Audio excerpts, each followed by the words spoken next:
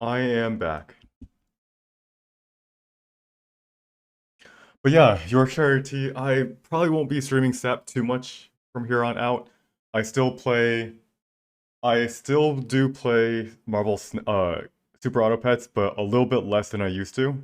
And mostly I stream sloth attempts, but I don't look for sloths to help out. I usually just let people find me if they really, really need help. So I do a lot less sloth attempts than I used to. And the reason isn't really because like I get a lot less viewers for Super Auto Pets. It's also because I've played Super Auto Pets a lot. I feel like other than doing the sloth attempts, I don't I feel like I've played out the game for myself. And the only thing that excites me is like the challenge of the sloths.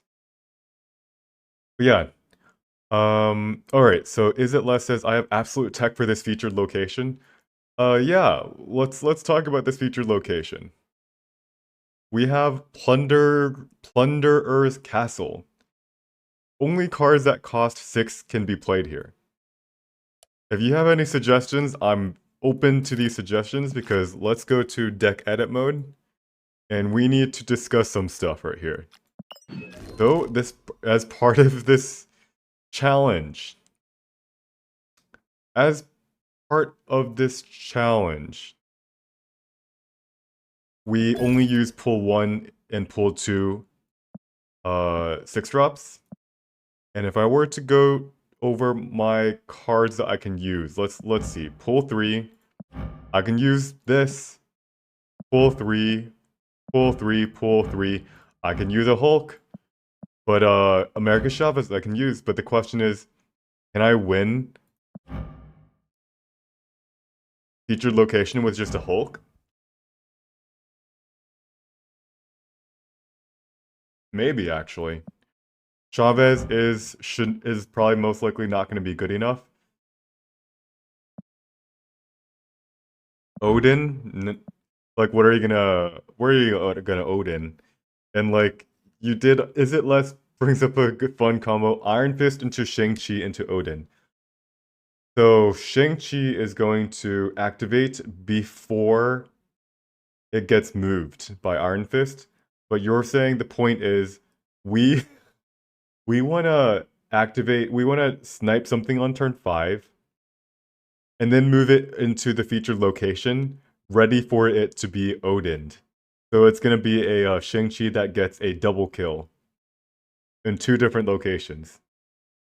That is sounds like a blast. I don't know how well it's going to work. Unfortunately, when we're trying to climb, we have to worry about consistency.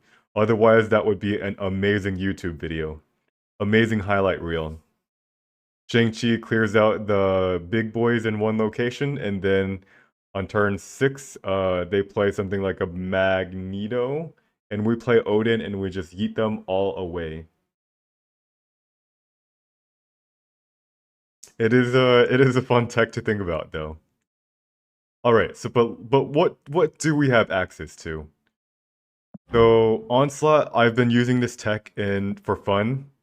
I will say this is not great. Not great in Plunderer's Castle because there is no other cards to double. What about Vision? I like that. I actually really like the suggestion. By the way, I got this Max Grecki variant. And also, so I have this background turned on for my stream.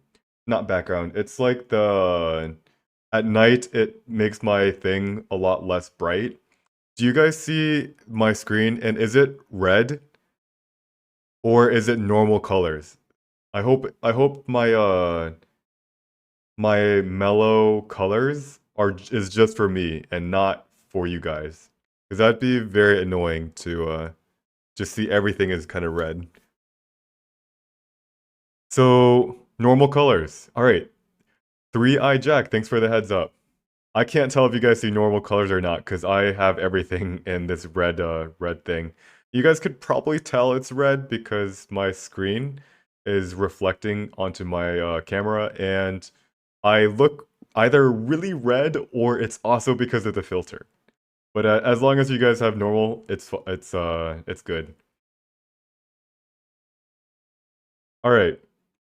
So we need let's talk about the two ways we can sneak power into Plunder's Castle. I don't really feel like I can beat other people's six drops, especially when people are going to be playing I think Electro is going to be very meta.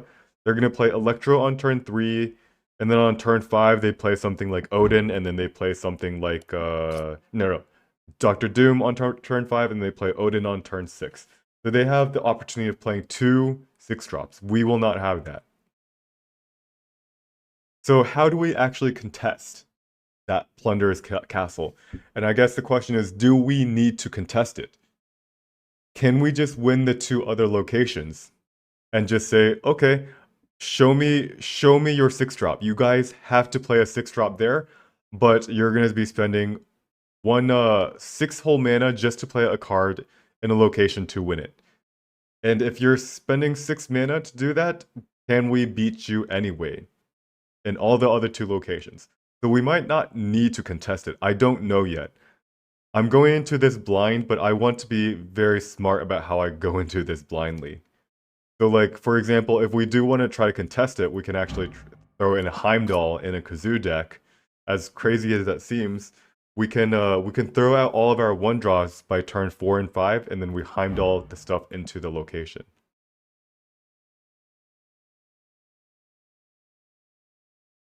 Uh, let's see. The other six drop that we can play is I am actually considering a Hulk. When you have a when you're playing Kazoo and you showed your Khazar and you showed your Blue Marvel and like you have a Bishop and Mr. Fantastic and it's like you know what they don't ever expect? On turn 6, rather than playing out your one drops, you just slam a Hulk. That could actually win. I don't know though. It's gonna be I'm gonna tread this water carefully. So I think we're ready to start. I want to actually start by playing a unmodified deck. So let's go ahead and play this Kazoo deck without any edits. Let's switch the screen. We forgot to update the starting rank. I am now ranked 96, by the way. We had a very successful stream yesterday. And we are only 3.5 more ranks before we hit infinite. So let's go ahead and update this.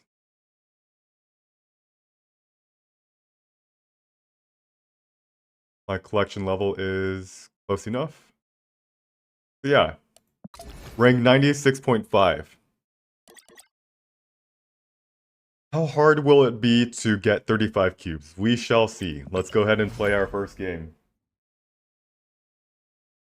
So 3.5 more ranks. I will say that I have today and tomorrow to hit infinite. Because Thursday I have plans at night, and then Friday, Saturday, Sunday, Monday, and Tuesdays, I actually am on vacation. The 3 Jack asked, once I hit infinite, do I have other plans? Yes. I have plans to be on vacation. Alright. Alright, actually, hold on. If Plunder's Castle shows up, we can actually play our cards into it before it shows up. New World Sim. I think he might be a bot. Let's do a bot check. New World is human. Nice. Plunder's Castle. God damn it, we missed. Who doesn't play Snap on vacation? My cell phone is too old to run Marvel Snap, and I won't be bringing my desktop or laptop to play. I might bring my laptop. I might. I don't know. It's vacation. I don't know if I want to bring too much electronics over. Alright, so we missed Plunder's Castle. And now what's our game plan? We gotta win Vibranium Mines.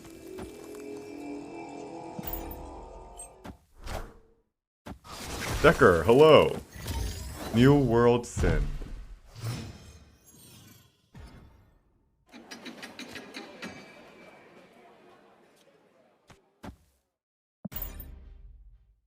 By playing Mr. Fantastic, we actually force him to play a 6-drop to win this location. Do you guys not have phones? I have a very old phone. And yes, I do want to stream. I have an iPhone 6. Um, it's pretty old. It doesn't run much. I want to stream every single game.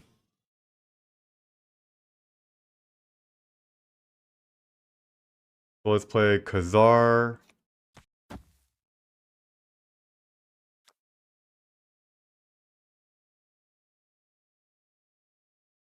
Actually, I could play Khazar here.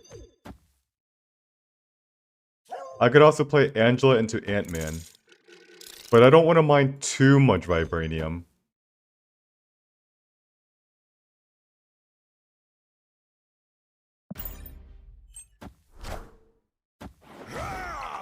Do you guys not have phones? Oh. Yeah, I don't really pay attention to memes. Alright. So, we have an Enchantress, but here lies the problem. Enchantress onto Mr. Fantastic is our only way to get power in Plunderer's Castle.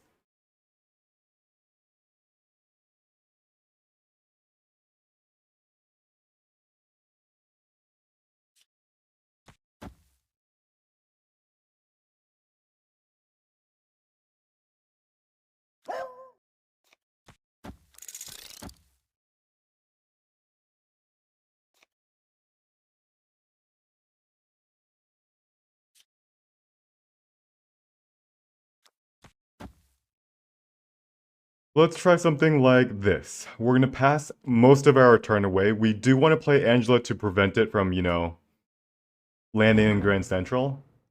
And let's pass our turn. Shuri into Atuma.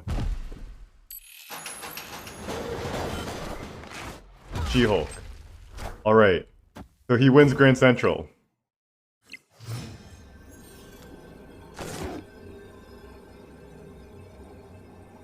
And now does this guy play... is he going to have...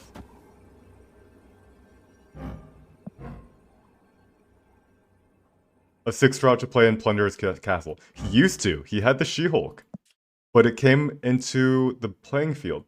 I think there's a pretty high chance that he can no longer play into Plunderer's Castle. And he'll play something like Taskmaster in Vibranium Mines. But let's try this out.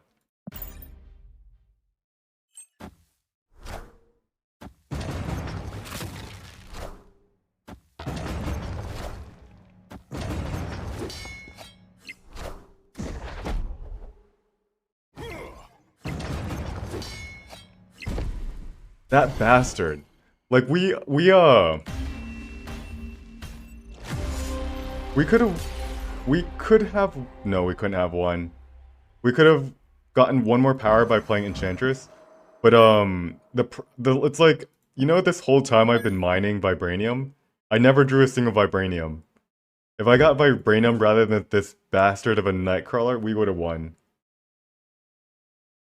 Alright, down 2 cubes. Oh, they changed the booster animation. Alright, so Poisson says, do you guys not have phones is a meme. Do you guys not have phones is part of a series of Diablo Immortal memes.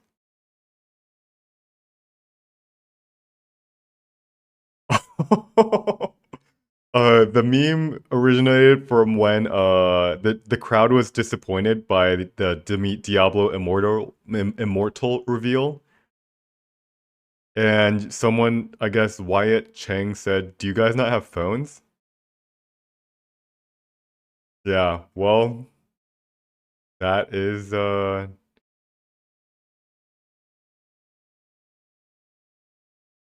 yeah, that's it's hard to be like the head of like PR. Everything has to be carefully crafted not to like be misconstrued.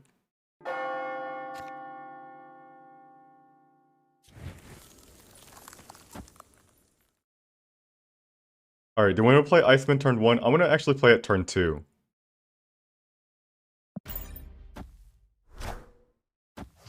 Let's play it and hope we hit something like a Zabu.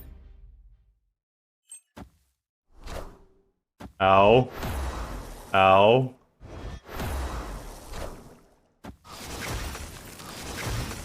Oh, is it less? Says, what about adding a white queen? I like that suggestion.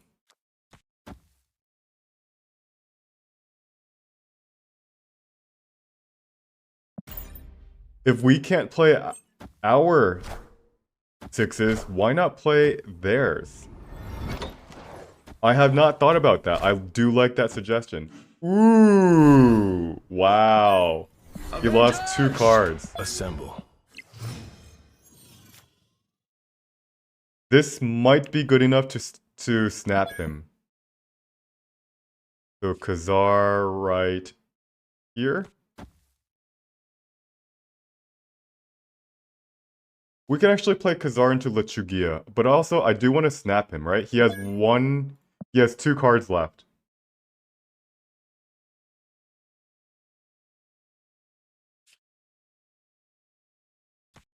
Snap. Yeah, there he goes. Victory. All right. So is it less? How's it going, FlashKit? Hello, hello. So is it less asks, have you thought about adding White Queen to the deck? Let's look at this Kazoo deck. Let's go back to the edit.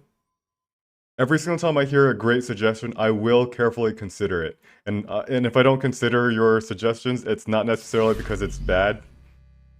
It's just sometimes, yeah. Oh, okay. I'm wording this poorly. But let's talk about White Queen. In one of my decks, let's go back to the Grape deck. I play White Queen for a very specific reason. It is because I need to know what 6-drops that they have. And also, in my Pool 2 challenge, I don't have access to great 6-drops. It certainly helps when White Queen sees that they have a leader. Not only can now play our own leader, we also know that we need to play around it. Now, in Plunderer's Castle, we have no access to actual good 6-drops. We basically lose the location, right? And even though this Kazoo deck, White Queen doesn't really fit, can we throw it in there as a tech card? So at least it at least threatens to challenge that location. And then the question is, what do we replace? What do we replace? Would we get rid of our Blue Marvel?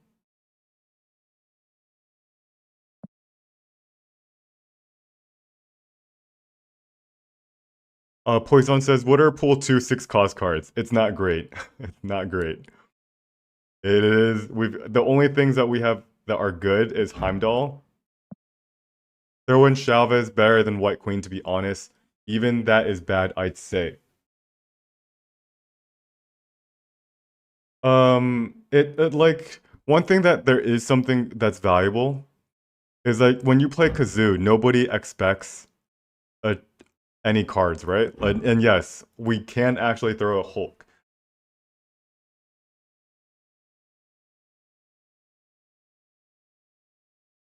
Shall we add Chavez or Hulk? What I like about Chavez is that we have enough ways to sneak in power into that location that even though Chavez is going to be weaker than everybody else's 6-drop, we at least have enough ways. Let's say Squirrel Girl, Nightcrawler, that we can move it into that location, play Chavez, and we beat out a Hulk.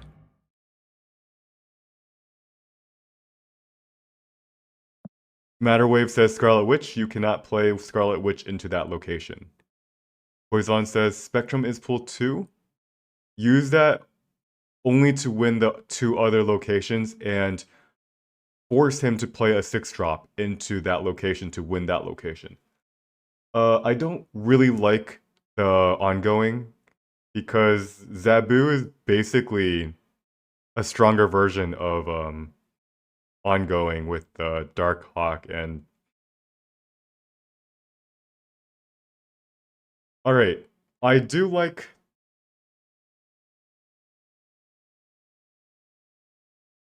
Alright, if we were to play Chavez, what do we replace? Would it be something like an Iceman? Would it be Khazar? Would it be an Ant-Man? Well, the thing is, Ant-Man... So the value of Blue Marvel is you can play out your 1-drops on turn 6. If we play Chavez, then we're never gonna actually get value from our Marvel. So we could actually consider getting rid of Marvel. We could also, by the way, consider getting rid of Ant-Man, which is one of the cards that requires if you're gonna be playing Chavez, you're gonna really have a hard time fitting in Ant-Man. And whew.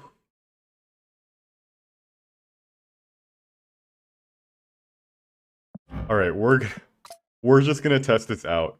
This might be poor. This might go really poorly, but I do like the Chavez or a Hulk.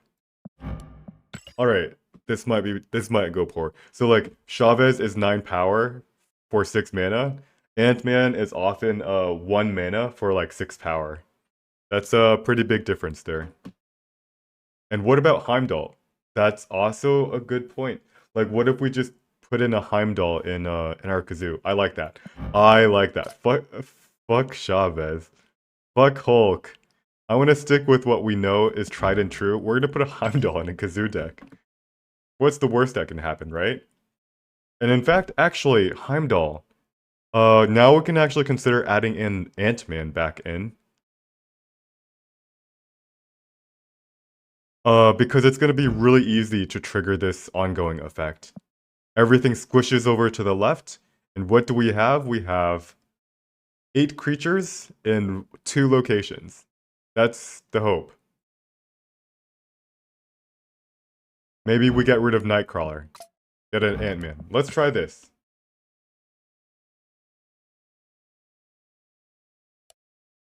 DK4DE. Jeez, that's a very big mouthful of a name. Donkey Kong? DK. So DK says keeping Blue Marvel makes sense because you don't always get defeat Decade. Decade. Oh, of course. 4 is and yes, that's absolutely true. Featured location only has a 60% chance of showing, no, 40% chance of showing up. We shouldn't get rid of our best card when 60% of the time we won't be playing our 6-drop. All right, let's update this deck and let's go ahead and start playing.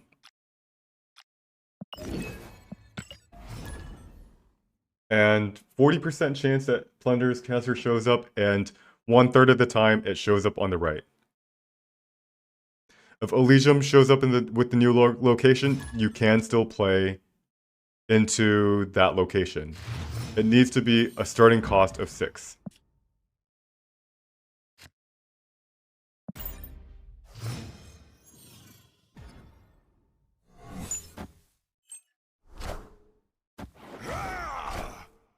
Giganto.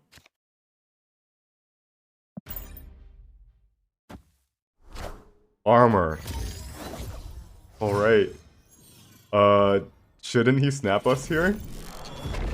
Opponent snapped. Alright, there's the snap. So 17 power mid already.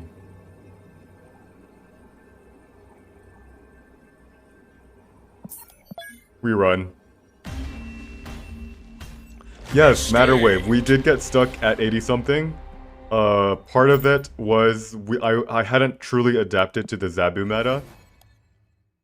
And part of that was because there was a featured location that was made it nearly impossible for us to climb.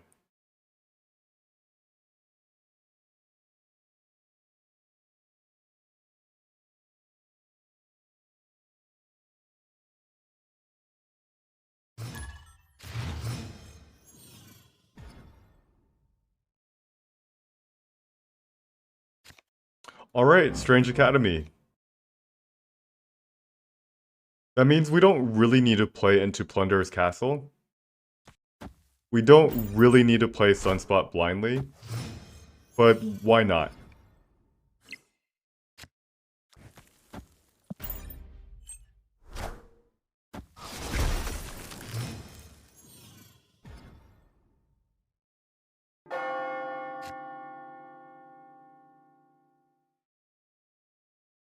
Zabu? There's a Sunspot already. I guess we pass our turn yet again. Alright, actually we could also consider playing Squirrel Girl right now.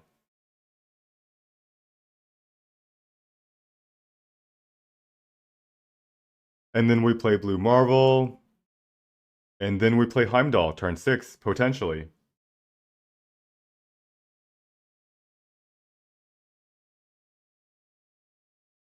So if everything moves to the left, we're gonna have a total of let's count.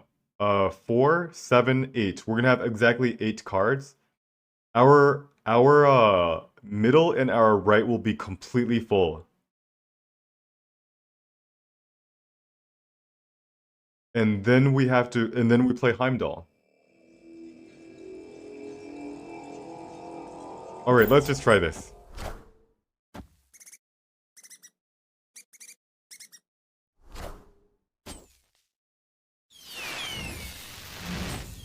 Giganto, Dracula. Let's play Blue Marvel, and we're gonna slide.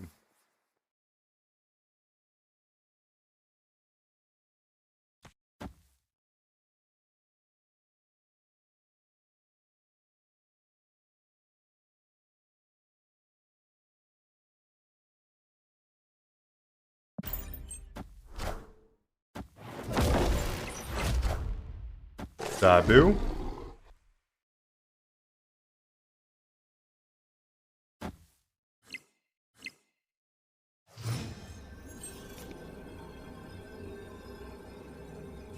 Alright, I wanna snap him right here.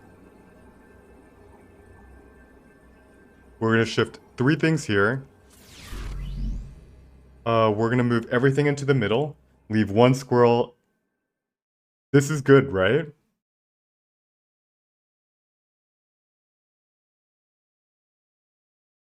Alright, I kind of... Alright, so do we lose mid? We slide Blue Marvel, we slide Iceman. I don't think he's gonna contest Monster Metropolis. That's the thing. Alright, let's just see what happens here.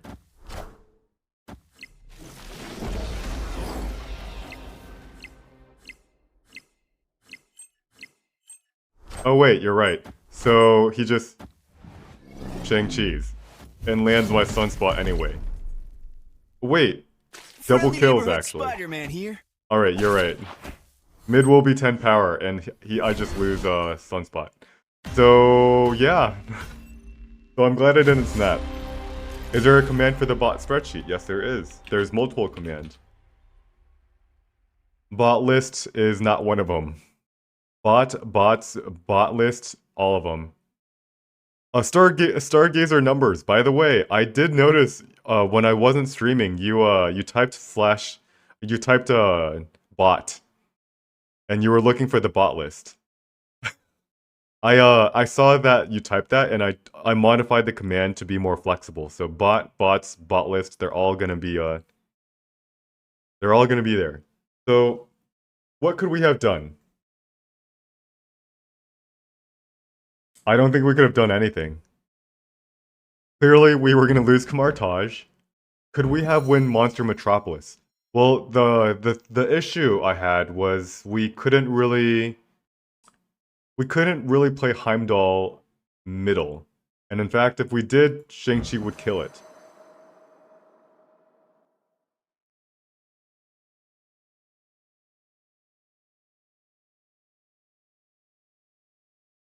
Yeah, that's tough.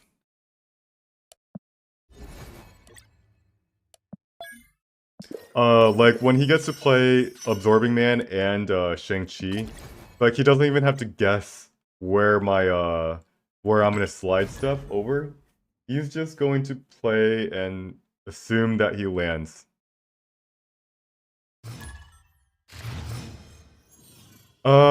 We could have tried Shang on turn 5 on the right and force him to commit there more on the last turn. But then the problem is against Zabu, it's very easy for them to discard their Infinite because they play all their strong cards,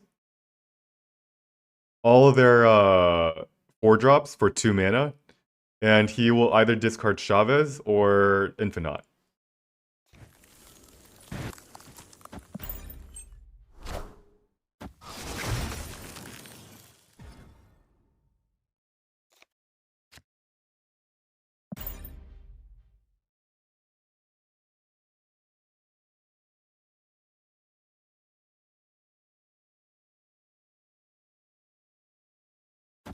Zabu? Polaris.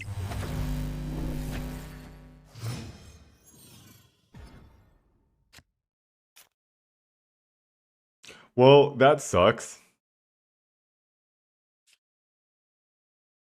Plunder's Castle is on the right.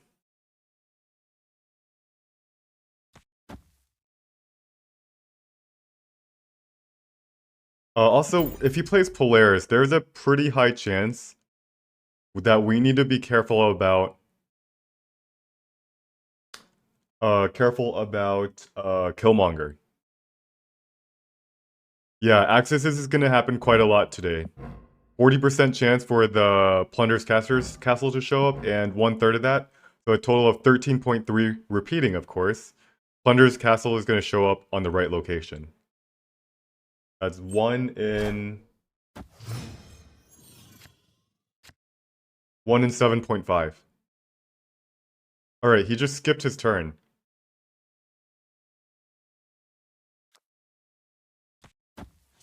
Why? Rude. Why? Now we wish this is a Cosmo.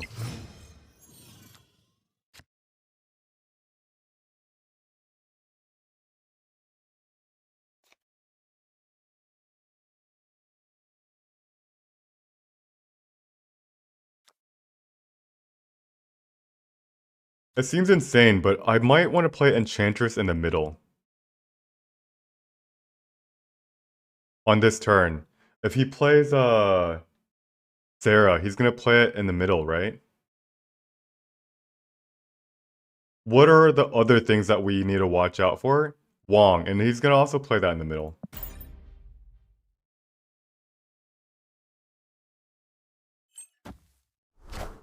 Wolfsbane, alright. So we wish this Enchantress.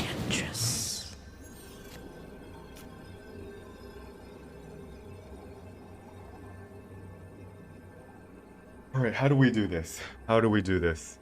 We can play Plunder's Castle, right? Wait. Alright, wait. Only cards that cost 6 can be played here. You're right. Someone, I think, Axis, you mentioned that, wait a second.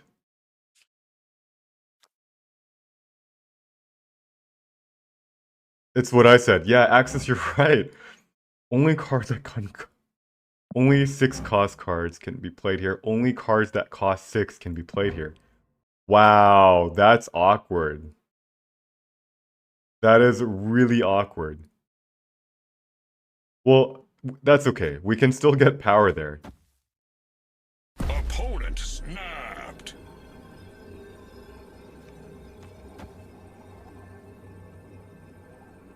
Let's play 1, 2, 3, and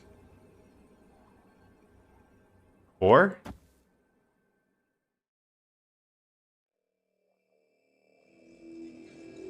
Do we, can we stay in here?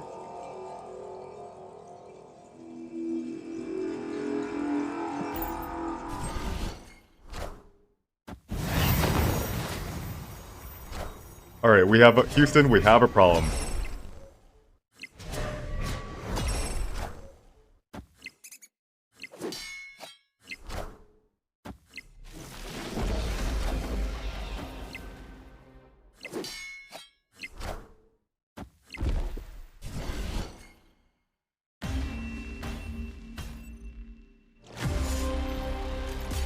Alright.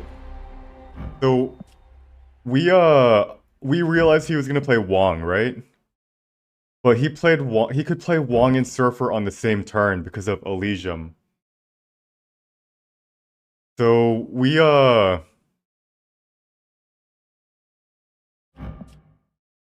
if we played Heimdall left, could we have one?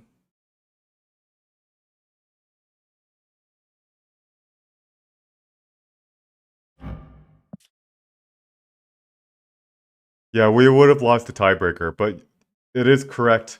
You are correct that we should have played for Elysium, assuming that he has no way to get into Plunder's Castle. And I forgot that he could pull off Wong and Surfer.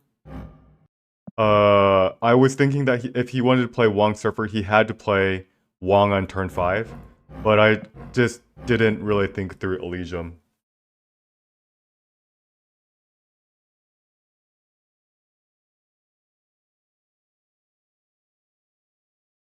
So, could we have one? This Enchantress.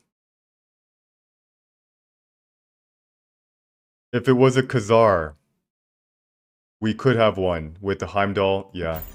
Oof. Alright, so we've lost every single game so far, but that's okay. Wait, no, we did win one match with a snap.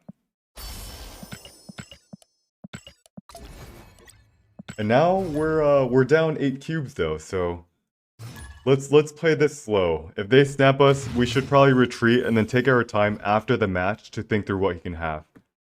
Morag is scary. Let's do a quick Shinobu. Is not a bot.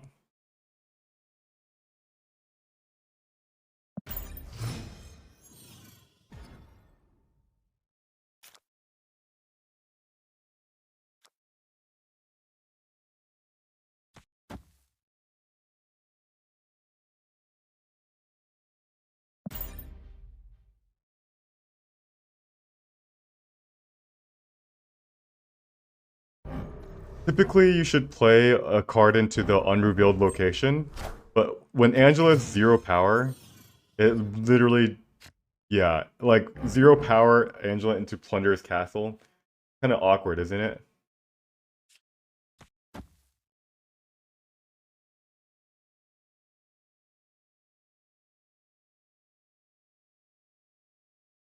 Alright, do we want to snap?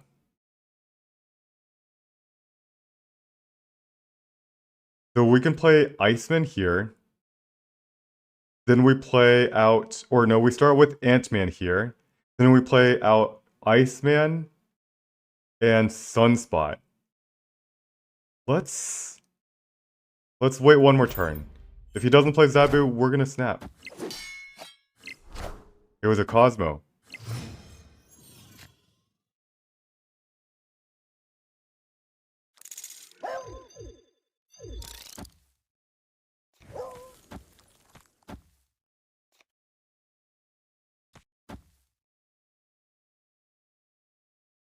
Shall we?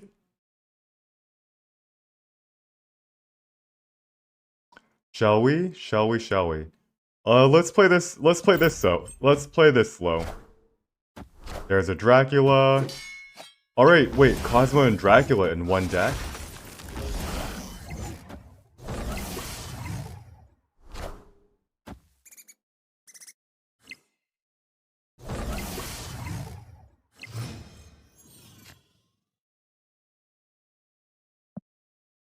Oh, snap.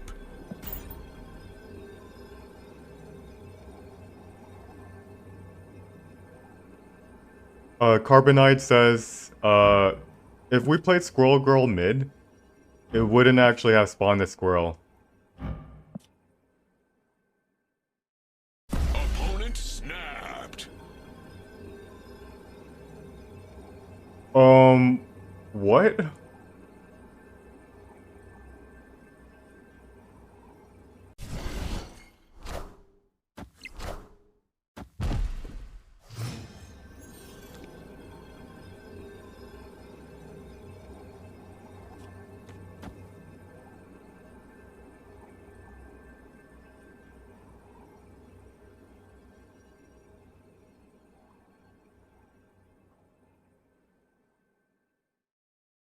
Alright.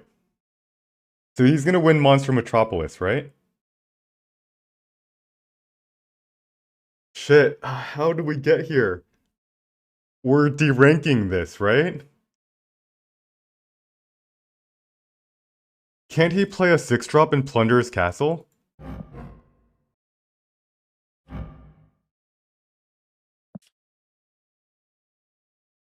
Our bishop is gonna be 9 power, but like, isn't he gonna discard? It really just it depends on what he's gonna discard.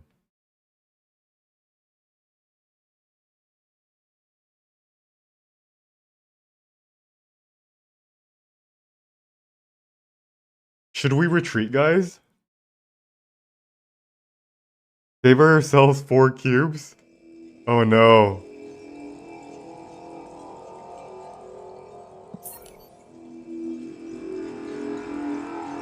I don't think we're gonna win this. Escaped. All right, let's think through the things that could happen. We play Heimdall right. We have 8 power and Plunderer's Castle.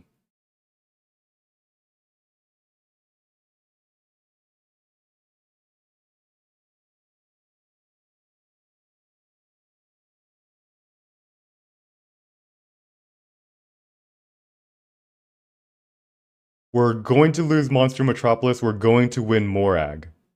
We lose Monster Metropolis because Angela shifts over, helps us win Morag.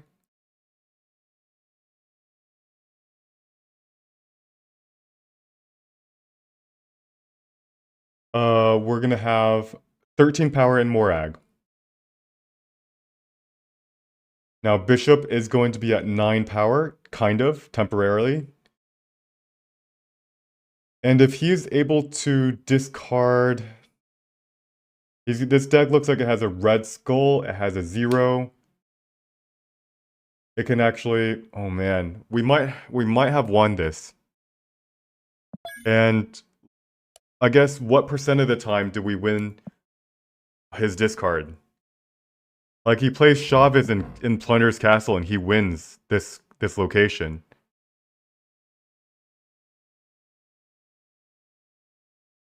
Do we win Monster Metropolis?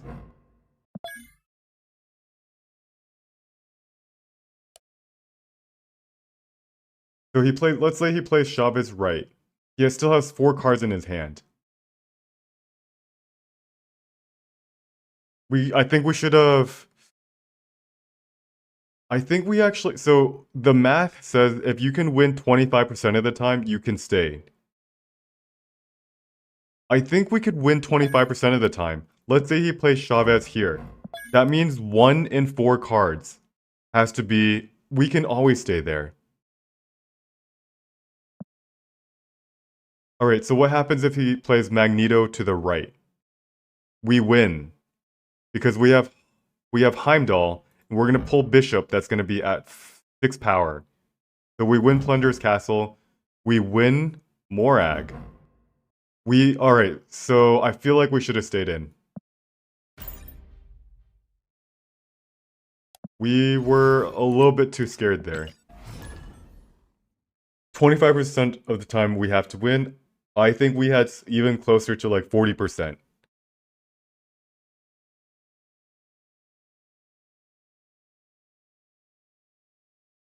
They didn't retreat. We lost 4 cubes. Alright, Limbo, I believe is human, but maybe. Limbo. Yes, he is human.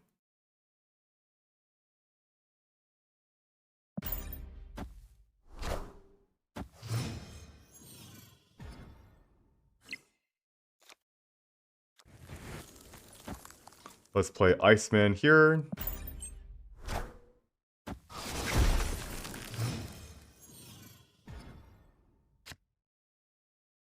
We have 4 power in Plunder's Castle. Negative Zone is really bad for us. Plunder's Castle is also terrible.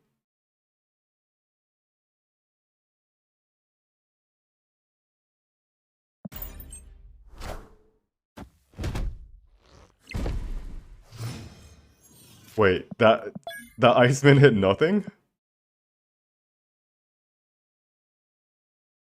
Alright, I didn't notice that. I mean, is that good enough to snap, right? This guy is clearly an Electro deck. Ooh, I'm like terrified. I'm terrified of snapping right now.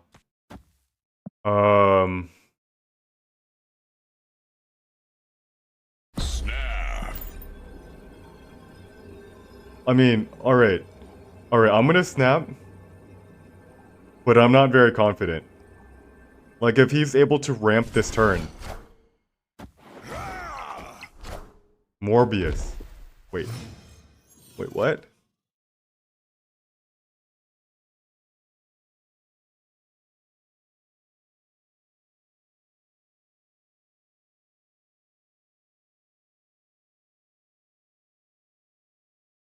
Alright, so we need to win middle, right?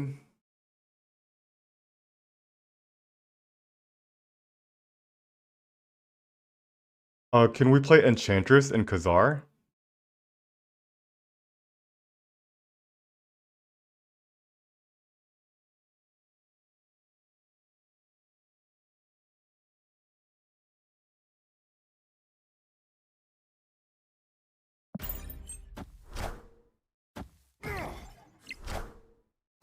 Hell Cow, and he discards Hella. Nice.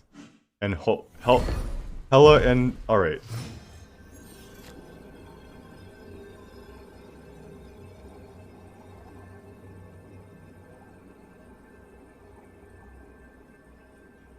Now he retreats. Nice.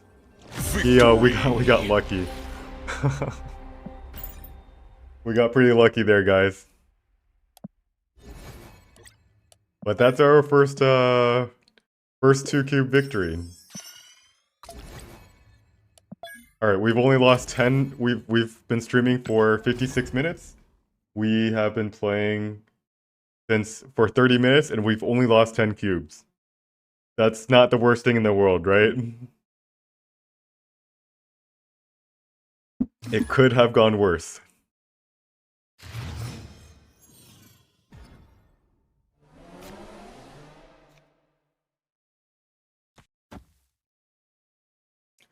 Sunspot.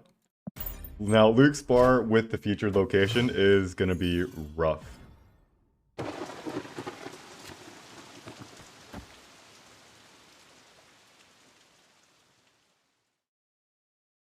Is this good enough for us to snap? We're always gonna be able to fill it up on turn. We also have Heimdall, which can get power into Luke's bar. Oh, snap.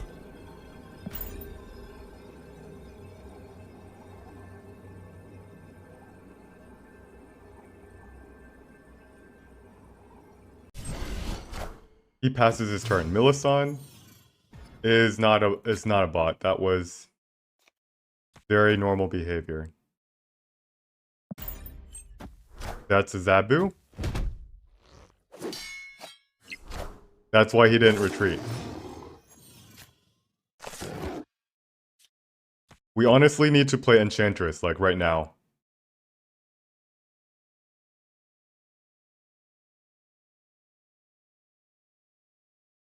which sucks because we lose our Mr. Fantastic.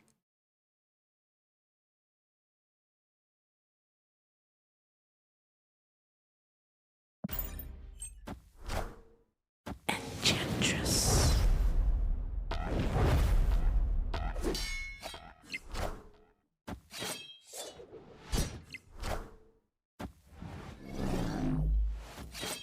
And he pumps out 1,000,000,000 power in the raft. Alright, this is gonna be hard.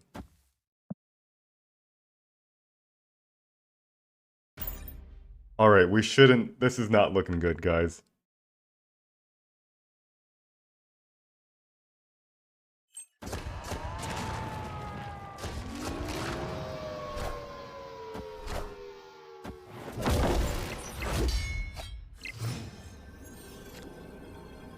Does anybody see the problem I see?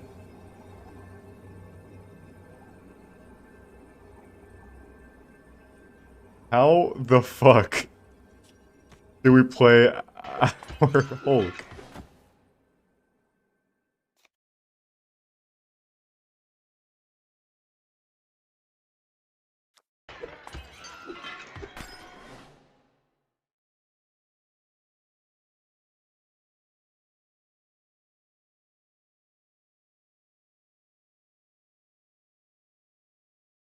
Like, how do we play our Hulk? Hulk smash!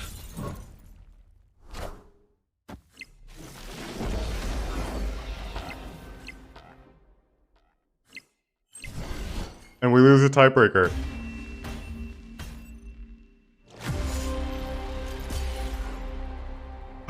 Chavez, we need one more power.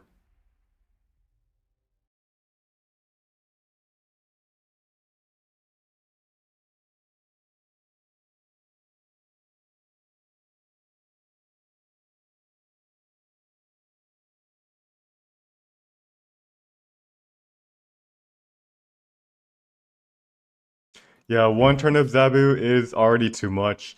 Usually they do have a turn where they sit up, but he plays Drax in his version.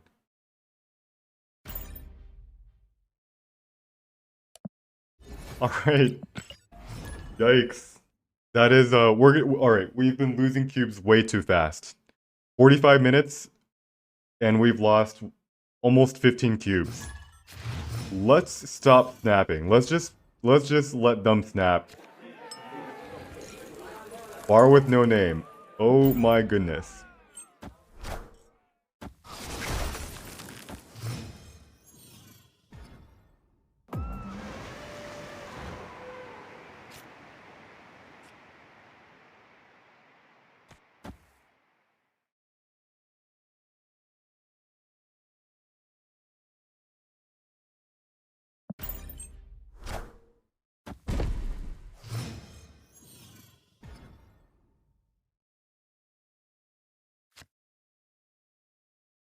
Is this a joke?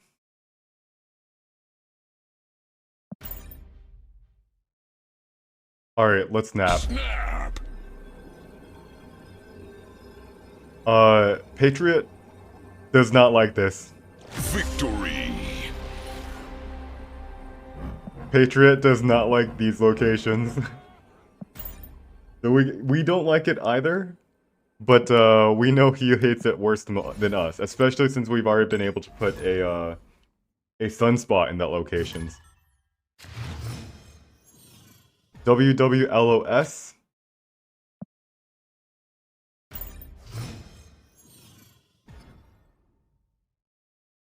Dark Tower. Alright, so someone recommended playing Hulk over Chavez. Would that have won us the game? That previous round?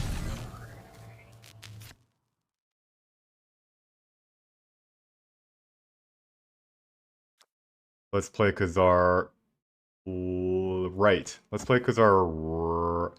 No, hold on. We gotta move everything over to the left. So we want to win. Dark Tower is not gonna work well with Heimdall.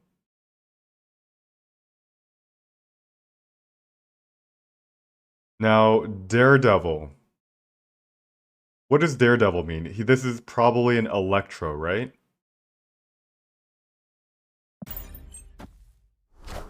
White Queen, he sees our Heimdall. Uh-oh.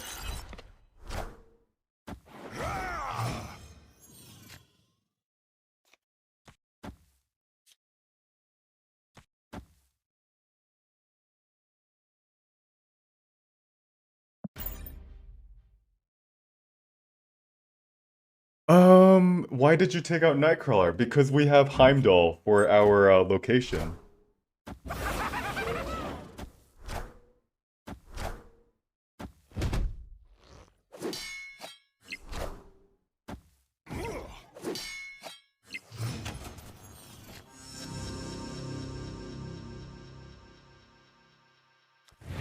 But good point though.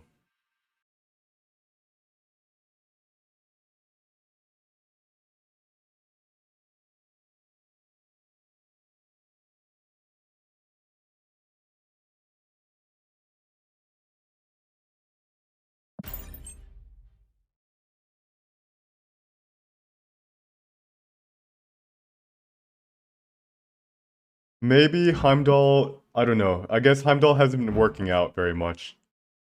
It's been, the sliding doesn't work too well. Armor, Nightcrawler. All systems go.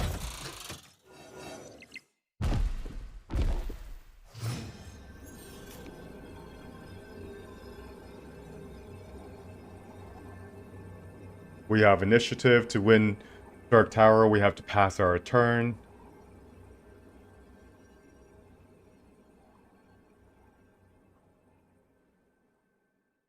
Heimdall doesn't do jack squat for us. We can do Squirrel Girl and then pass our turn. Now, is this good enough?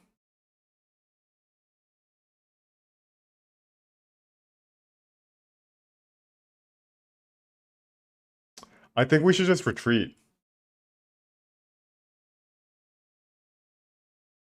If we pass our turn, we tie Stark Tower. I mean, for one more cube, what is that worth to us?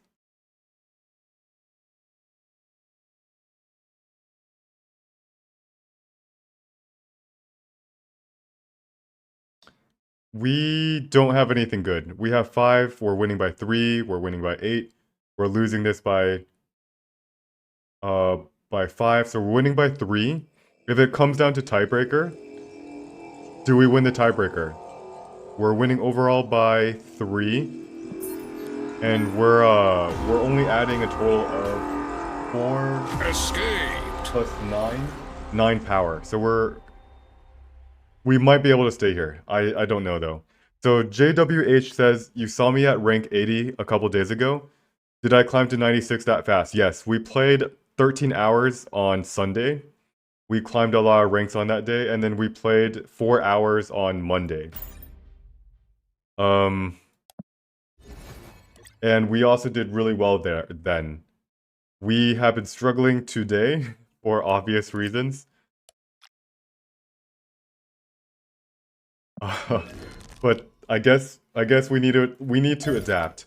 We struggle, we realize what's weak about the deck, and let's try to improve. So I removed Nightcrawler for Heimdall. And you guys are saying that I should have this instead.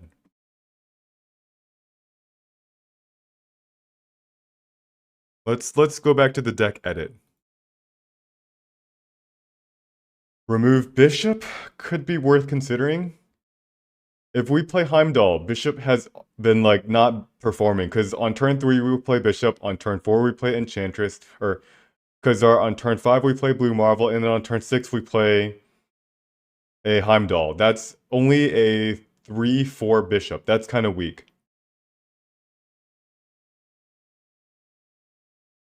So if we ever have Heimdall, we have to consider getting rid of Bishop, but at the same time, again, it's the same thing.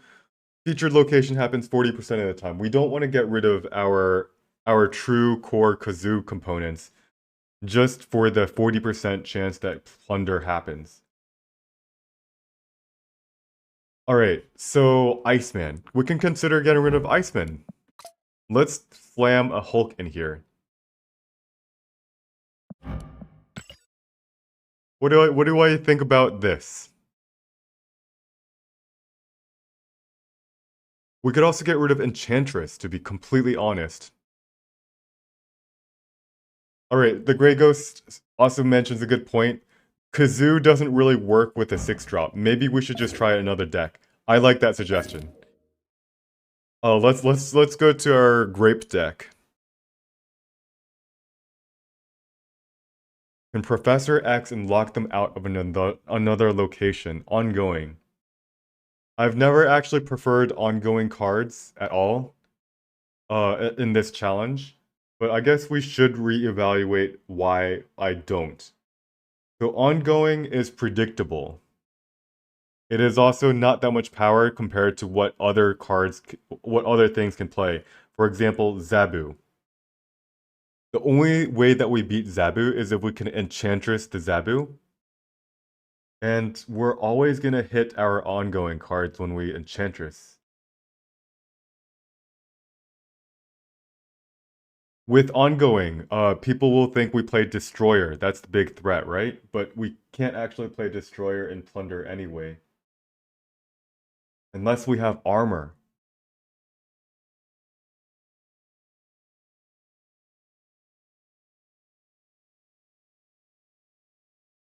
Okay, so let's try this. What we're going to do is we're going to play this Grape deck. And if instead of Onslaught, maybe we actually just add a Hulk in here.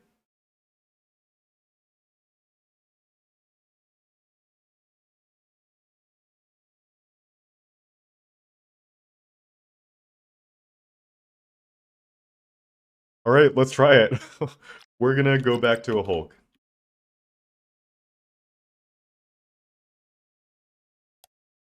Another thing I want to talk about is this Claw.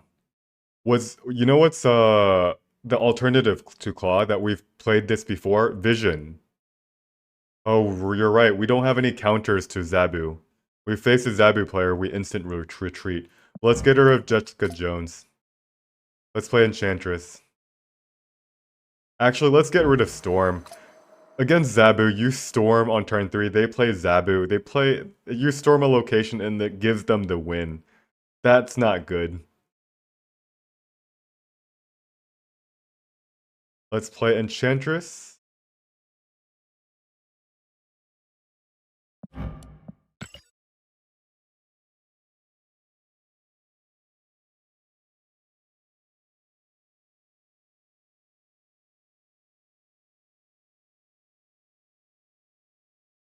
And what else? A little bit too many tech cards.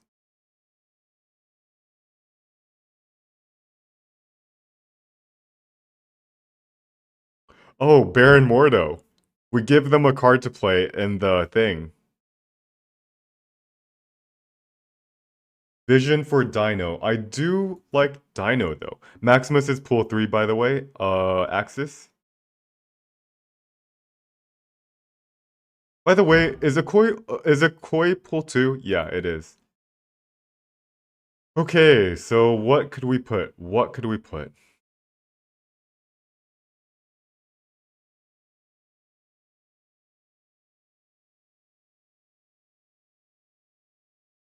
Scarlet Witch? No, no, no, no, no.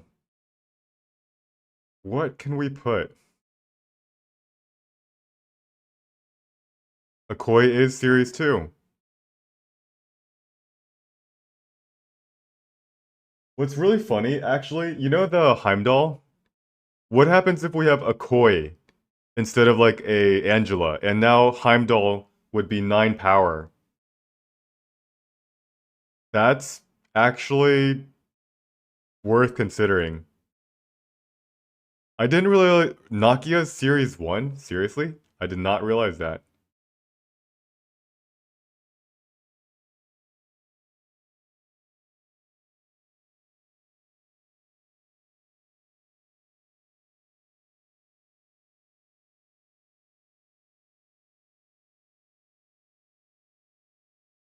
Vision and Claw. Vision and Claw.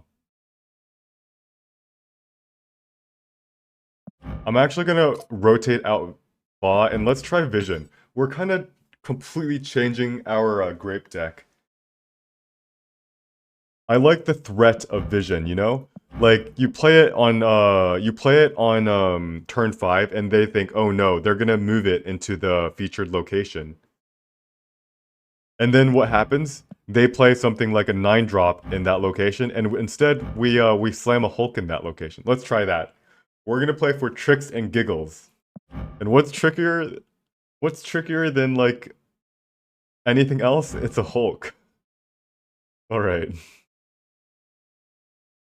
We still have to figure out what do we want to replace. Maybe we can throw back in... We need something that's a turn 3 that's good. Groot is pool 3, I think. Groot is series 1? Really? Oh, it's Drax that's pool 3. Also, let's... Can we actually play a morph? Poisson says add Nightcrawler, so we have a lot of Vision and we have Nightcrawler.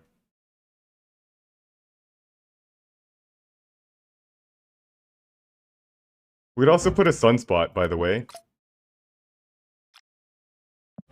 Let's put a Sunspot. If in doubt, like, just put a Sunspot. No, this deck is too mana intensive.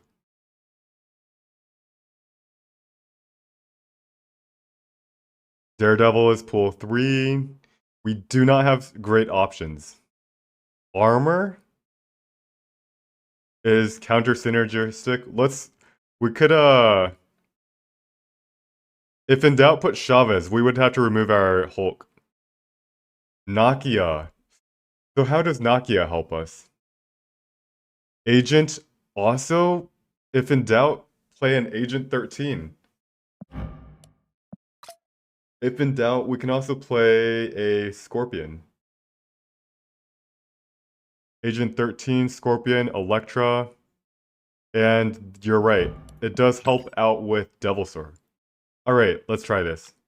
Let's just see how this goes. It doesn't feel like there's anything wrong with it.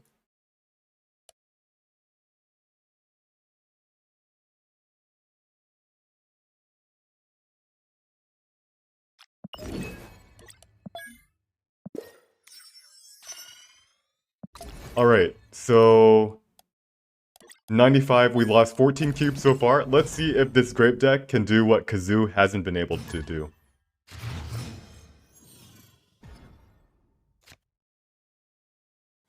Boosted boat, thanks for... Oh shoot, I forgot to change decks.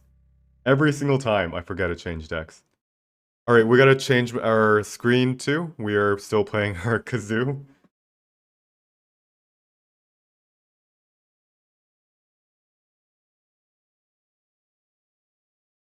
Bishop, Khazar, Blue Marvel.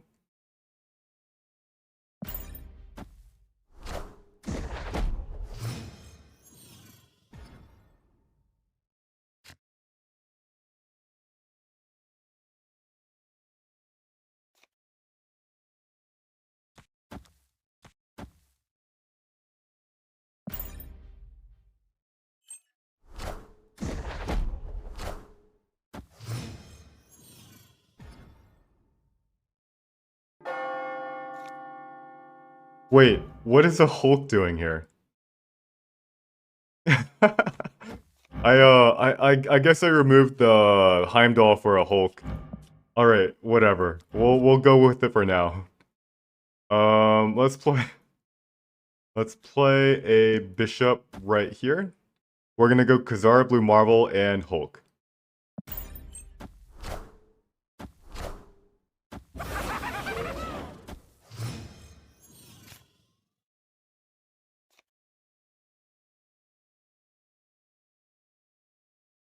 Khazar. White Queen, they see our Hulk. That's not good. Now they have 2 Hulks.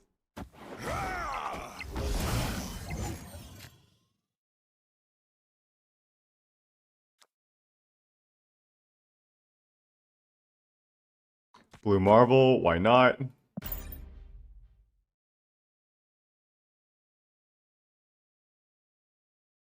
Alright.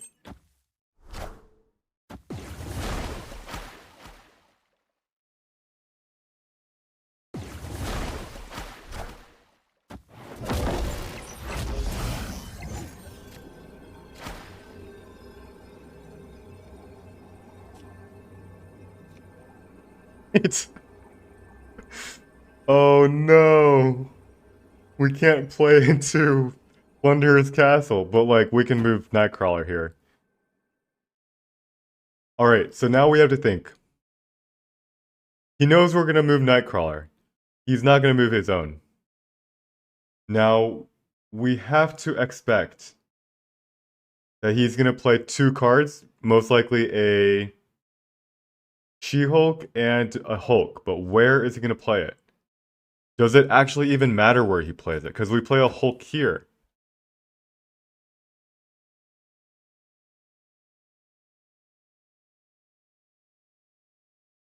We play a Hulk here and we just win, right? He retreats. Alright, that's our first win.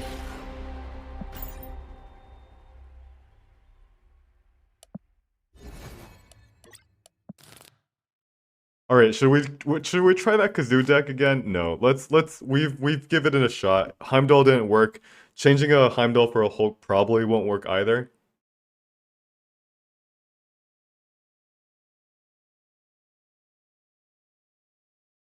As they can't get Shang into the featured location, why Hulk over Chavez? Because Chavez loses to Hulk, exactly. Although our Chavez is going to be bigger than their Chavez, just because we have Blue Marvel. However, our Chavez, our Kazoo deck just hasn't been working very well. We have very limited ability to play out our cards in very restricted locations. And a single other location, like we had Sanctum Sanctorum, or we had some other locations like Torag or Vormir, I think it's called. And our thing was just not working. So what am I trying to do? I'm trying to update the deck list.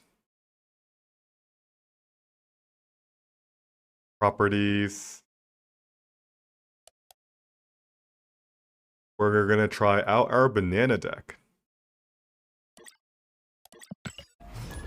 Why don't you just use the tracker? I can't figure out how to get it working. I downloaded the tracker.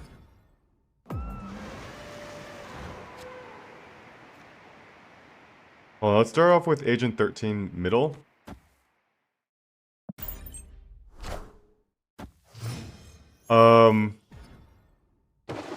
And now we can go Ebony Maw Lizard first. So I tried to, I downloaded the Untapped thing.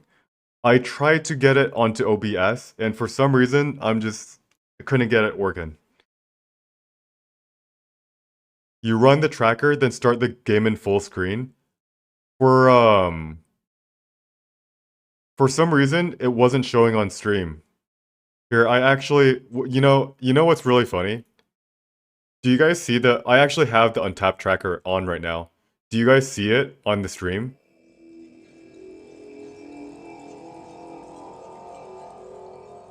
I see it on mine, but I don't see it for you guys.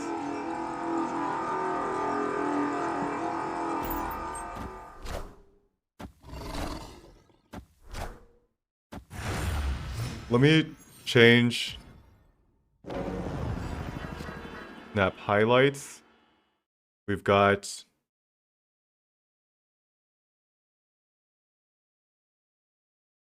do you guys see my screen? Display capture. Let's do the here. All right, you guys see my screen, right? Now you see the tracker. But for the other view, let's go to Snap in game. This overlay, it doesn't show it for some reason. So it only shows it when I show the entire screen. Hold on, I gotta play this game. All right, hold on. We're going to play Ebony Maw Nowhere.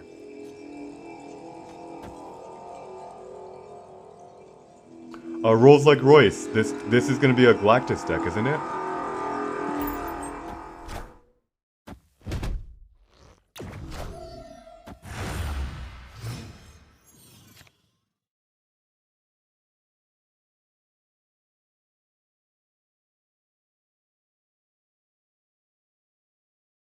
I guess I could have played Ebony Maw.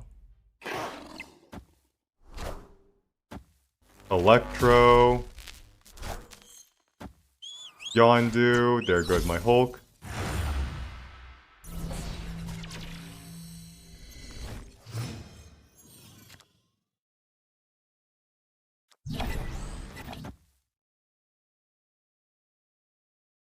Hmm.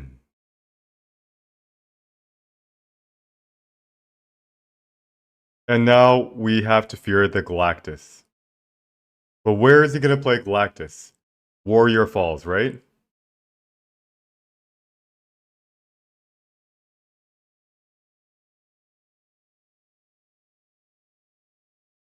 We have Shang-Chi, but we need to follow up.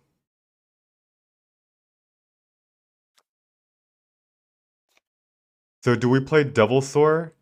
But if we play Devilsaur, then we don't have initiative. So let's go Vision. We're gonna get Galactus. Just... Enough said, bub.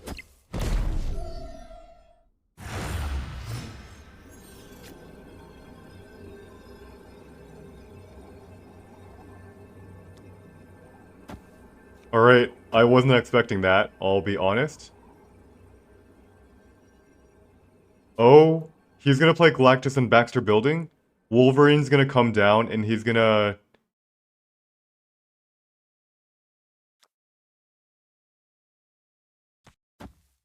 Alright, let's try this.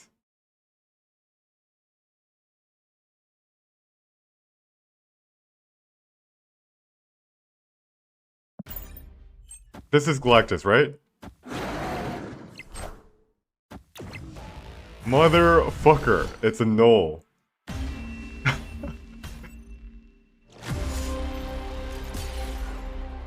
Alright, he got me. He got me real good. 29 power, I did not calculate that.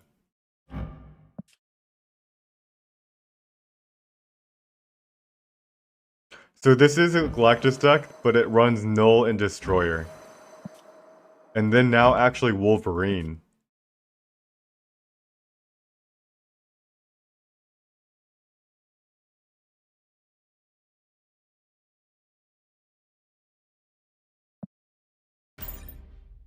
It's a... So Galactus decks, they should never always just relying on playing Galactus to win.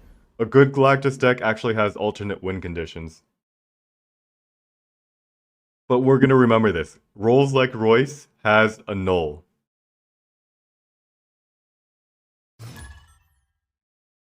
But again, so the untapped, the tracker, I see it on my screen, but I don't see it on the OBS. And whenever I try to figure out how to get it, it doesn't show up. So I just don't know how to get it working. I don't know how other people are getting working. I should reach out to like, I don't know, Educated Collins or something. I just forgot to play... Ooh, alright. I don't actually need to rely... Let's do Scarlet Witch. Let's start off with a lizard.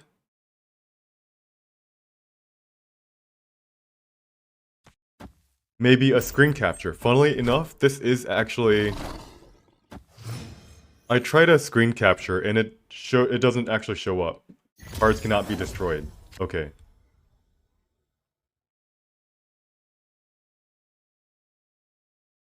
This is pretty scary. First off, why does this deck have a Scarlet Witch? Oh, I got it from Agent 13. Alright, alright, alright.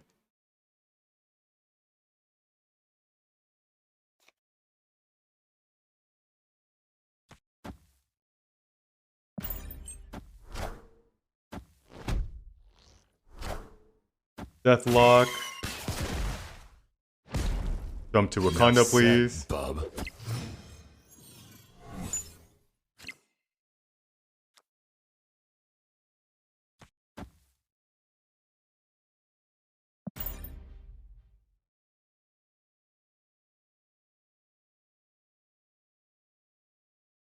Oro says you could help me troubleshoot it. That would be nice. That would be nice. He's just there's 3 total things that has been destroyed. So we see a Taskmaster, which means we know he doesn't have a death in his hand.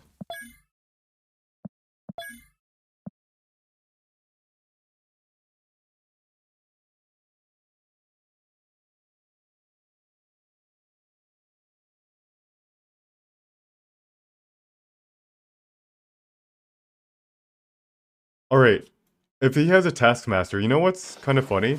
We might actually want to Scarlet Witch Wakanda, that way it gives us a chance to Shang-Chi. Oh no, actually we can do that on the final turn anyway. Scarlet Witch into Shang-Chi is so sneaky.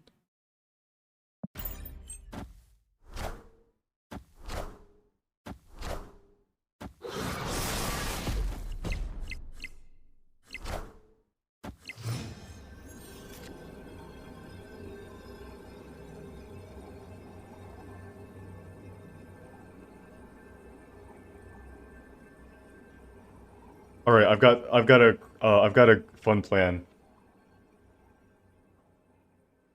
We move this right here. These are gonna become 9 power, and we Shang-Chi right there.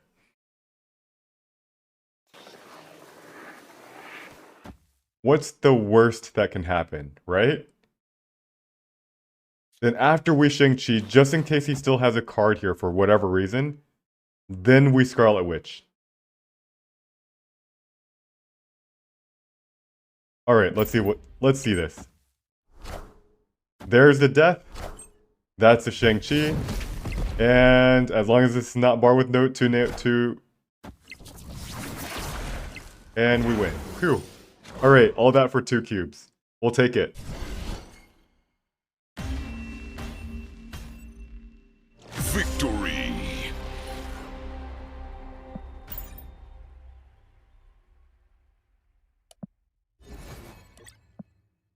Alright, we haven't fallen down to 94. That's good.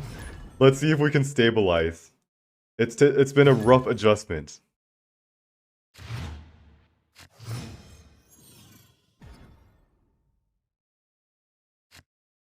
What? Opponent snapped. Really? Oh, so what made me change my deck? The Kazoo.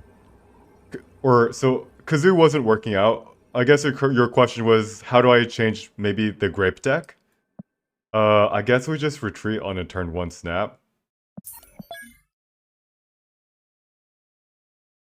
Escaped.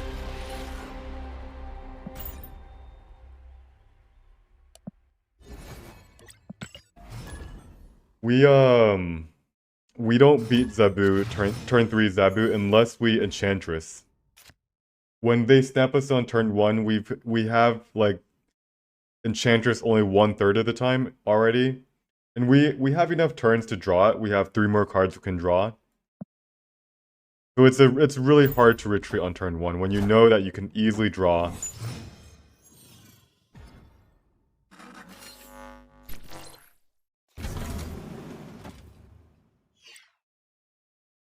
Cosmo. Cosmo. Cosmo.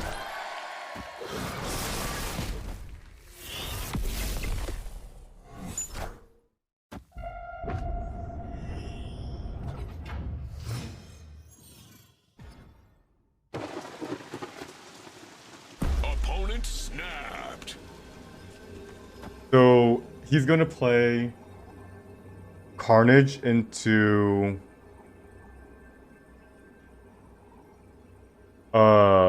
Nova into Carnage, obviously. Now the problem is he gets to copy cloning that the Carnage.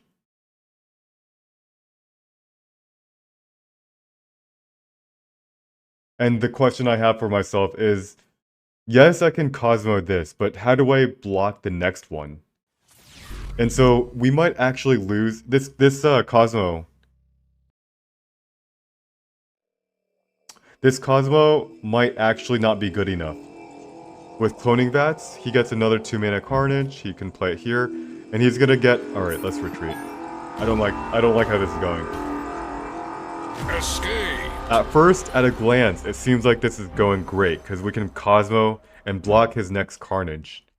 But then, with a little bit deeper thinking, we realize this cloning vats is he doesn't even care that it's been blocked. He gets to play 2 mana for 2 energy for 5 power, and get to re-trigger the Nova somewhere else.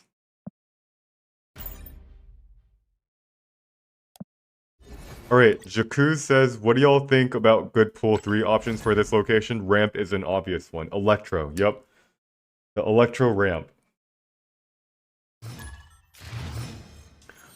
Can we stay above 95? Plunder's Castle.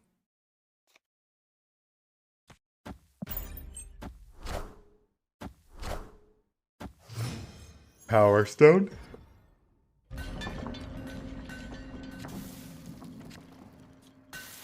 Play out our Craven.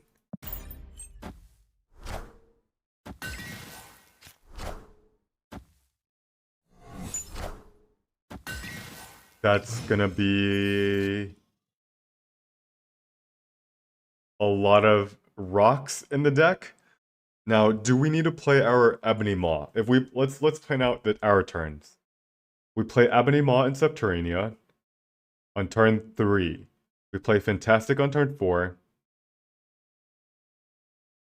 Then we play Vision on turn 5. We actually can potentially play Ebony Maw right now. Alright, let's try it.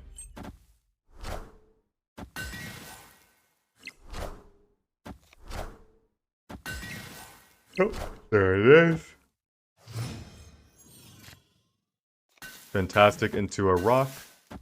And then Vision in the middle.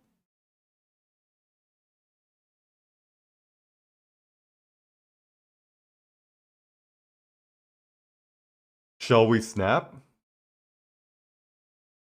He has only... I'm gonna snap him. He only has 2 cards left that he could play. Like, what's he gonna do with 2 space and then a Plunder's Castle? Storm. Wind, aid my hand.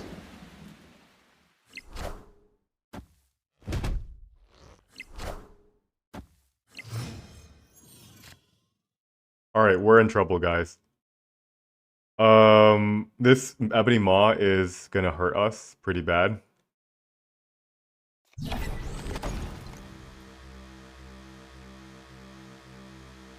We can play Vision. Plan was to move it away.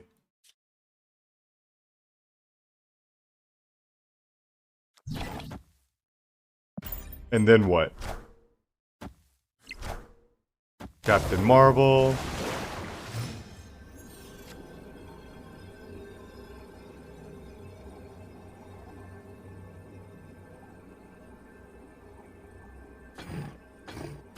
Can't play any cards. This Ebony Moss screwed us over pretty hard. Alright. That's not good. Shall we get rid of Ebony Maw? Especially, previously, we had it in this deck because Ebony Maw is a really strong 1-drop. And it forced them to play cards in a certain way that we could manipulate. Especially with Storm. With Plunder's Castle, it seems like it's pretty bad, doesn't it?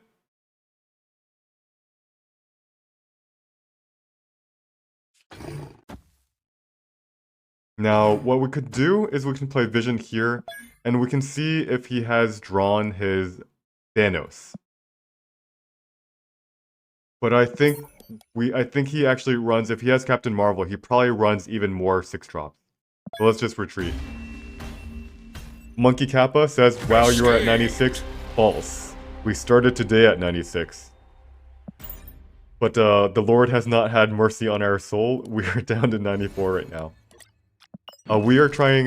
We're struggling, but we're trying to adapt. Let's remove Ebony Maw. This featured location is not gentle to it.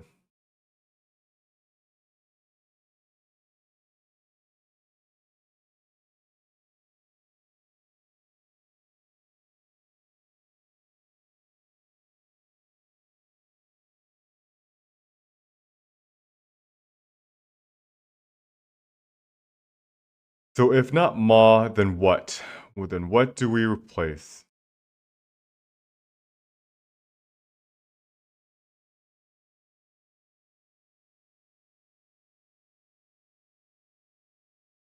Tertiaire, hello. The featured location, and should we just throw in a freaking random Electra? Or Killmonger, even more tech cards? No, that's too much. We could play a Nightcrawler. Nightcrawler and Vision seems a little bit redundant.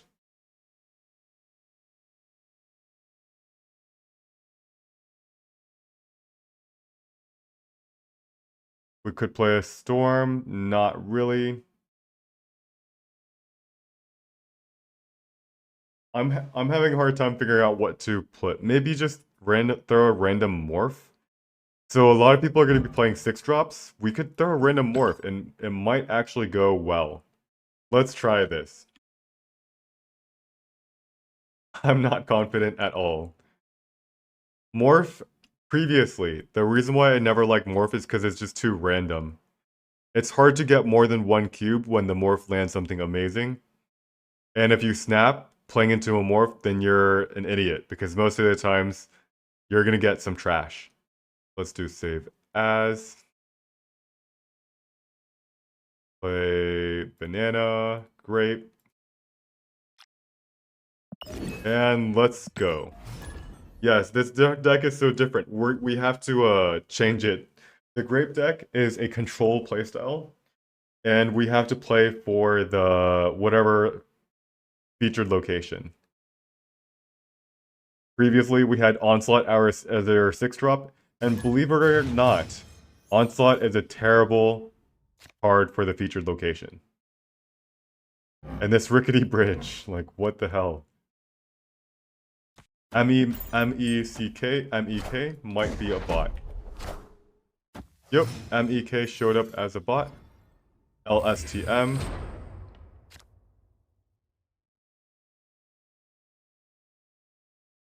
What we're gonna do is we're all gonna retreat, and let's not waste any time. Escaped.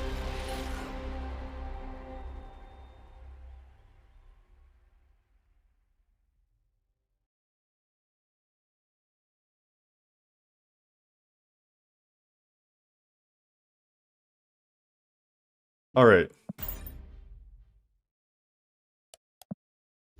We're down a total of 18 cubes so far, and suddenly this challenge seems that much harder.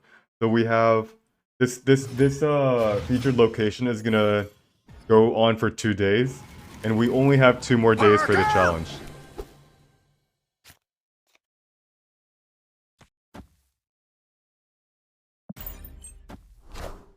We're gonna play Agent into the Darkness. Let's play a Scorpion into the Darkness.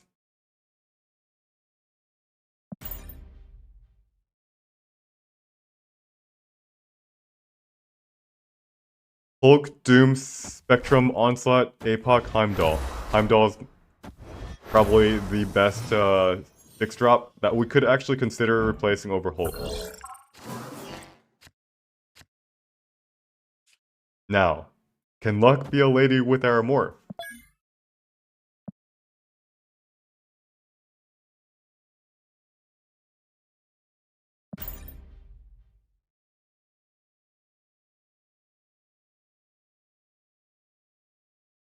This morph is there's a lot of randomness with this card. It's generally bad though, because if you think about decks where there is a lot of combo pieces, Come on.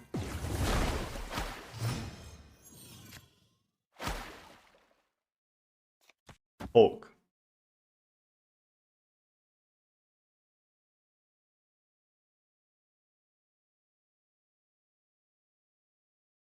Well, this seems good for us. 4 mana Hulk. Is this good enough to snap? I don't think so. He also gets the 6-drop. What is he gonna play? Arrow. Hulk smash!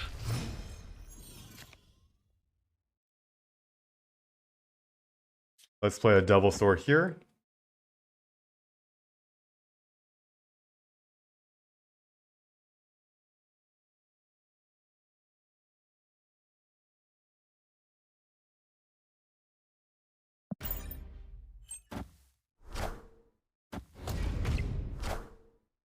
And now we have to be careful.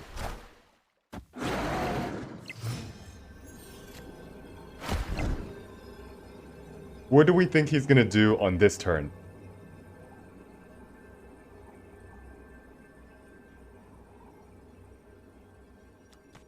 Shall we play a Cosmo and that's it? That is so incredibly risky.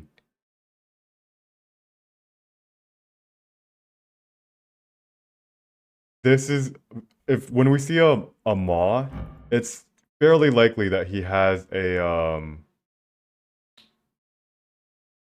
Doctor Doom. Play the Inked Cosmo? Okay, okay.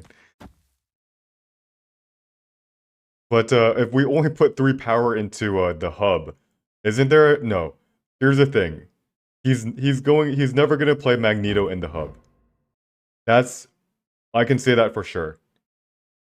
Because when he's behind here, next time we just play another Hulk, he loses. He's always going to play something like a Doctor Doom. But now the Doctor Doom, he's going to have 2 locations to play it. Where is he going to play it? Probably not to the danger room. Let's try this. He retreats. Wow. Victory! Yeah. Smash is there is no ability. It's yeah. Hulk Smash. It's just no ability card. Exactly.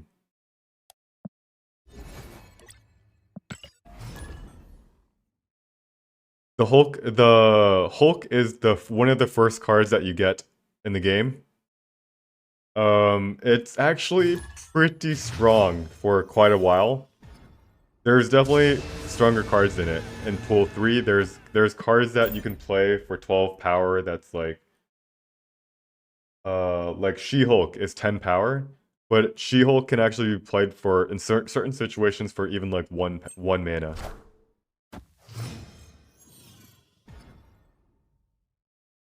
We missed the Plunderer's Castle. That's unfortunate.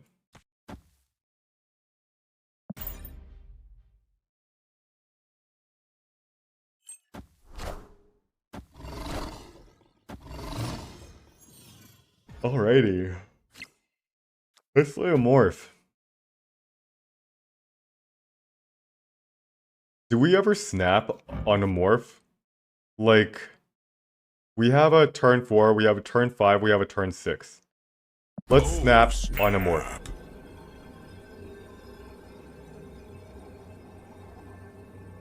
What's the worst that can happen, right? We steal a 3-drop of theirs. That's, let's say, a Maximus. Fuck me in the ass. It's a Cosmo.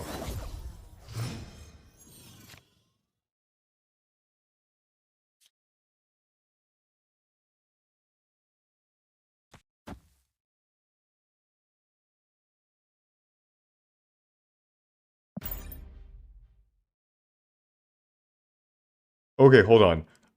Is this a ongoing deck that I'm playing against? Lizard into armor? And then Cosmo? We're gonna find out on this turn. If this is a pure ongoing deck.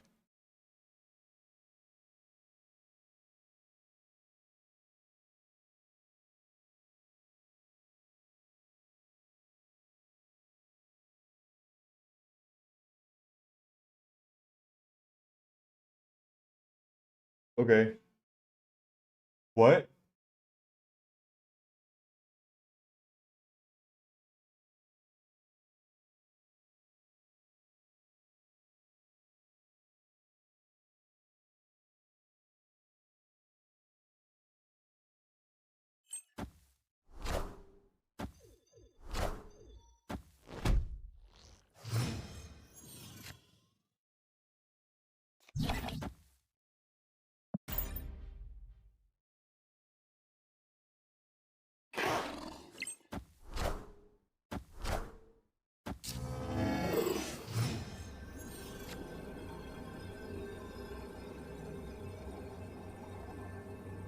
Um.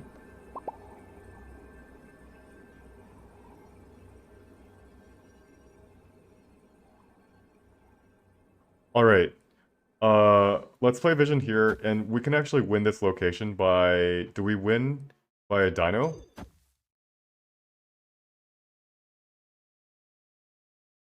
Let's do some math.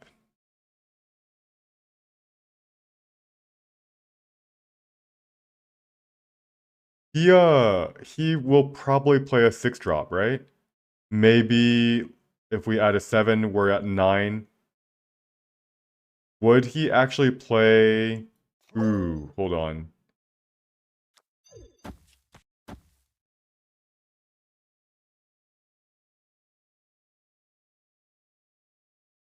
Oh, this is actually really hard.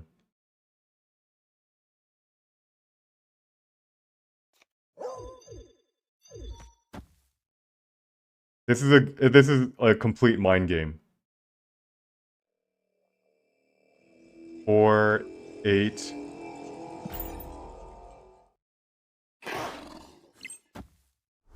And there's a spectrum. Nice. Hulk smash! I I realized Victory! the most likely thing he was gonna do was probably Spectrum in Plunder's Castle. When we play Vision here, it's one of my favorite mind games. It's like he thinks we're gonna move. Our plan was to move it into Plunder's Castle. But what he's gonna do then? The most obvious one, and that's the one that we should play around, is when he plays Spectrum to counter our Vision moving to middle.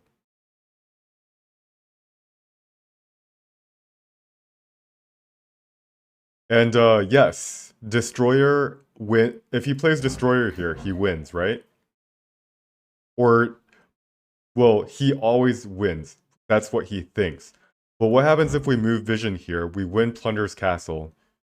We have to get now. Let's do some math. We have 4 power. You're right. Destroyer always wins. It kind of, right? Destroyer's 15 power. And it'll be at 14. We move. We can play Devil Sword. Devil Sword is going to be 4 times 2, 11 power. Yeah. Light Jace, hello. How's it going? Um, let's talk about the game, by the way. Oh, did you have Destroyer in your hand?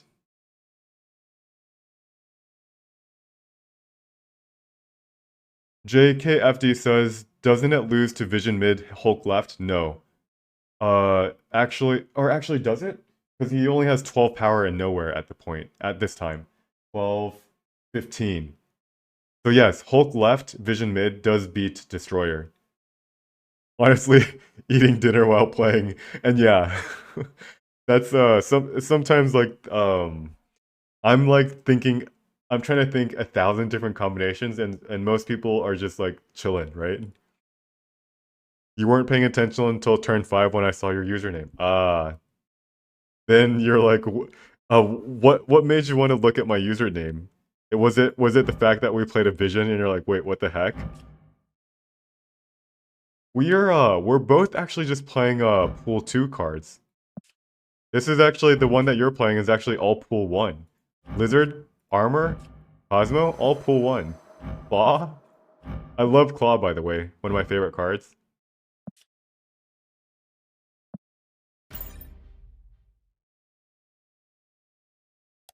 Whew, well, that's our first 4-cube victory, and of course, the person we beat was someone that was playing pool 1. Yeah. We've really struggled. Beating people with the hot location. How have you been doing with the Spectrum deck? So someone recommended the ongoing for the hot location, but for me, I feel like the Spectrum decks and ongoing or Destroyer are a little bit too predictable. What deck would you recommend to climb during the hot location? I think any Electro deck is pretty good. That was your second game. Okay. You're gonna have a hard time climbing with the Pool 1 deck. Against a good player, they will always calculate Spectrum.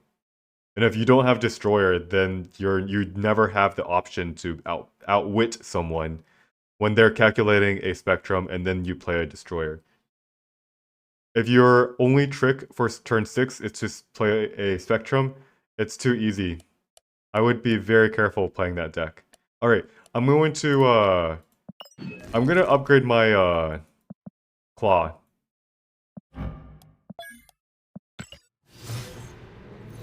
Thoughts about the new leader? I really hate it. I wish they didn't change it. Leader was not overpowered.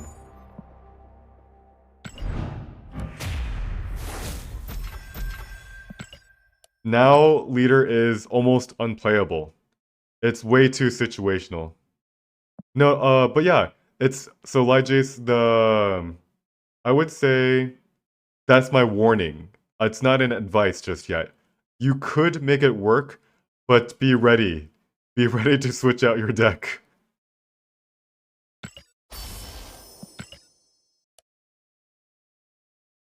The patch was locked in a few weeks ago when leader hate was at its height.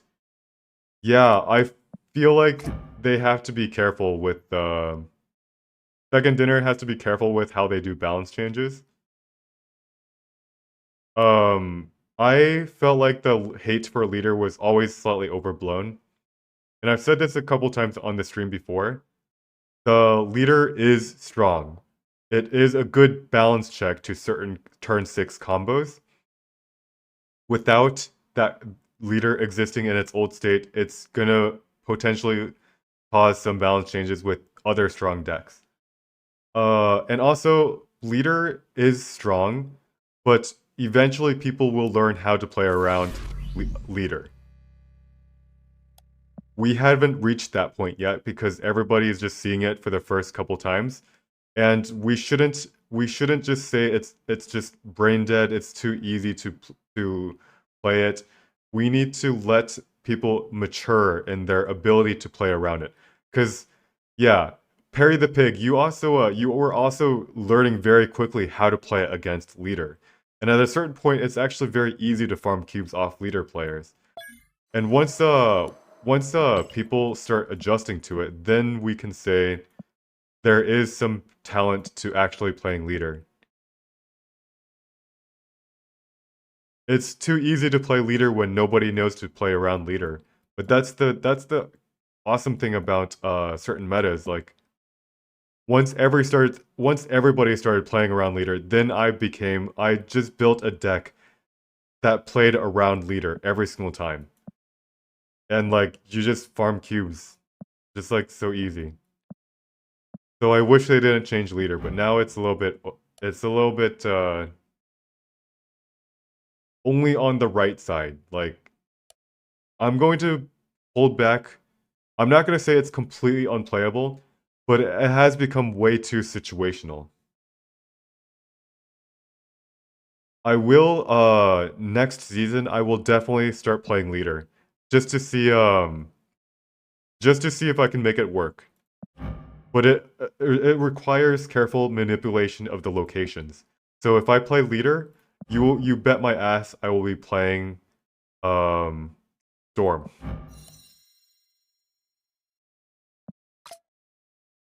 Oh, Lychase, do you make YouTube videos? if you want, you can post your YouTube channel on in this channel right now.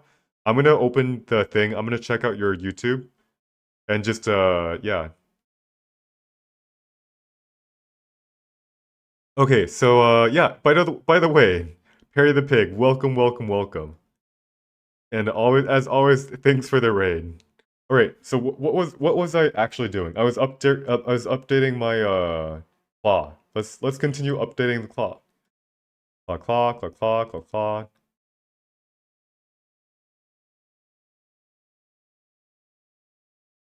We've got 1,000 claw boosters. Frame We break. did some 1v1s with Kutarba, and leader is so bad.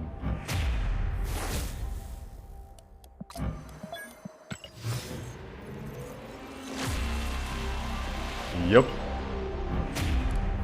Especially if you're playtesting leader, then it becomes like it's really easy to play around it. Let's see, you found that you can bait people with Red Skull, then leader them. Hold on. Oh yeah, yeah, yeah. JS Snapper. Alright, I opened it in a separate link, separate tab. I'll take a look after the stream.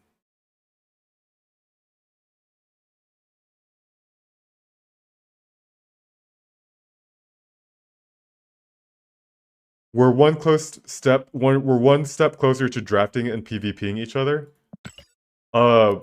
Yeah, we can draft, and then we can just do as in like we would draft outside of the game, of course, and then we can do the online battle mode. For sure.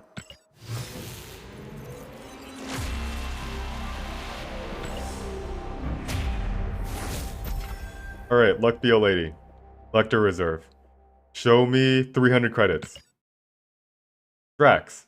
I'll take it.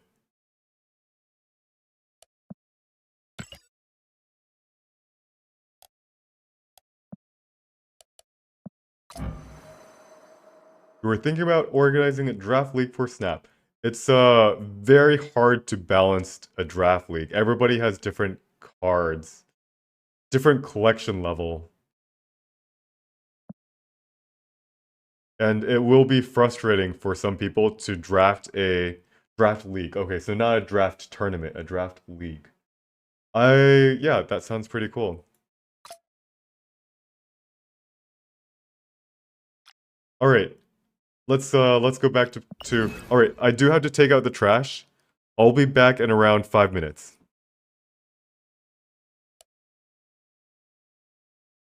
So we're gonna switch to my be right back screen, which is also my stream starting soon screen.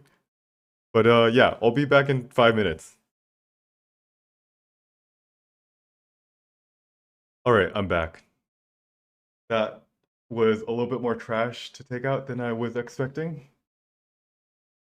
But let's resume this challenge. 95.2. Down from 96.5.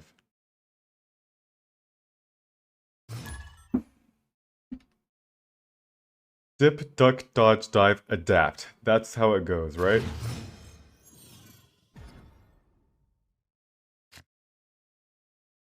Oh boy. Base Throne.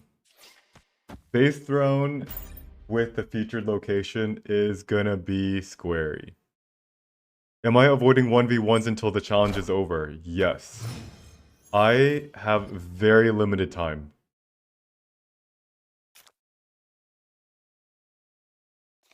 Play Lizard here.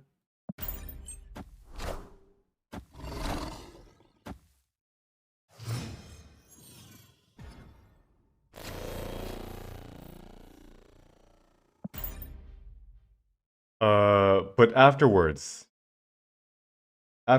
like, it will be next week. I'll start doing some of the friendly battles.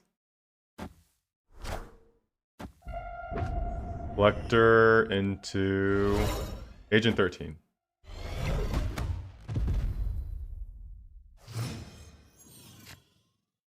And of course,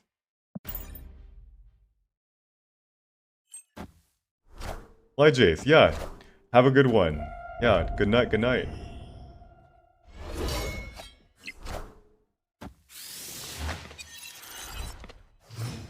Ooh.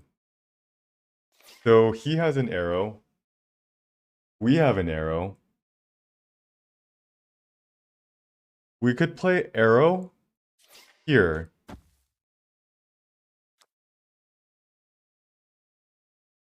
Or we can play vision.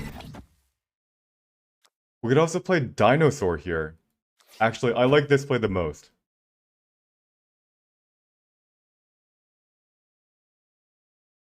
And if he has a Shang-Chi, that's why we play arrow on the last turn. Let's see what happens here. Now, should we snap? Let's think. If we want to make more than one cube this turn, we have to snap. This guy also has a very high chance that he has Dino. Ooh, he might have Dino and he might be playing Dino in Space Throne. Alright, let's see what happens here. There's an arrow.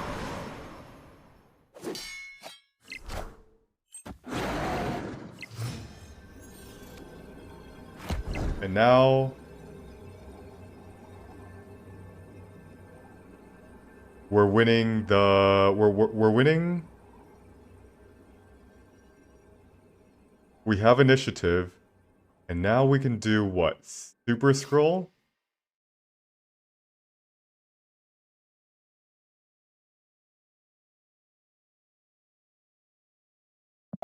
Six cards to...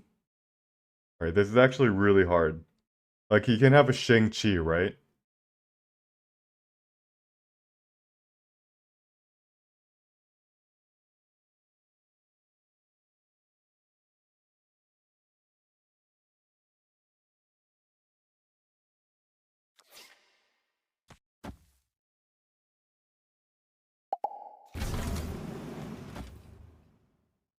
Like, what about this?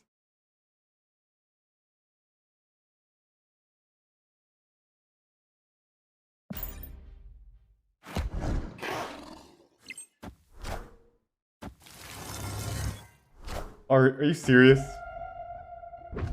So there's a Shang-Chi, right? Coulson.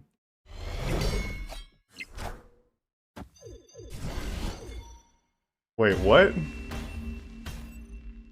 Victory. Wow. Alright, 2 cubes. So did he really think I would play more than one card?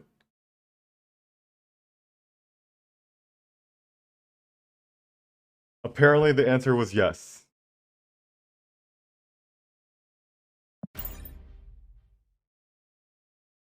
And yeah, the whole time we were trying to play around Dino and Shang-Chi, we ended up choosing this play.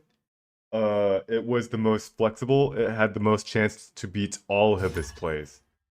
So if he plays something like a Dino left, right? We would still win. Would have a chance to win. If he plays Shang-Chi middle, he'll follow up with a Sentinel somewhere else, and we can then also still win. Or have a chance to win from our morph. And this morph is kind of a joke. It's like, why do I have this in my deck?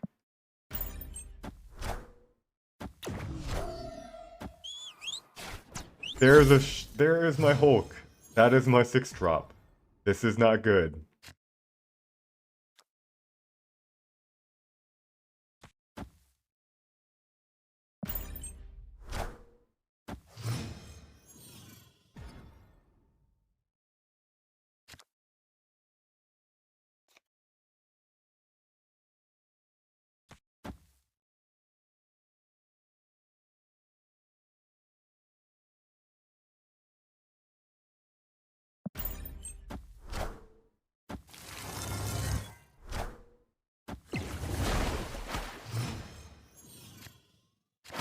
Yep.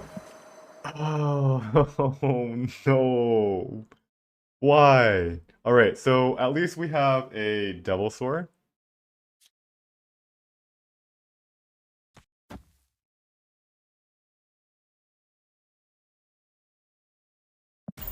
And then we can play our Vision. Kneel before Galactus. Yeah, I was thinking about Galactus. I was like, do I play Cosmo?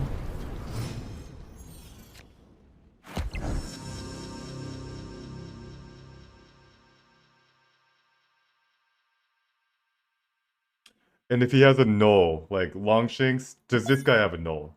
We remember Rolls like Royce has a null. Does this guy have a null?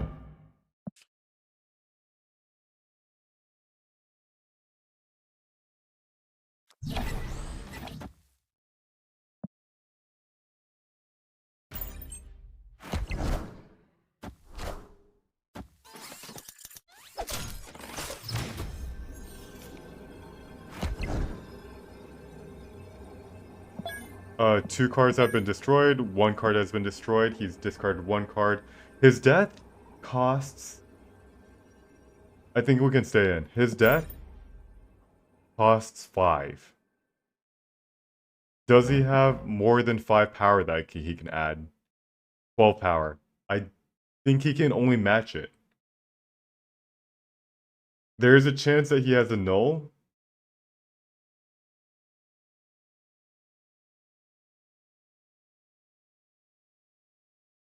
If he snaps, we retreat.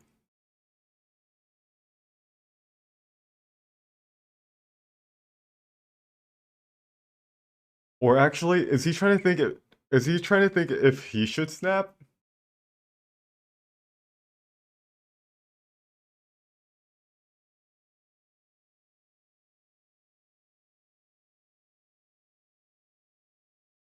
Huh, I wonder what he's thinking. Like if he has a null? Yeah, so he has a null the whole time. Like, what? Why did he take so long to play null? The only thing I could come up with is if he was trying to think whether or not he should bluff or snap. If he snaps, we retreat. He tried to bait me into snapping. Yeah. That's I mean,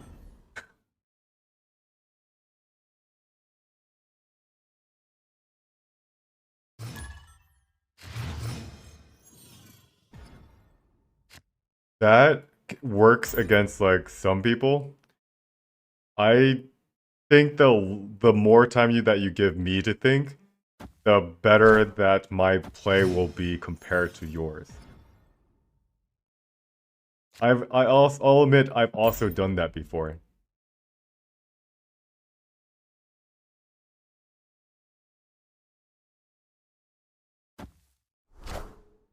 Alright, V.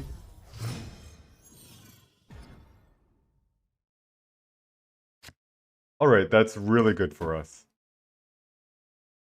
Do we snap on Shuri's lab? Probably not, right?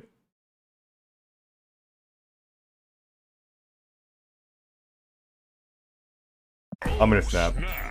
I think this is good enough. He's already played 2 cards in Shuri's lab. It's gonna be very easy for us to win this location.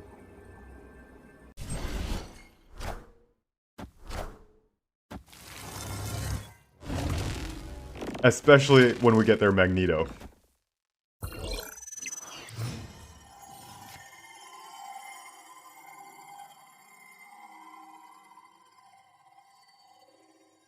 And he retreats. Nice. Victory. Yeah, Shamal says this location has ruined the challenge. I will admit it might, given that I only have two days left. It might mess up this challenge, but that's okay. We're gonna try our best. We're gonna try to adapt, and we're gonna play shitty cards like Morph and get lucky occasionally. This was a very rare snap into a Morph. And it wasn't because I had Morph in my hand, it was because he already had 2 cards played into Shuri's lab. Basically, it'd be very easy for me to win Shuri's lab. But yes, Tertier, Morph did do something that time.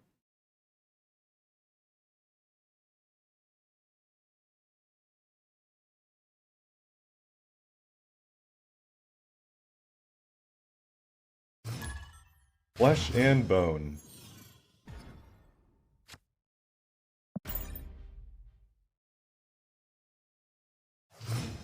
I should make a command for this. Let's oof.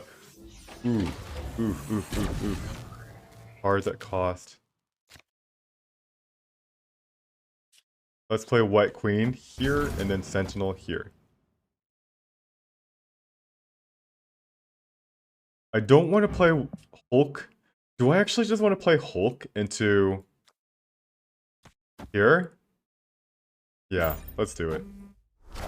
Professor X, fuck you and fuck you. Oh, good night, sweet prince. Let me snap you for that. Snap! You have got to retreat for this, on this, right? If you don't, we know exactly what he has. We know he's gonna have Claw. And he stayed.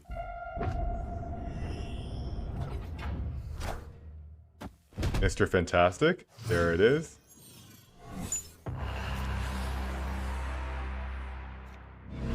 We can go ahead and play a White Queen.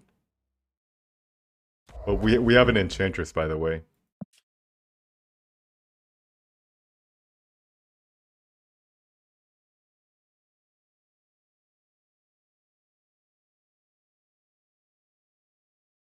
Now, there is something that's to be said. We might actually want to play Enchantress this turn.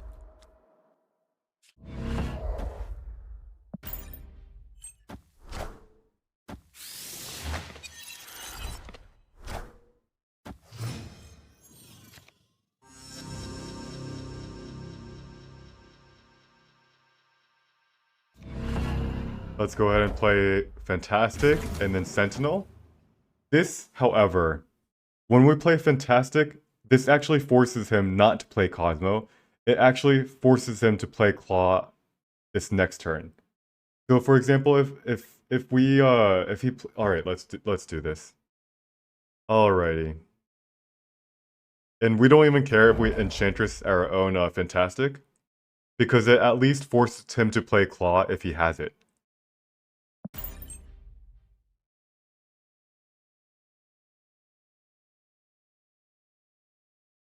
And he retreats. Victory! He sees this card and he realizes he can't win with Spectrum. But yeah, Hulk did its job right there.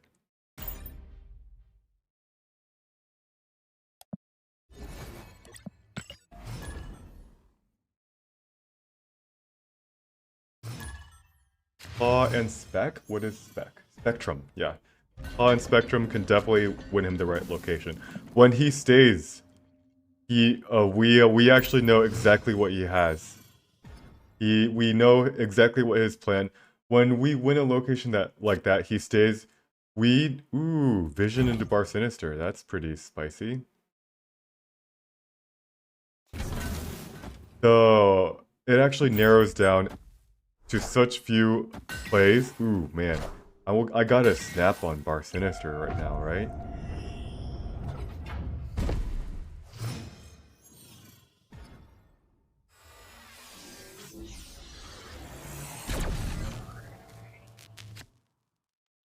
Let's play White Queen.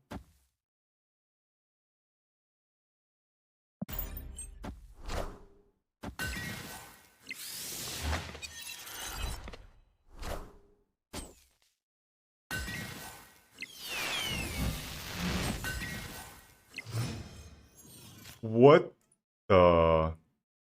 Wait. Hulk?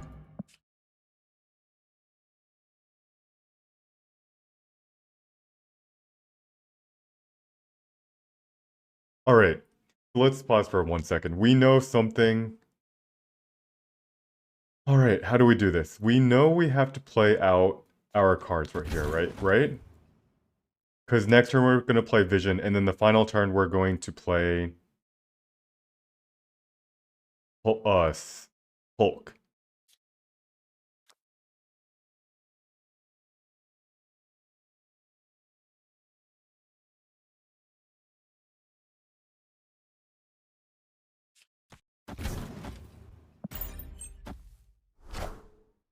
Dracula. And Dracula.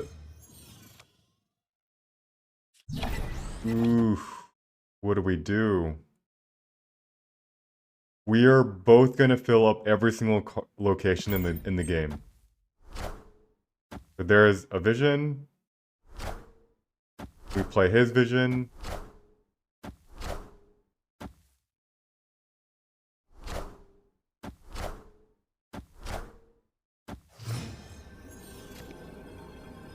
And like, alright, so we play this here.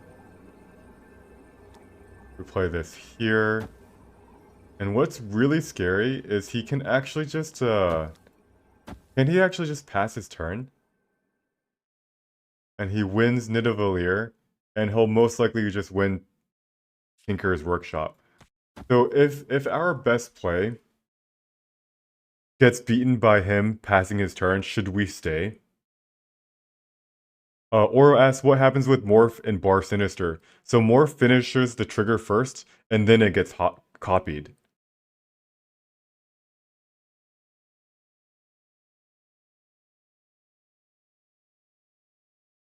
So Vision is going to reach... We are going to be winning Nidavellir by 1 power. We should just retreat. I'm retreating. There's no way we win. There's absolutely no way he wins. We win. He passes his turn, and I think he just wins. Escape. For example, he moves 3 visions into Tinker's Workshop. Dracula can discard nothing. He still wins. He passes his turn. Oh! Whoa! Wait a second. Not so Zoo. Do we ever Fantastic Mid? Holy shit.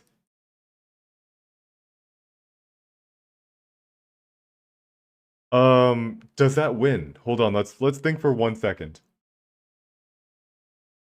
That is good enough to stay.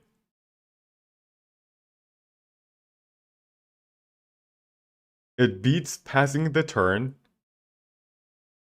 The Dracula card is still hard, but however, he has 5 cards in his hand, so let's calculate. So Lizard plus Sentinel is 5 power.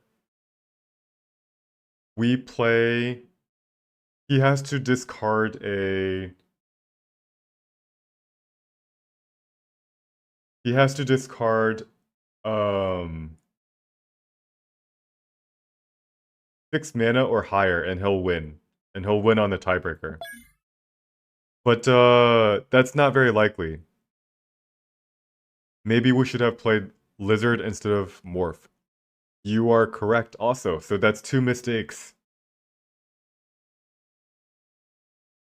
You are correct. Or actually, hold on. But no. But Morph, this was turn 4, right? If we play Morph, we don't get to play another card. So is 1 Morph more than 5 power? Ooh, that's the thing. And I think yes.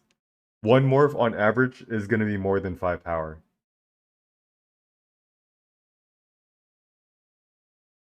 And even if it's not, it's going to be better than whatever we did. If it was like 2 power, I would still say, because it had the chance to be more than 5 power, it's still better than playing Lizard and Sentinel.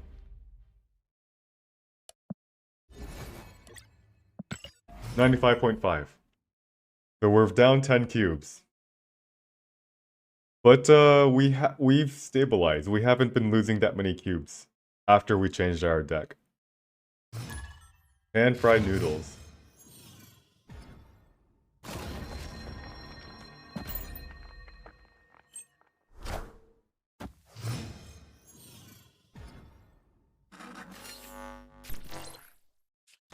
Mojo World. Pan-fried noodles.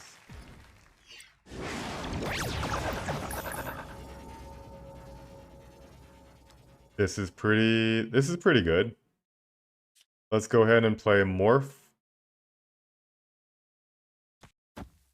into Mojo World.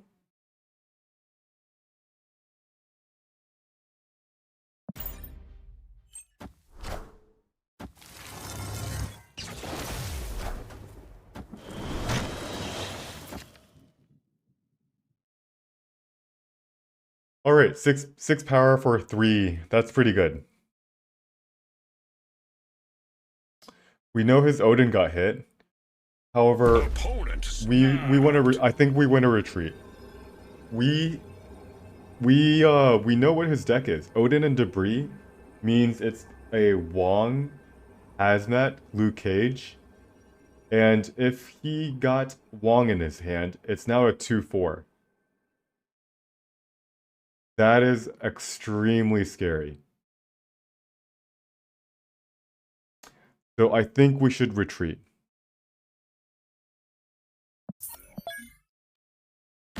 All right. escaped. Stargazer Numbers asks, why do you play Agent 13 right instead of middle on turn 1? Oh, well, I guess the Grey Ghost, you've kind of answered his question, but also you've also missed it slightly. Because on turn 1, exactly, yeah. It's actually, for the most part, I play Agent 13 randomly into the 2 locations. It's actually a habit of mine to play it onto the far right location because Storm allows you to, if it's an unfavorable location, it allows you to storm the location immediately. That said, that is actually a mistake because in this featured location, the what's that thing called? Plunder's Castle.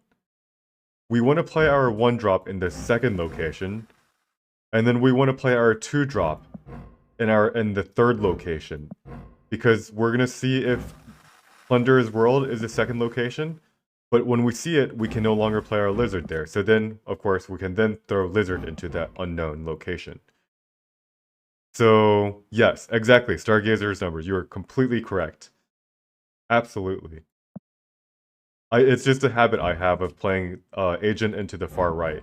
It's a very small difference on average, but then on the current location, it is actually a very, very, very large difference.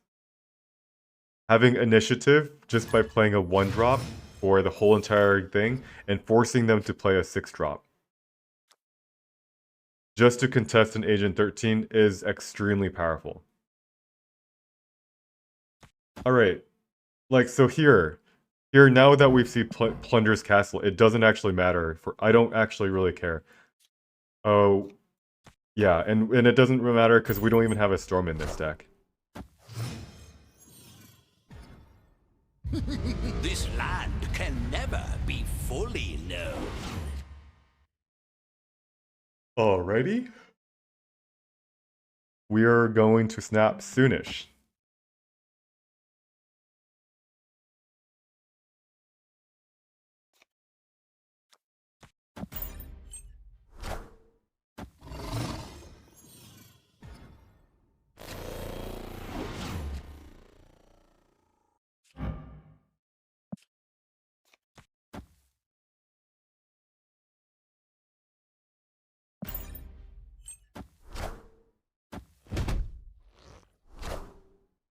Killmonger? Now. Lockjaw. Lockjaw Vision. Alright. So, what do we know about his deck? Lockjaw, Vision, and Arrow.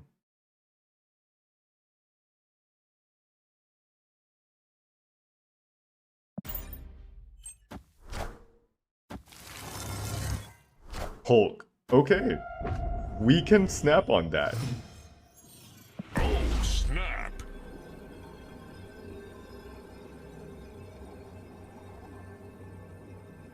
He has got to... Uh-oh. He has a Shang-Chi. He drew our Shang-Chi, guys.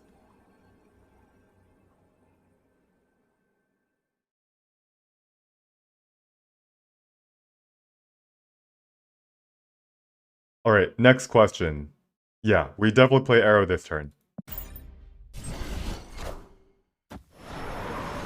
And he retreats. Victory. Oh, baby. That's a highlight right there. He didn't even let us see the Shang-Chi, and he just left. That's one of the quickest retreats I've ever seen. Alright, so Turtier asks, did you just morph into your own Hulk because of Weird World? Yes, I did. When I snap, and someone doesn't retreat on a Hulk, we know a very, very narrow range of what cards that he has. And just thinking, what are the ways that he can beat a turn 3 Hulk or turn 4 Hulk?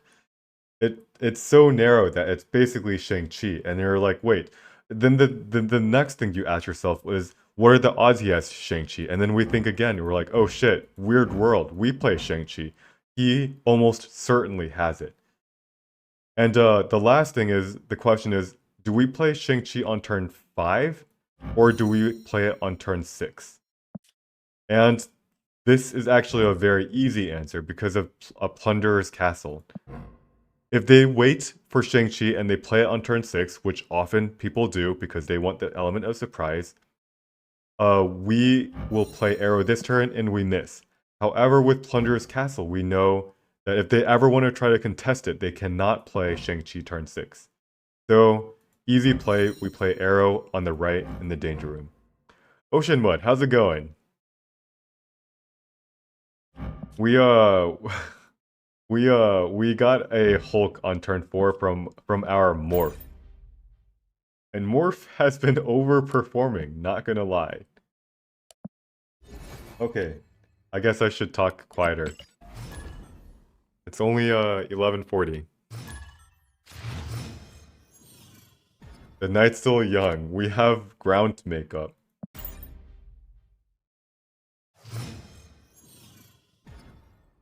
Yup. Lots of top-heavy decks going, and that's why we play Morph. It's one of the ways that we can balance out how terrible our 6-drops are that we can play in Plunderer's Castle. Black Widow. And I forgot to play... Oh, no. Plunderer's Castle already got revealed. Yep, I do only have... Oh, no.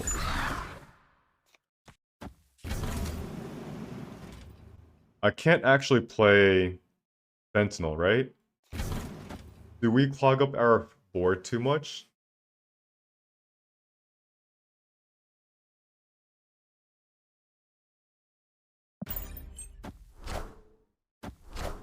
Like, if this is a Zabu.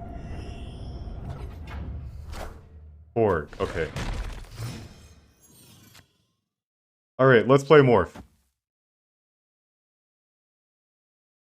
So the reason why I did decide to do, to play the Sentinel is because we have a turn 5 and we have a turn 6 plan already. So if we have a turn 4, turn 5, turn 6, then we are space limited, but not so much that we can't play a Sentinel. This is a Dark Hawk player, though.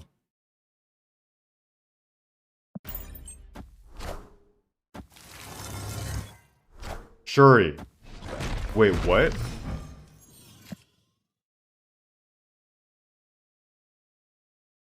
Snap.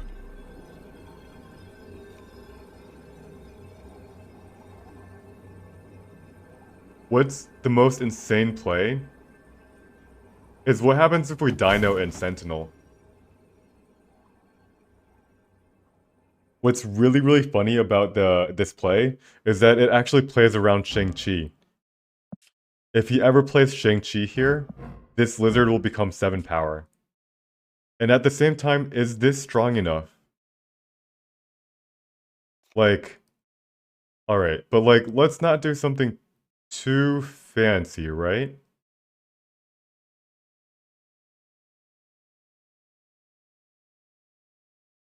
No, this is really funny. It might be the right play to play Lizard. Alright, we'll play Lizard. And that's a Dark Hawk, right?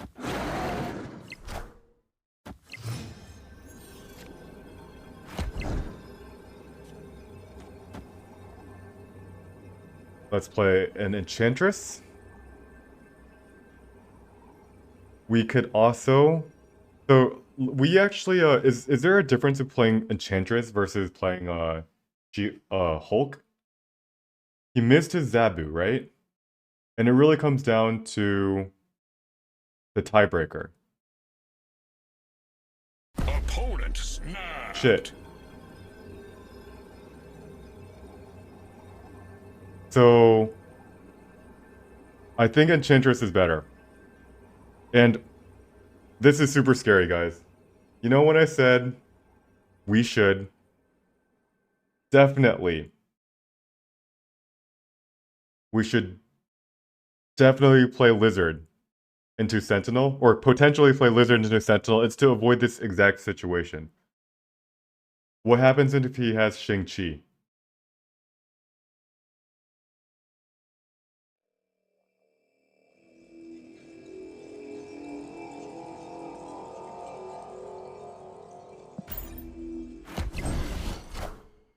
Enchantress. Do we win the tiebreaker?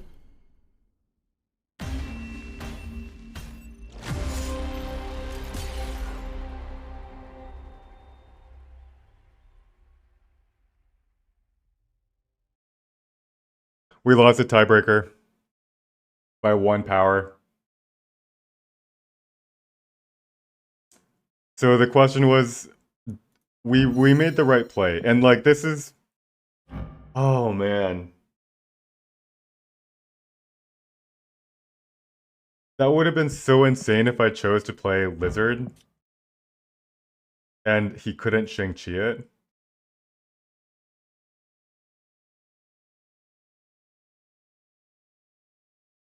But that play actually exposes us to Mystique. What happens if he just misplays Mystique?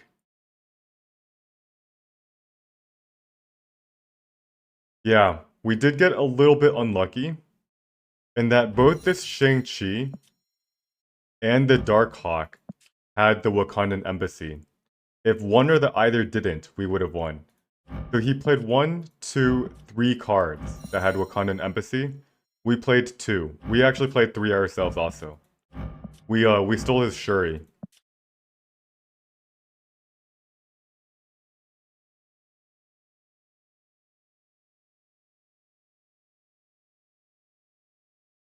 Man, 8 cubes down the drain. We every single 8 cube loss, and we are back down to 94.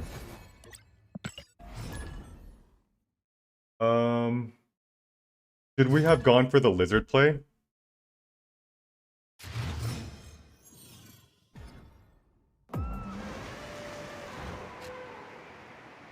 Let's see, Teddy says, who would you swap Morph for in this deck? Like, who should I actually, for this featured location, I would keep Morph.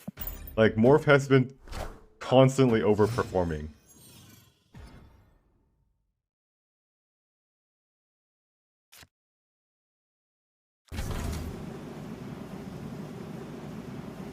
Let's play a Sentinel. Into the Dark.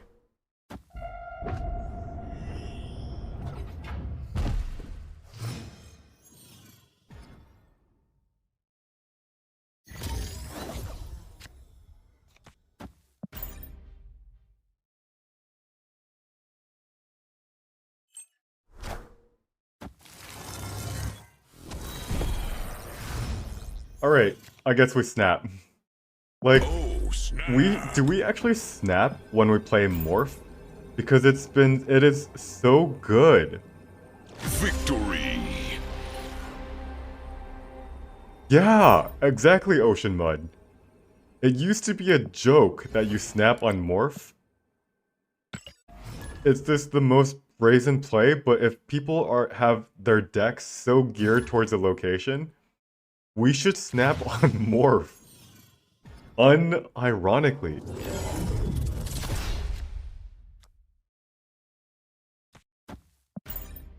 Lizard may have been a good play earlier, but no way to know in advance where he plays their Darkhawk. So I should say, I'm pretty sure he would have played, hold on, he's passing his turn. We don't want to play a card, right? We want to keep the card here in case... Actually, we play the card. Let's just play it. Oh, we actually gotta draw a card.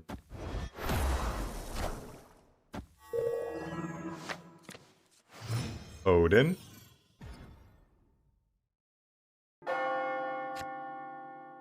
Alright. Normally, I would snap on Morph, just like what we said. Yes, exactly. I wanted to finish the thought. We actually knew he would play Darkhawk mid, which is why when I demonstrated the Lizard play, I played Lizard on the right location. Alright. We have Cosmo, so that's good. So do we snap on a Morph?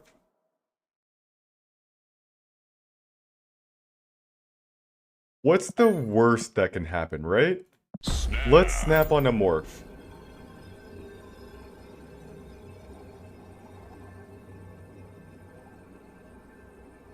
What's the worst that can happen? Wave. He has a lot of 6-drops. That we know for sure. He has a leader. Let's play Cosmo here.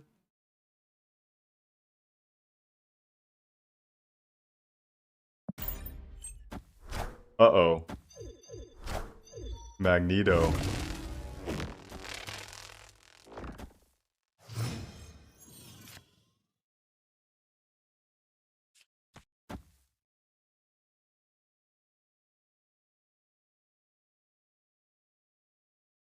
Devil Sword. Hard to beat on turn 5.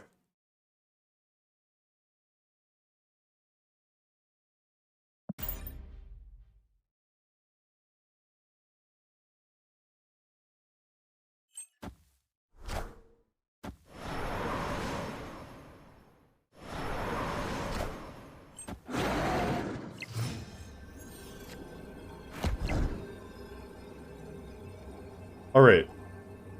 So he's clearly going to play Odin, right?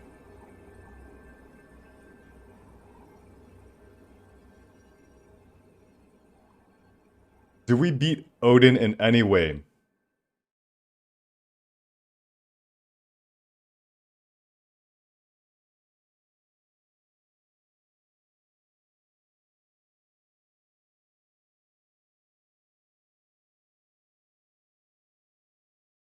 To me, I think the answer is no. Oh wait, no, we stole his Odin.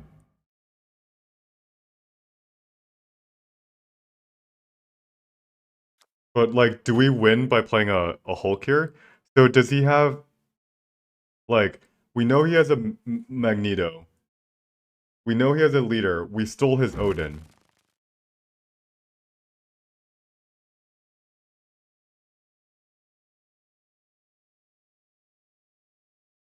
Alright, I'm gonna go ahead and retreat later.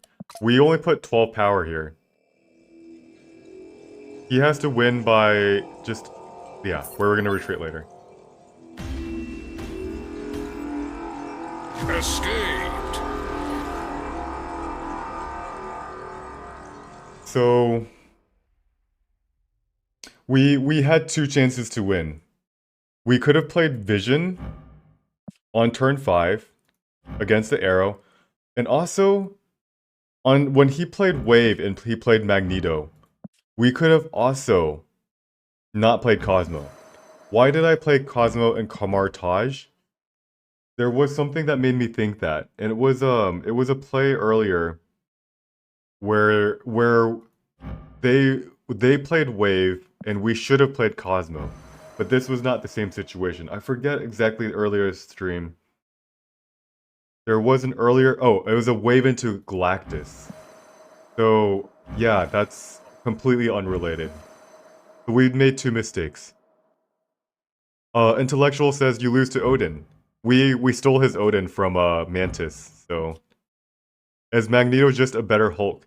In some ways, in most ways, Magneto's effect is good. In some occasional situations, pulling their 3 and 4 drops is worse than just a flat Hulk. But in general, Magneto is much better.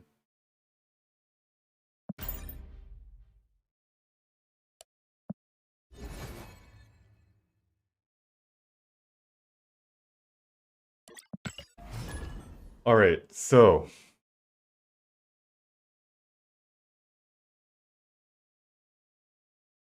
are all your decks named Great, Camera? I just saw your question.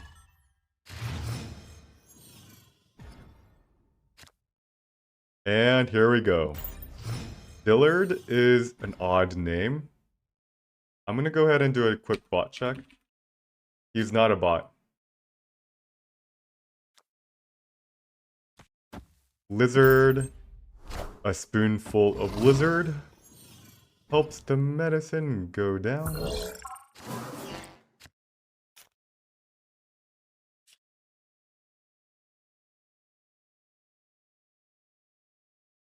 Alright, we don't actually have enough time to play Quinjet.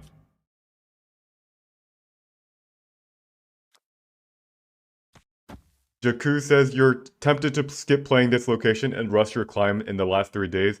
I will say, I generally love featured locations because it's all about who can adapt to the meta or the new meta faster. This, unfortunately, is not a good location for us. And we have very few tools to deal. It's like we're still trying. We might come up with a formula, but for now, everybody else's 6 drops are a lot better. Pool 3, pool 4, pool 5, 6 drops are a little bit better than ours. Let's play Morph.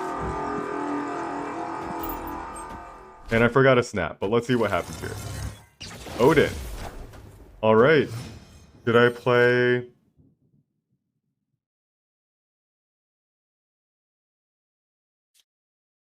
Mr. Fantastic into Quinjet? Snap. And he retreats. All right, we should be snapping. Victory. Wow. Is this the secret weapon, Morph?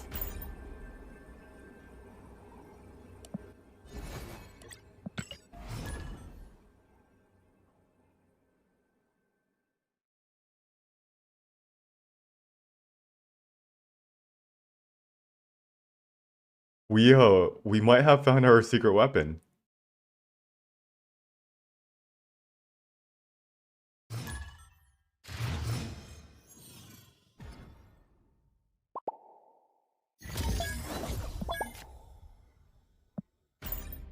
Let's see. Come on, Morph. Carry us home. Let us hit infinite. Off your back. The only thing about snapping into Morph is people might consider it a meme. They want to stay in and see the rest of the deck. So far, we've taken only very serious gamers. Now, crap. Colossus against Sentinel.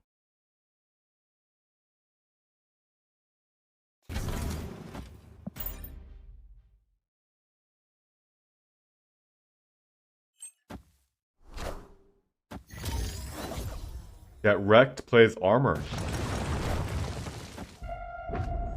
Hold on 1 second. Is this an ongoing deck? Like, if I were to just, play a white queen here.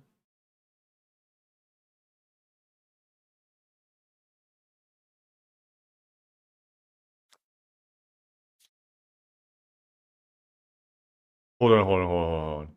This is fascinating. We're going to potentially completely destroy him.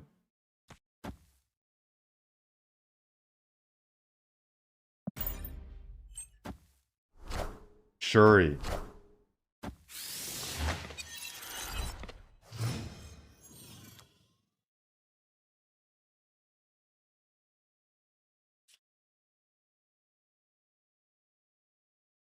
Do we play Enchantress in the middle? So it's Shuri Colossus. It's not. Now, is this okay, so he does have it in his deck. Opponent snapped. Alright, so we've got a problem. Is he gonna play unfortunately, we're winning Wakanda, and we know that he's going to end up playing his Shuried card on left, right?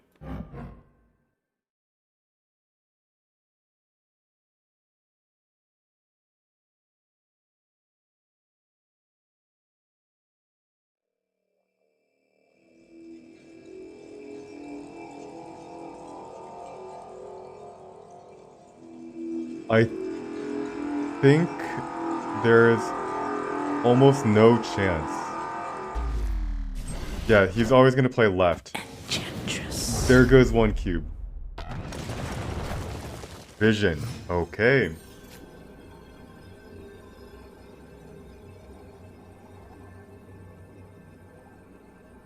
And the last trick that we can play is we can actually play leader on the left.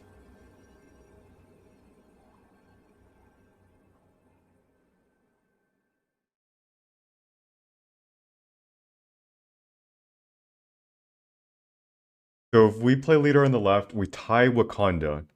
He plays leader in... Oh, we lose the tiebreaker, but like... If he plays leader on the left, we...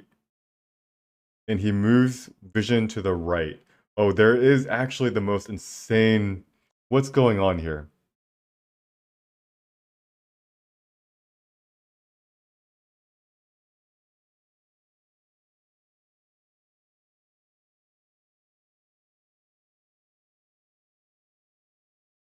There's no such thing as a leader chain anymore.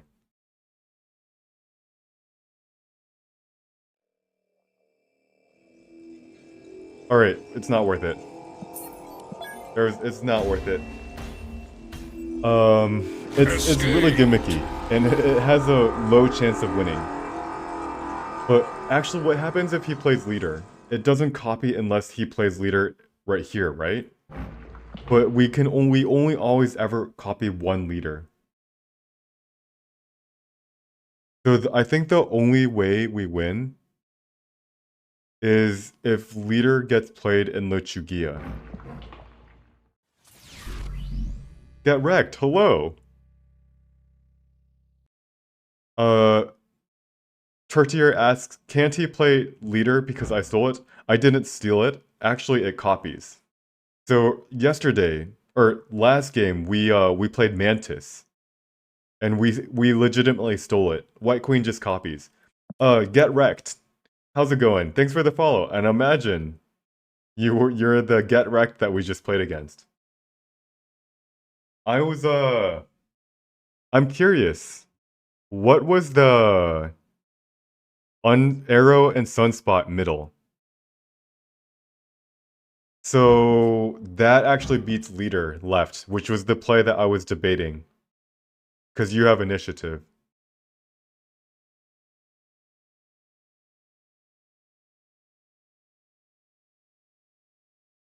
Yep. So this play beats a lot of different plays. But I felt like you did you know I stole your leader? Did you have any other 6-drops?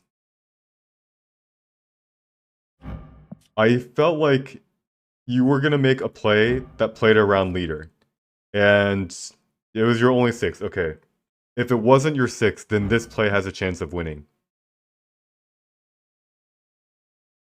But yeah, you're always gonna come up with a play that plays around this leader, and leader no longer copies unless it is on the right location. I was thinking about retreating on when you snapped me, because when you shuried, you could potentially I felt like you were always going to play your shuried card on the far left.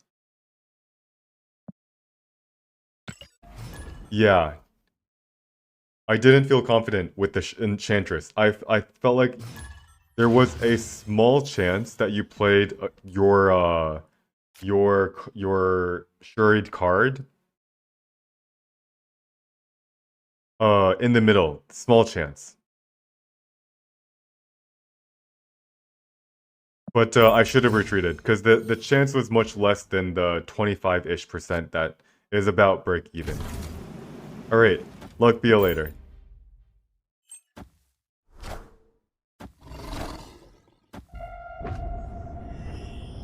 Luck be a lady. He played into not the unknown no location. God damn.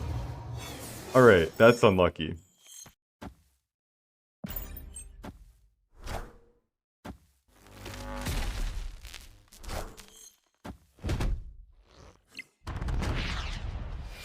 Nice. Nice.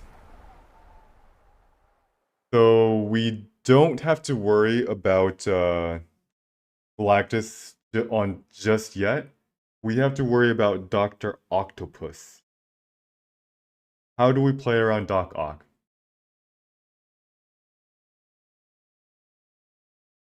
We can't even play something like Cosmo, can we?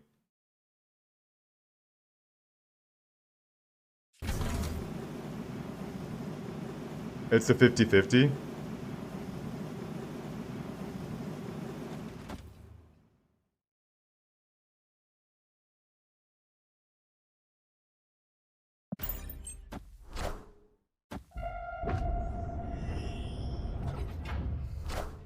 That's a vision.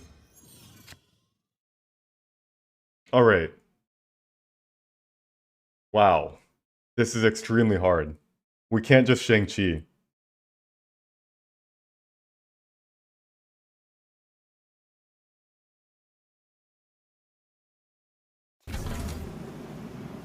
What about this play right here? Is he gonna move his vision to play a 6-drop in the throne room? No. It's like we really cannot afford. We have to contest right here. We can contest. Ooh.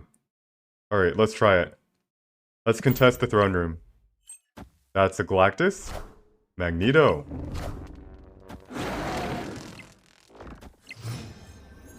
Last but not least, he has one card.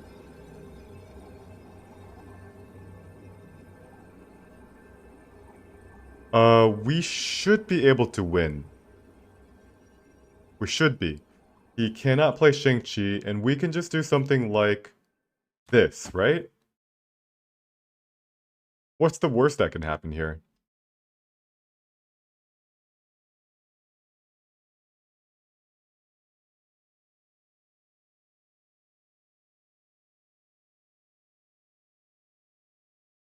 Hold on. If he has his own Shang-Chi, we do lose. Alright, so do we want to play around a card that plays around Shang-Chi?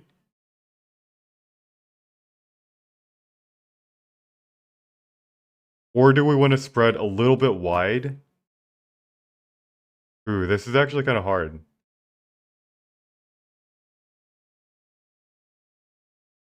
I feel like I should spread wide. But this actually does lose to Doctor Doom. This is pretty hard. What do I do?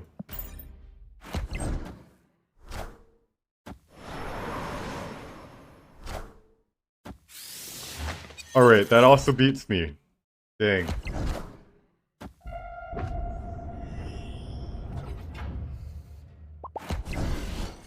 Unfortunately, we didn't have any ways to play. This is the downside of like the nice thing with when you play Kazoo is that it's very easy to play Arrow.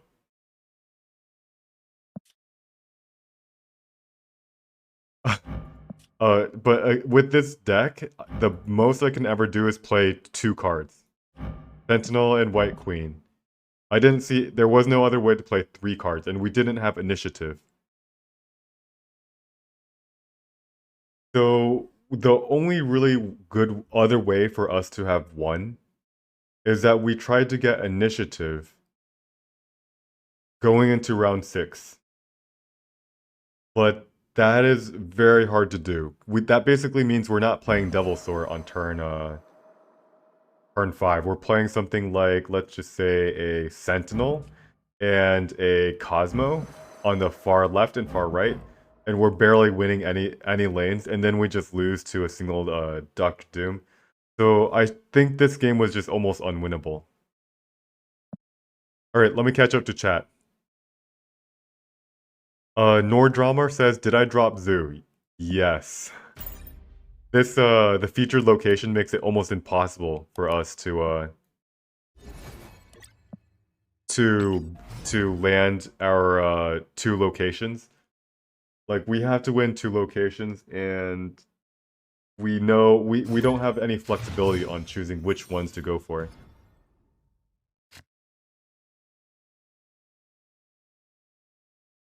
Even if I had initiative, Arrow still moves them. Although if I had initiative, then instead of playing the White Queen, I would have been playing Cosmo.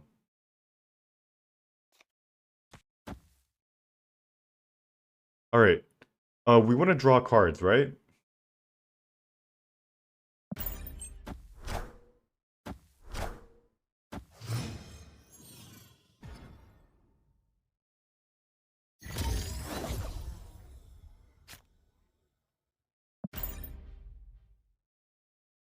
The Grey Ghost says, consider playing Vision on turn 5 more often and saving Dino Hulk for turn 6. Very true. Very true. Very good. Very, very good. Let's go ahead and, Titania and Black Widow.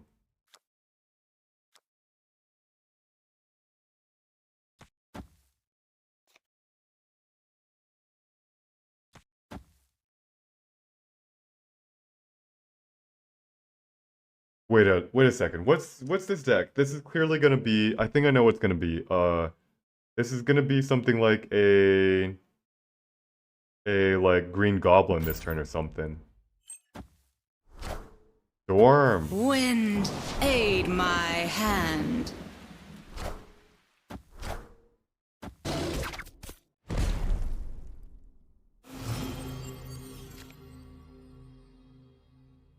Alright, we clearly play Enchantress, then we play Vision. Is this good enough to snap?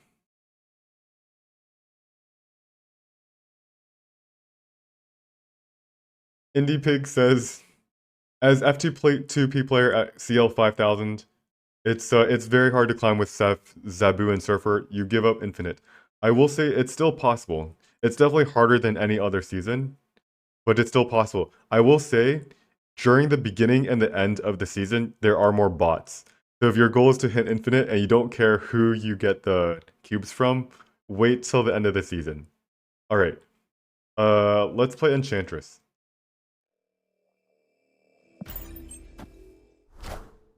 Debris. Enchantress. Then we play...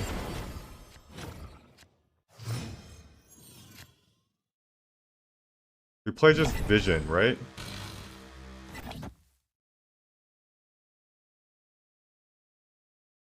And where do we play Vision? Actually, we kind of want to play it here. We want... How badly do we want to maintain initiative? That's one question.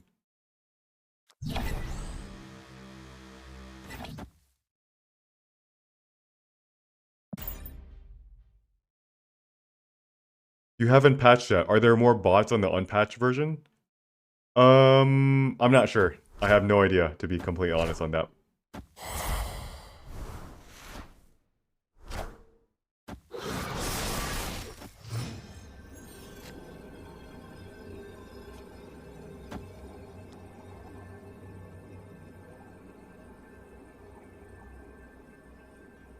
Alright, so Vision... Debris, Storm, Black Widow. I'm expecting something like a Hazmat into Luke Cage. This is a junk deck. We can just play Devilsaur here and win the game, right?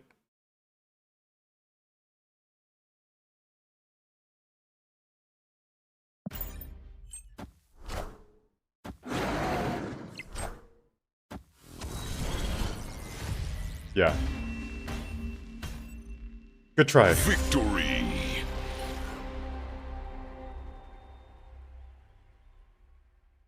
Let's see. Indie Pig says, let's see.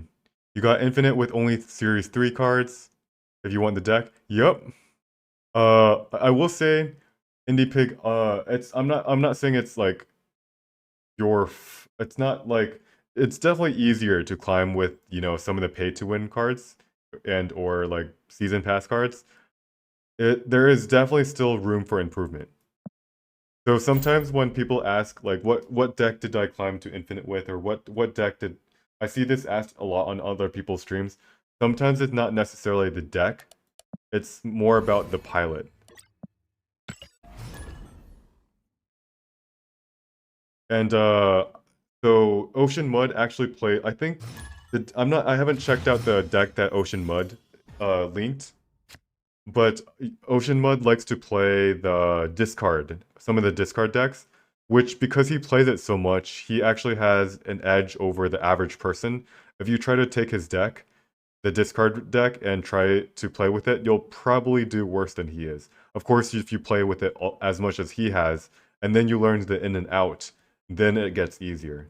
But in general, it's sometimes not the best to just try to take someone's deck and hit infinite with it. You really have to figure out what works out the best for yourself. All right, let's play Sentinel on the right. I want some Gambas. Let's get that Plunderer's Castle. And let me click that Twitter link. I'm curious if it is actually the discard. This is not the discard version. This is actually just a Lockjaw, Jubilee, Arrow. Yep. Hold on. Crap. Sinister London. Alright, we snap, right? Opponent snapped. Just kidding. He snaps for us.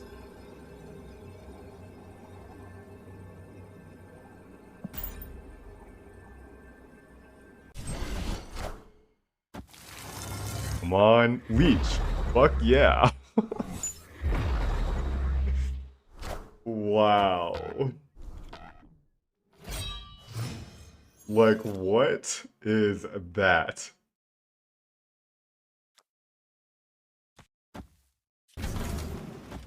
Oh, snap. Victory.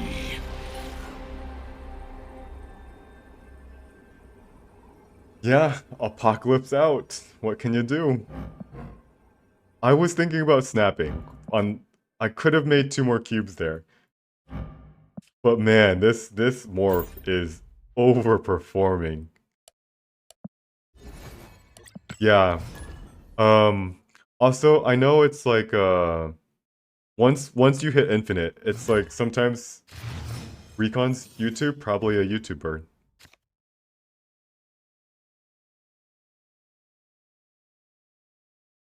I will say, if you focus on improving, rank will come secondary. And like, yes, if you don't hit the infinite rewards or whatever rewards, it kind of sucks. But I mean, it's not the end of the world. You'll get your cubes. You will get your cubes.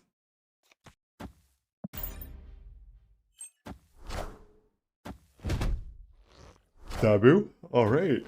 Interesting.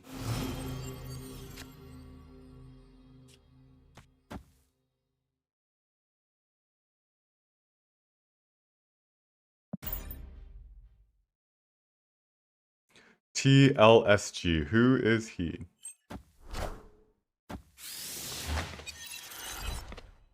Silver Surfer into negative.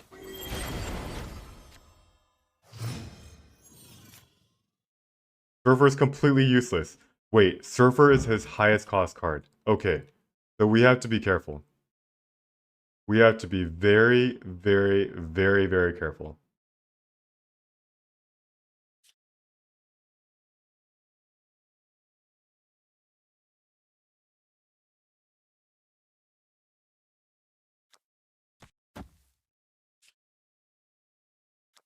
One, two, three, for example.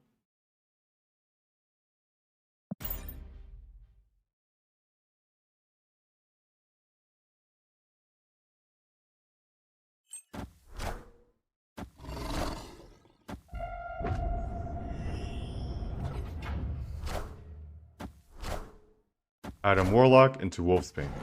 Alright, so one more turn.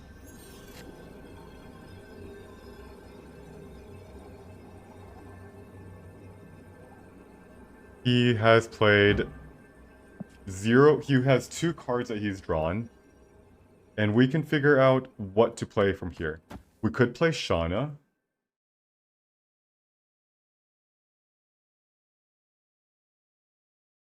Now, quadruple, let's just say he has an Iron Man switched. Iron Man is going to be 5 times 4. That's 20 power. 6 times 4, that's 24 power. And Devil Source should be able to win.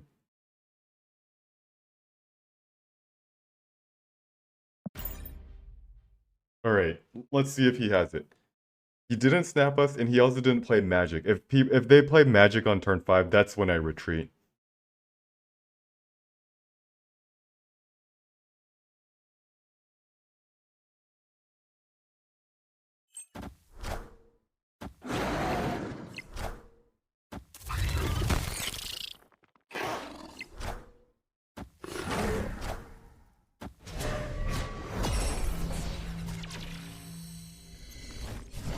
Alright, that wasn't even close. I have no idea what this guy's trying to do here. Victory. Wait, like, he put 4 power in Onslaught Citadel.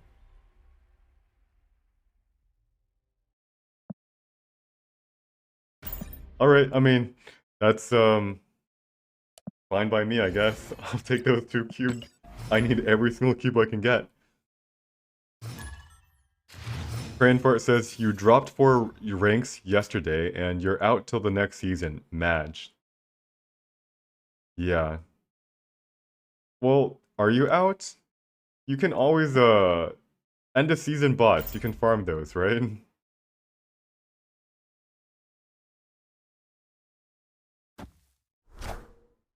Alright, now we're in trouble. Turn one Bast. Technically, like, shouldn't people be playing... Oh, wait. He has turn 1 Bast because he has a turn 2 Adam Warrior. Which means we should just play Lizard here. Adam Warrior might be played? No.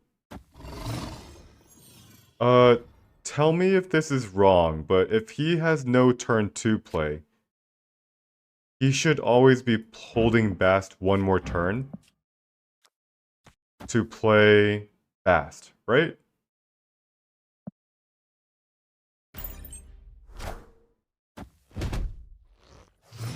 I'm not, like, missing anything.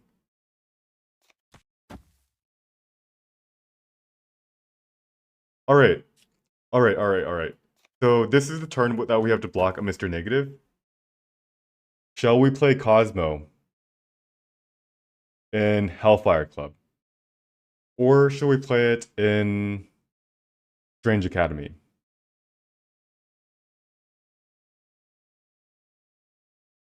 Shall we snap him and take the 50-50? How good do we think that we're going to be at reading where he plays Mr. Negative?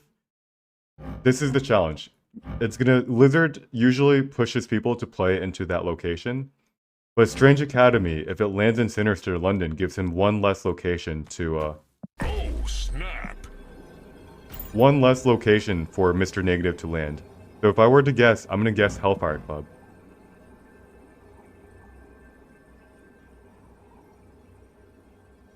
Luck be a lady. There it is. Good night. Where's your negative? Game's not over though. Definitely not over yet. Because these bass players often run Mercy. Iron Man. Uh-oh. I am Iron Man. I am Iron Man. Come on. Perfect.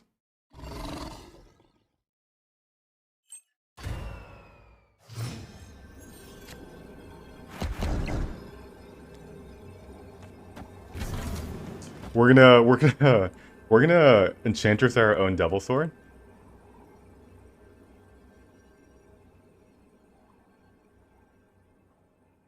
What's the worst that can happen?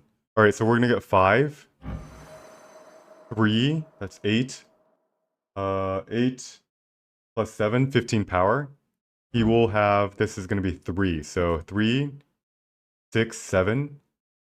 He has to play a massive card here.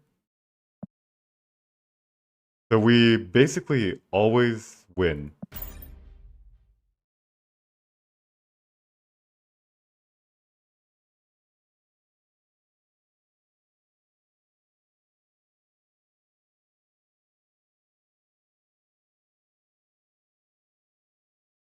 Come on. And boom. Give me some cubes.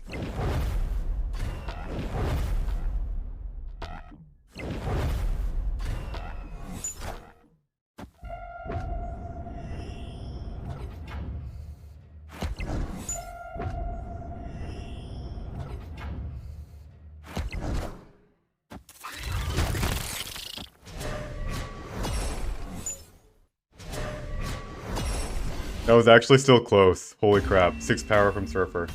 But anyways, Victory. that's how you do it, guys. You snap when you can predict where Mr. Negative's gonna go. Here's the thing. What happens if he hasn't drawn his Mr. Negative? And this is the reason why you always snap. First off, if he didn't draw his Mr. Negative, then you should snap, right? If he did draw it, then you should snap because you might block it. Now, there is a small chance that we don't block it, but it's still worth snapping. Because it's actually just like a pure math question. It's like, what percent of the times do you have to block? Can you predict it correctly for you to snap? And the math is, if it's 50-50, it's okay. It's like, I think it breaks out at 50-50. Snapping or not snapping is around the same. But if you can predict at greater than 50%, then yeah, you're happy, and you're always going to be profitable in the long term if you snap then. All right, we learned our lesson earlier. We play Agent 13 first into middle, and then Lizard into the third. There goes our most precious card. Let's play a Lizard. Because a spoonful of Lizard helps the... Wait, hold on.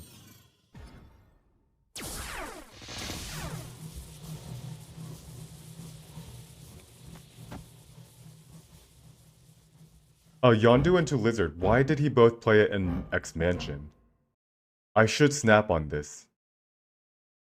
Snap.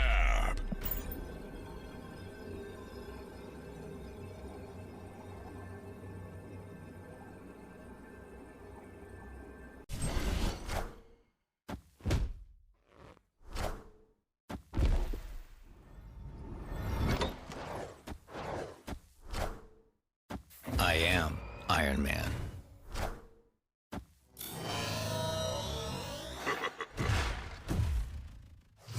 I don't. It's definitely not a bot. Is it? Let me check. I don't think bots have that. No, it's not a bot. They don't have that background, I should say.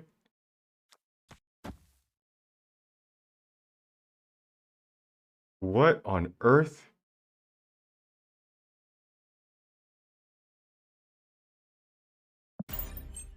Shang-Chi? Uh-oh. There's a Shang-Chi. Alrighty. There's our Cosmo, which is unfortunately just one turn late. And we can't play Death.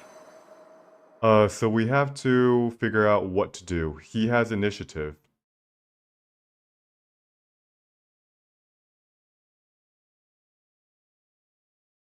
On turn 6, we are most likely playing what?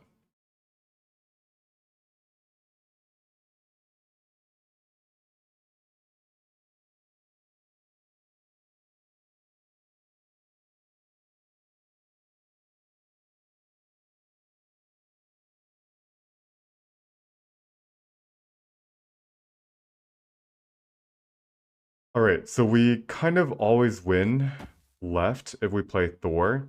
I don't see a stronger play. We can actually play Shang-Chi into the darkness, but it's unlikely that on this turn he plays his big 6-drop. There's a chance he plays Arrow, and that's scary. Dr. Octopus? Come on, pull a Shang-Chi. Did it do it in the right order? Death. Shang-Chi? Nice. And then Cosmo. Face the might of Asgard! Mjolnir! Every time Doc Ock pulls off some shenanigans like that. Every time. And at this point... Alright, so... There's no way he wins. At this point, we actually have to be careful about Magneto, but if he plays Magneto, we win. Alright, he retreats. Victory! You know, Doc Ock is my favorite card, and it kills me when I kill him with my own Shang-Chi. Just kills me inside.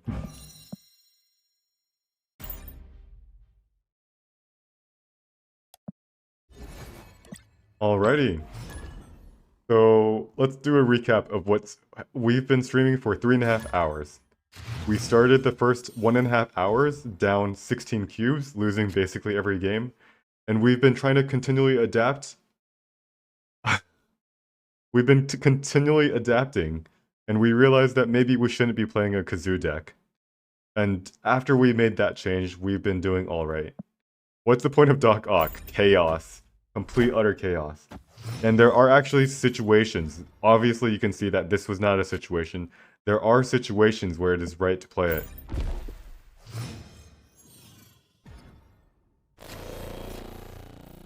Do we snap on a morph? We've been doing that. Snapped! Oh shit! That's not fair. If he was gonna snap, I don't want to snap. We snapped at the exact same time.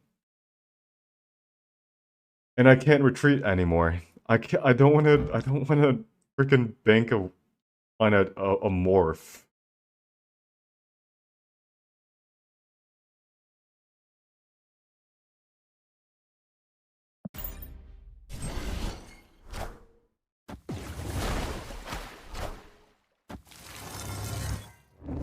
Alright.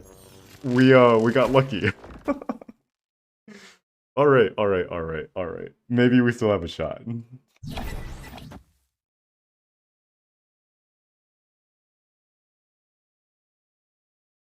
Maybe morph in danger room since you had a high roll. Well, I don't know about this one, but I'm feeling pretty confident at this point.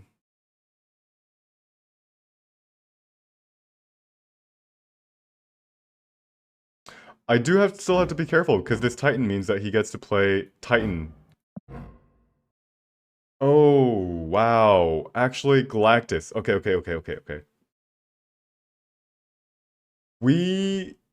Do we play Cosmo into Titan?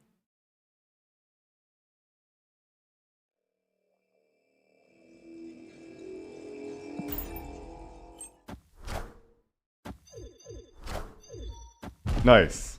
We blocked something.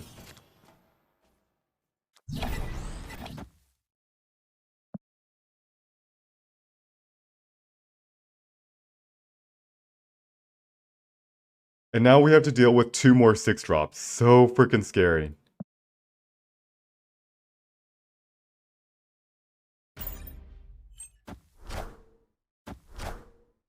Leech. Really? All systems go.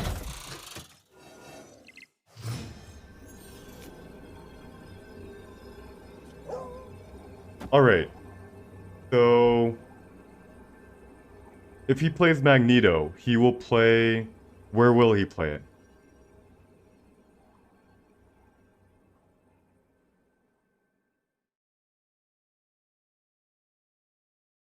Right? He thinks we're gonna move Vision somewhere. We do have to be careful for Shang-Chi.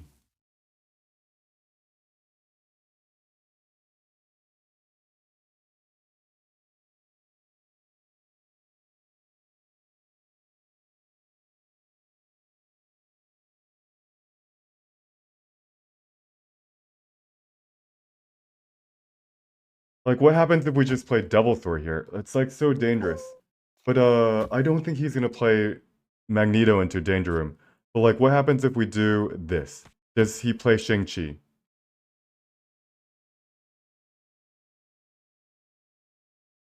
Does he play Shang-Chi? Oh man, this is so hard. We can only play 2 cards. Lizard?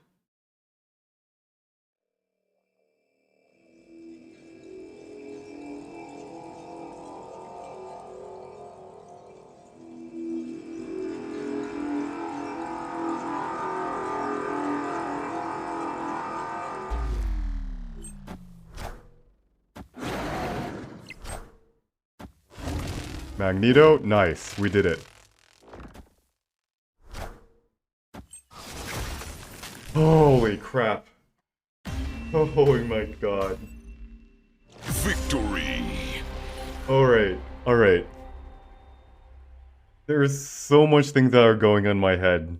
I'm talking I'm saying verbalizing some of my thoughts out loud, but I'm also calculating what happens if he doesn't play. Like he has the option of playing Magneto left and right. And ultimately I decided to reinforce the Stark Tower. We could have still won playing Devil Sword in the middle. But someone mentioned how many cards were in his hand? 3. Someone mentioned what happens if he has leader? We actually lose. Do we lose to leader? No, we don't. Hold on. Leader 5. We're 3. Leader, he has 7 plus. He'll have 7 plus -3, so he has 4. And we actually, don't we just tie? He has 3 cards, so it's 9. And then do we win the tiebreaker? The middle is a tie if he plays leader. And Danger Room, we win by 9. And ultimately it goes down to a tiebreaker. Is my 14 power Magneto going to stave off a 7 power? Alright, 12 minus 16. He's gonna have something like 23. Actually, it's a complete pure tie. Leader would be a omelette. Yes, you did the math faster than I did. It's a complete pure tie. But hold on, Titan.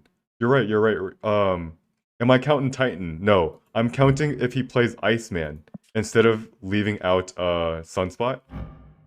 I feel like he would very likely play Iceman because it's 2 power while leaving it out for Sunspot just 1. Of course, you are correct if he played exactly leader and decides not to play as Iceman, which is I don't think he's gonna do. He's always gonna play out. Then he wins. Then like he might actually play Iceman here actually. So then we win. But otherwise, in this exact same scenario, it's a pure tie. If he doesn't play the Iceman, then we win. Or we lose by 1 power. Scary. And suddenly with that one single win, we are back to where we started exactly 3.5 hours ago.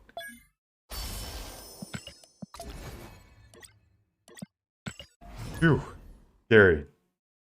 My butt cheeks are clenched. Alright, let's check out what Get Wrecked has. He knows our deck. he knows our deck, and we also told him not to play the deck that we could easily beat. So yeah. Let's see if he's going. Nope, he's not going that ongoing deck that was just to pull 1 was pretty bad. Alright, now a question. Do we want to start with the Fantastic first and then a Morph? That way, if he has any 4 drops, we increase our chances of hitting a 6 drop. I like that a little bit more.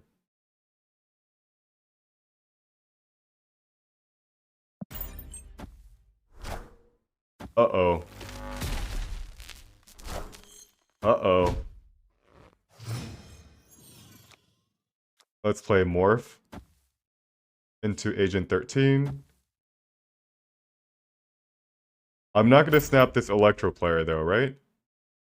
Because he can actually just play Galactus. Uh-oh. Sunspot. That's unlucky.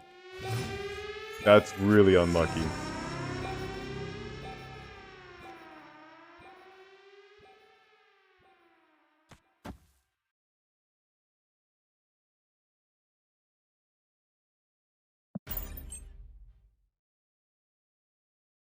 I should actually play Vision, huh?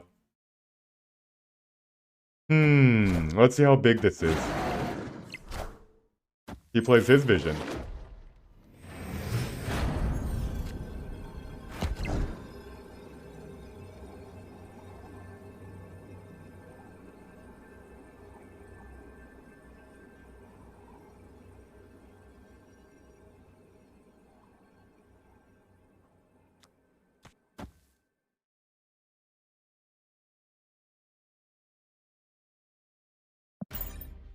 For one cube, I'll stay.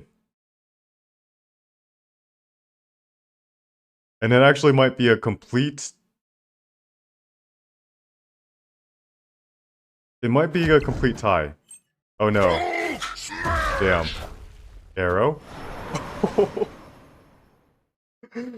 Oh, buddy. Victory! Thank you, thank you. Oh man. I don't know what that was. I think he's still eating dinner.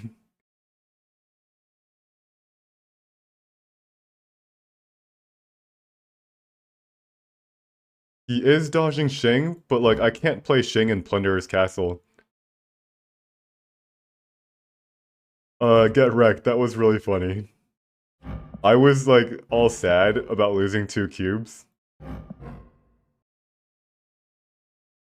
And then you saved me with an arrow. Yeah. There was a chance he played Taskmaster, absolutely. I decided that 1 cube was worth staying because sometimes they don't have Taskmaster. Yeah. The locations are small. Plunder Castle looks like Icebox to me. Yeah. I hope my resolution isn't terrible. Plunderer's Castle. There you go.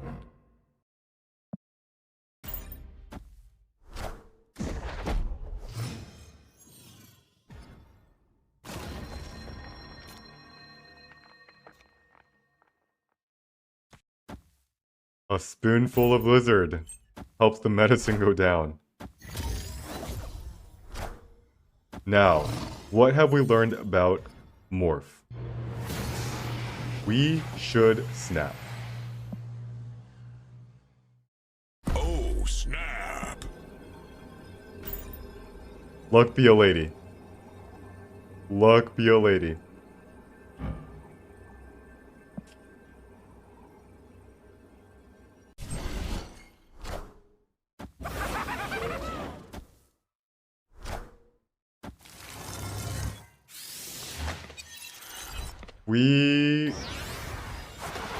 We almost got a leader. Almost. Wait, if we had played our thing here, we would have copied a Green Goblin. That's pretty pog.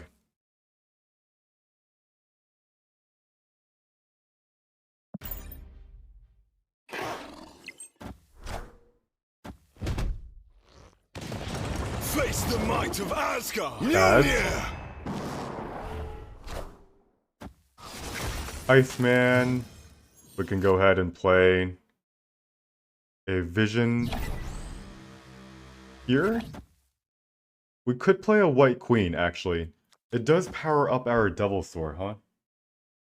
But we don't really have a 6-drop. We could also play a White Queen to get the 6-drop. But what we're gonna do, we wanna keep them on their guard. Let's play our vision.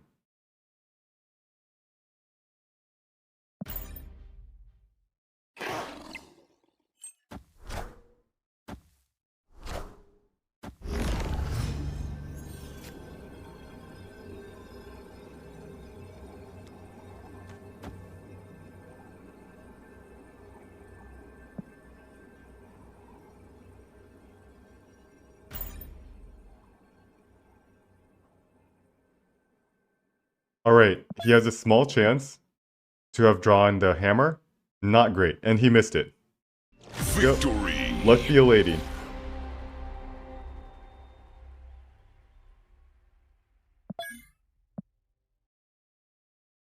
Now, if he played a leader in Plunderer's Castle, he both didn't have leader, and he also didn't draw his hammer. We got pretty lucky. Is it 1/4 or 1/5? I guess it would be 1/5. It would be 2/5 because he played Thor 2 turns ago. We got pretty lucky.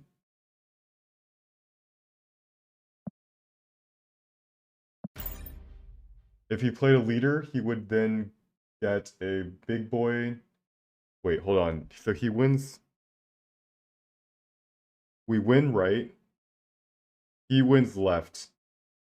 And we go down to tiebreaker. And actually, it's just a complete tie, and he wins the tiebreaker. He wins the tiebreaker.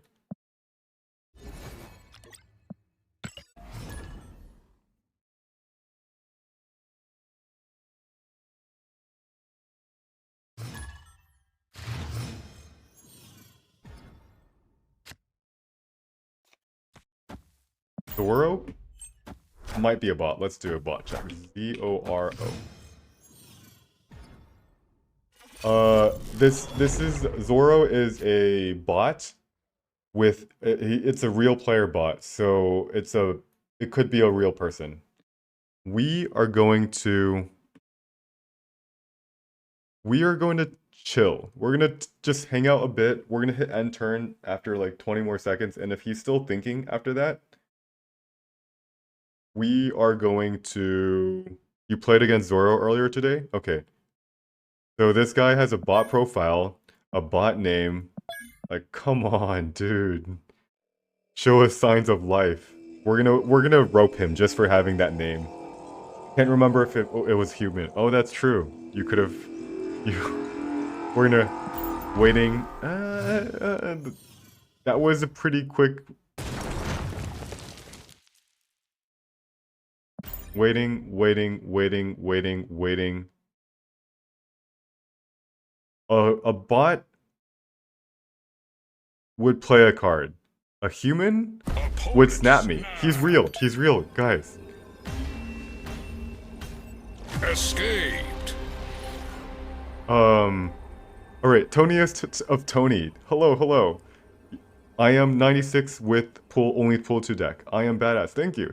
I try my hardest, and we really try hard here. As you can tell from the title, I've got some try hard vibes.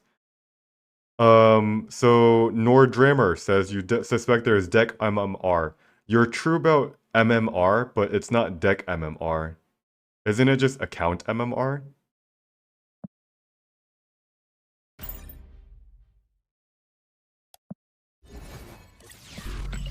Guardian Fiddler, thanks for the follow.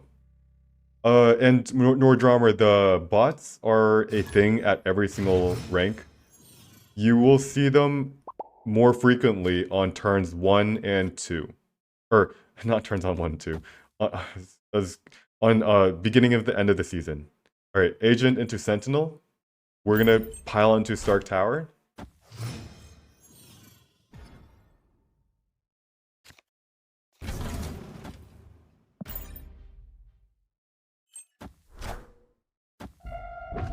Yeah, Brown Paladin. The switch to Dino has been great.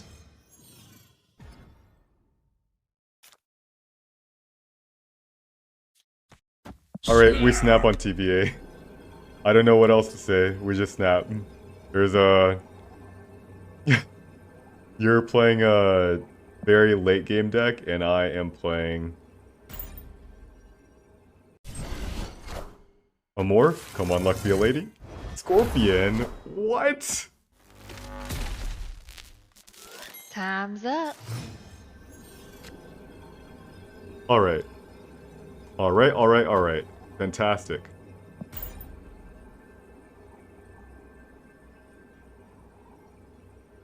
Now on 5 mana, can you play 2 cards? No, not with Electro.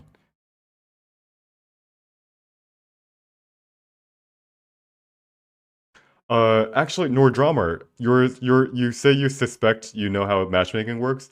Some of the information, there is some information that's not known to us, but there are actually stuff that is known. Vision, there we go. Yeah, you got really unlucky. Get wrecked. PVA. Victory.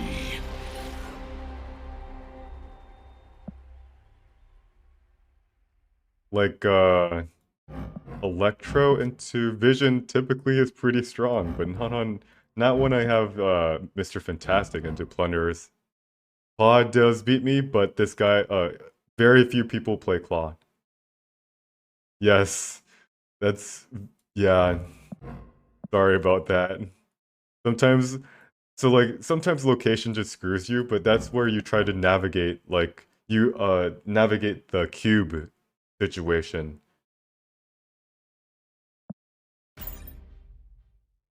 Although I should say the Gray Ghost, Morph failed to do their job there. But actually because Morph didn't do his job, it was much more obvious to stay in for him. Amelie says it's a mix of CL, MMR, and rank, and also region. Yeah, they have confirmed that. Is it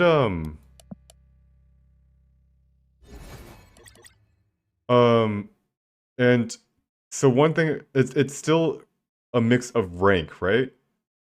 I guess, yes, that is true. I've noticed that I've played against the highest MMR bracket of players, like Educated Collins and KM Best and like WWLOS. But at the same time, I face a lot less bots than they do. And sometimes I occasionally face rank 80 people that, yeah, that their MMR is clearly a lot lower.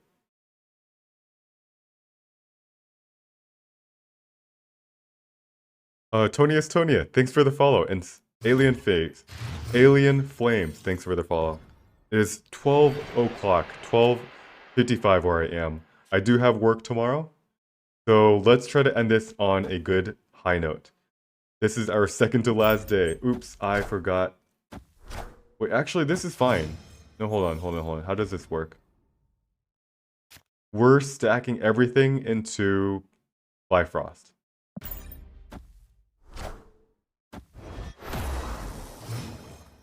Especially Mr. Fantastic. This just in. Let's start off with Fantastic, and then let's play Morph.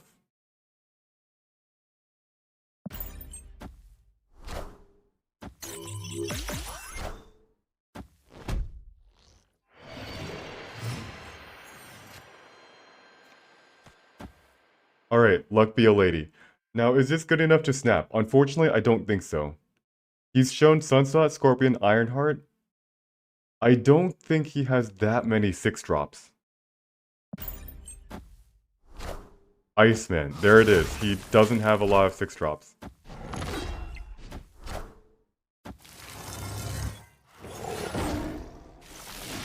This is an on-reveal deck. Interesting.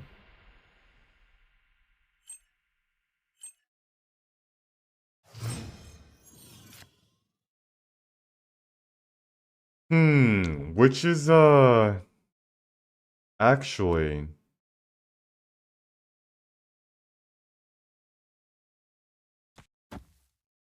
actually quite a good thing for us. We could play Vision, we could play... we don't have to go for Plunderer's Castle. Alright, now do we snap?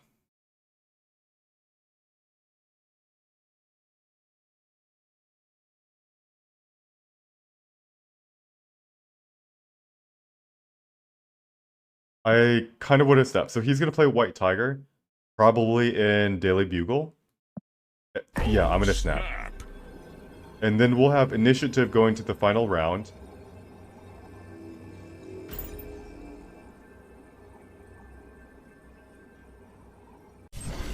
Wait a second. Wait, what?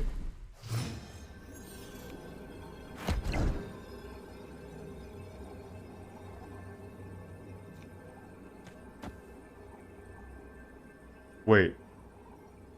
Infinite? This makes no sense, actually.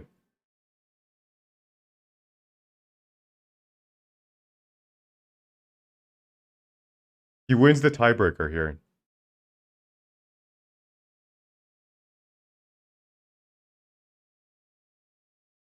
I cannot assume. I have to assume he doesn't have Infinite.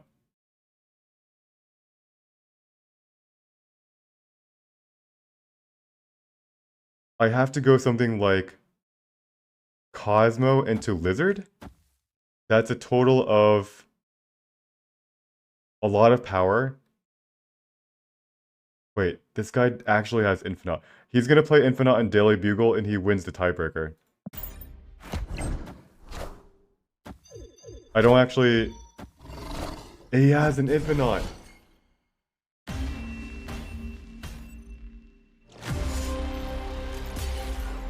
What? This deck makes no sense. Of course it's like we just wanted to see the Infinite. We should retreat there. And on reveal, that has no... just a random Infinite.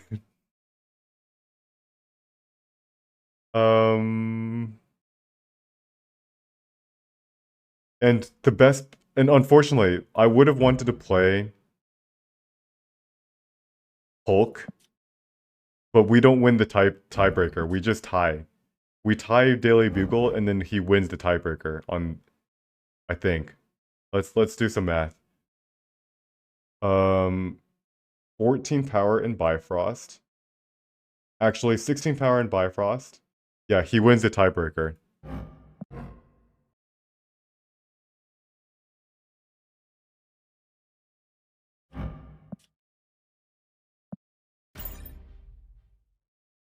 He should have played Infinite left.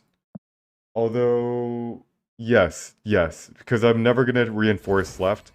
But like, that just gives him... Oh man, we were at rank 97 actually, just for a brief moment. Man, yeah, Scorpion difference.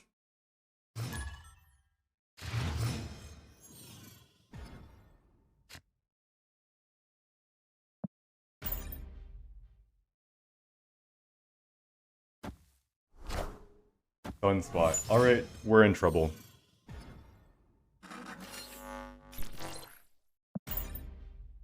Sunspot into Sunspot is a pretty lethal combo. We might as well just leave. Sunspot, there it is.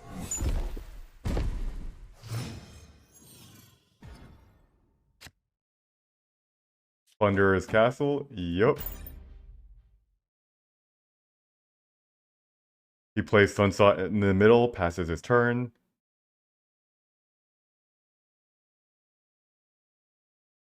Salty Snacker, hello, I've seen you... Face the might of Asgard. Please, epilepsy, give me a warning.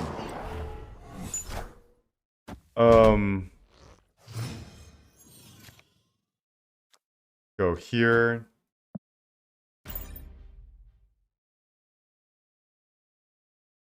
Salty Snacker, I've seen you in other people's Twitch chat, but this is your first time chat here. Welcome. It feels so bad to be struggling in the high 90s and have my cubes taken from from the people with the infinite title. Face the might of Asgard. Mjolnir. Let's see.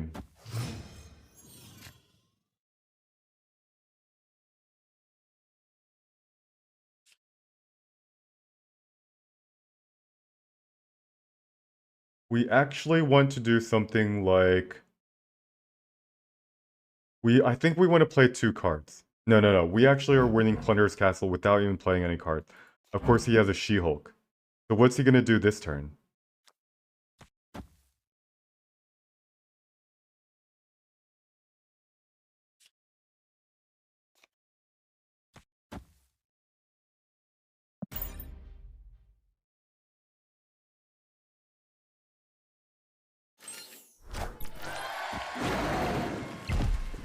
And I think he's messed up.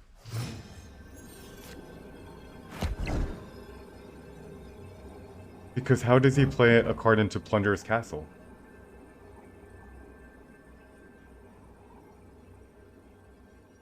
Oh, this is just such big fat bait, right?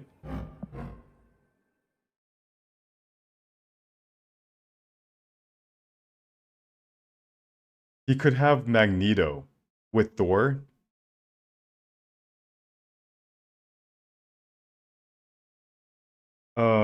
That's not good. If he has Magneto, we have to do something like... Actually, we just lose. So we have to play this. And if he plays 2 cards...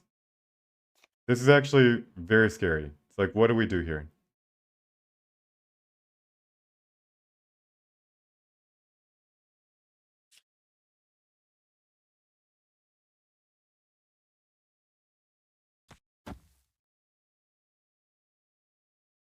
I think we have to play Hulk. Hulk mid? I'll trust you guys on this. I'll trust you guys on this. I would love to think about every single card you can play. Magneto destroys our butt. Hulk smash! Oh duh. Infinite. Oh man. Yeah, it was a retreat. I've never seen so many Infinites.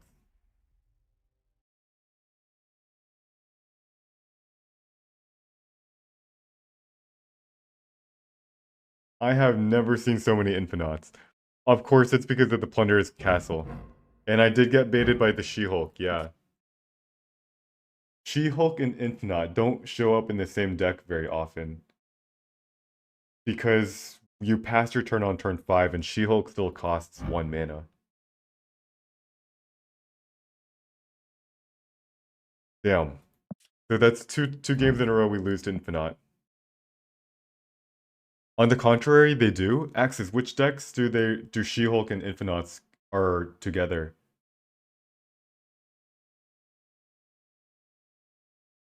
Jubilee decks? With magic, well... Okay, okay, yeah, the version with magic, that makes more sense. They pass turn 6.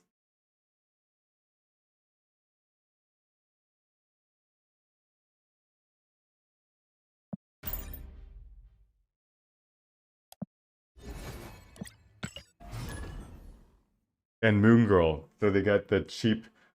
I rarely see that deck because it's the most telegraphed thing ever. They play magic on turn 5, they pass turn 6, and it's like, oh, I wonder what's gonna happen. Alright, retrash. Let's give you some Agent 13s? No. We're gonna play Agent 13 and Lizard into the 1-2 combo.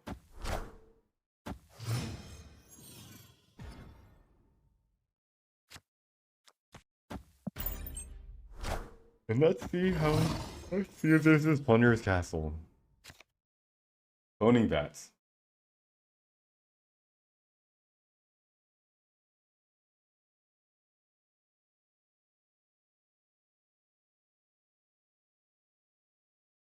We were so close. We were 28 cubes away at one point. Do we play Cosmo?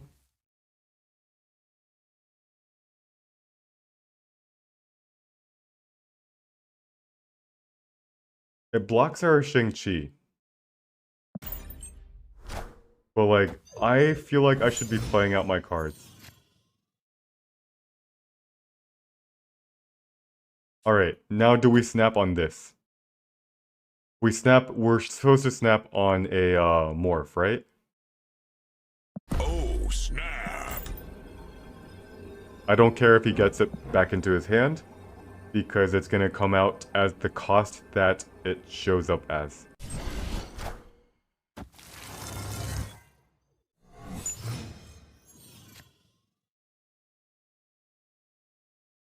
Alright, alright, alright, alright, alright.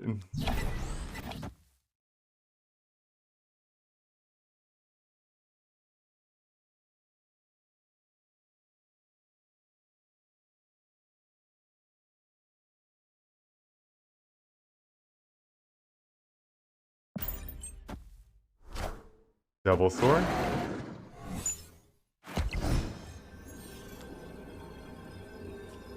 And we have our own double sword.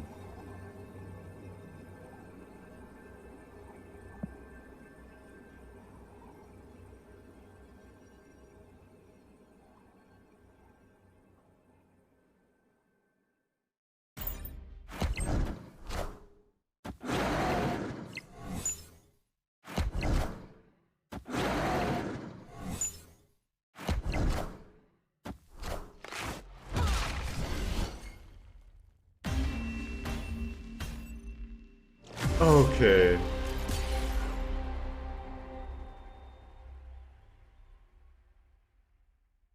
She-Hulk. He played it on turn 4, right? I did not expect a 10 power She-Hulk. I was thinking about Bloody Mary, and I did think about Bloody Mary, but I was like, this deck doesn't run Bloody Mary, right? But man, that I think I was too hopeful. I didn't actually think about what card he could have played in Dark Dimension. If I thought about it, it's actually a little bit more obvious that it's gonna be a She-Hulk. She is pack 3 now, pool 3, so she's more common. Retrash has a lot of the cards. She-Hulk was always very, very accessible because it was one of the pool 4 cards that you would want to purchase with your tokens. He has, yeah, we snapped on the morph play and we got a freaking Cosmo.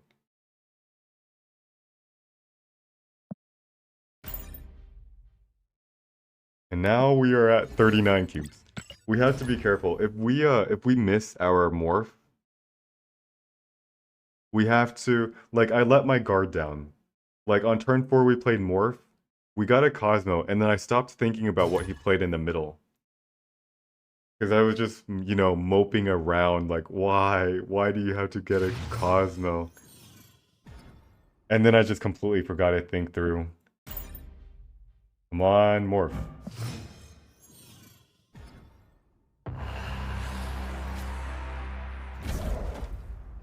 Alright, we don't even play Sentinel.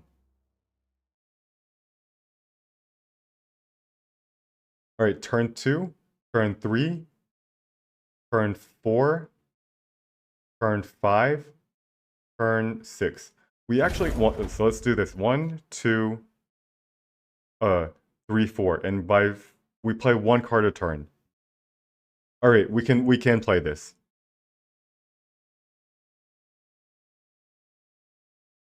Alright, let's play Patriot.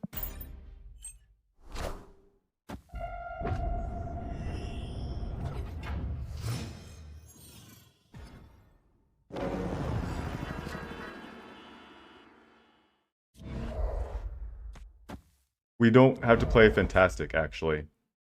Alright, do we snap on more? Yes, we snap on more.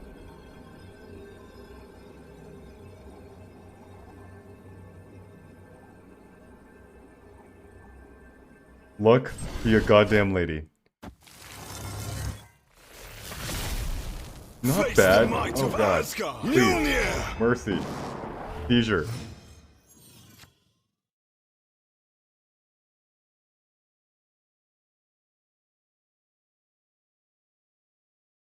Alright, so he's gonna play Thor on turn 5. And we have, unless we play Cosmo on turn 5, we have no good way of blocking the Thor.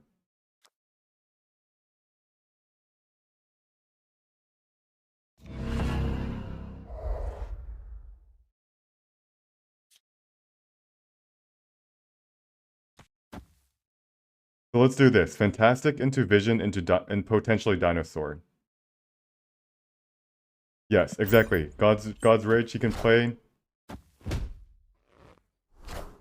Jubilee. Oh, he also can play Jubilee in there.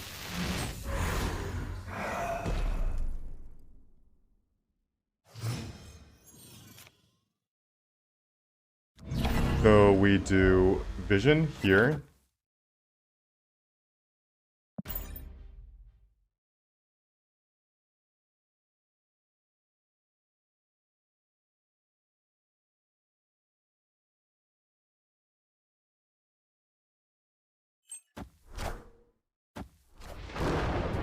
There's a Thor. Now.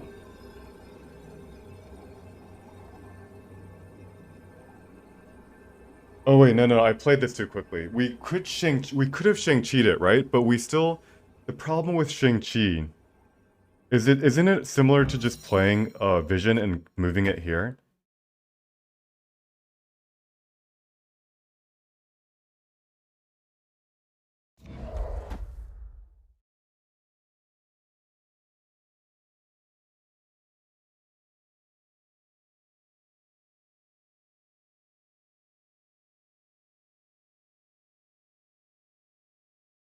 All right.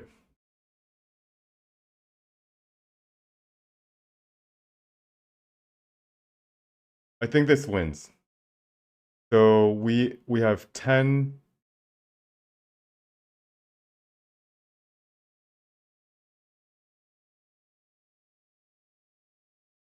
Hold on, does it win? We have to win Baxter. Now he adds Magneto, right? That's 24. Then he adds 6. That's 30, right? Oh god. I don't know if we win this. 10, 13, 15. If he has Magneto, he wins. Shit.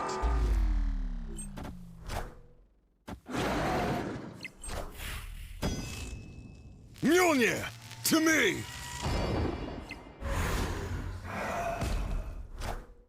Wasp and Magneto.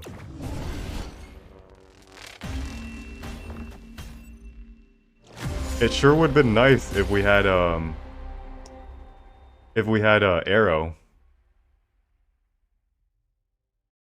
Alright, so that's not good. We knew this deck ran Magneto, right?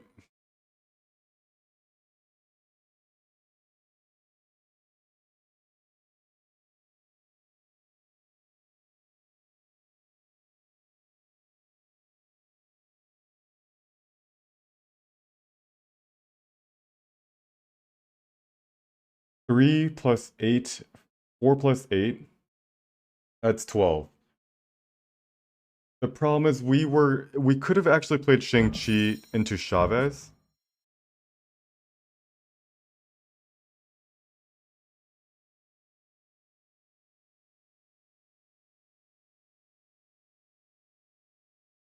Alright, let me catch up to chat. So Ocean Med, read my play of love. I try to say it pretty clearly.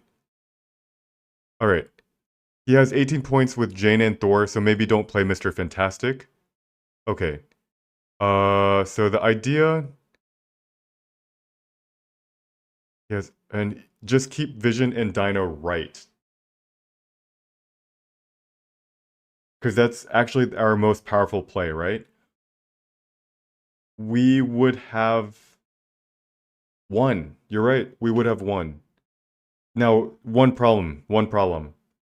What happens if he plays when he has a Chavez middle and he plays Magneto left? We win Baxter's building, but we lose Death's Domain and we lose Plunder's Castle.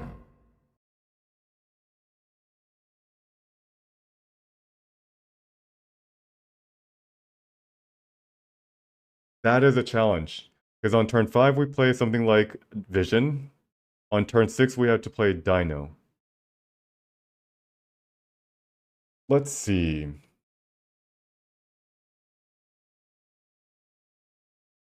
He has 18 power in watts, so he has 19 power. That's the magic number.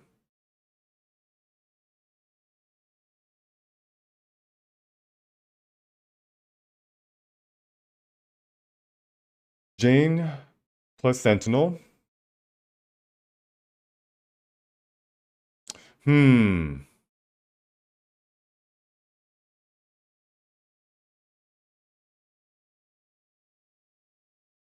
All right, gonna catch up to some more.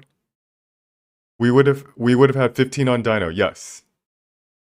So we would win. In this exact same board state, we would win if we didn't play Fantastic. With Vision or in Baxter Building. But once that's a great plan.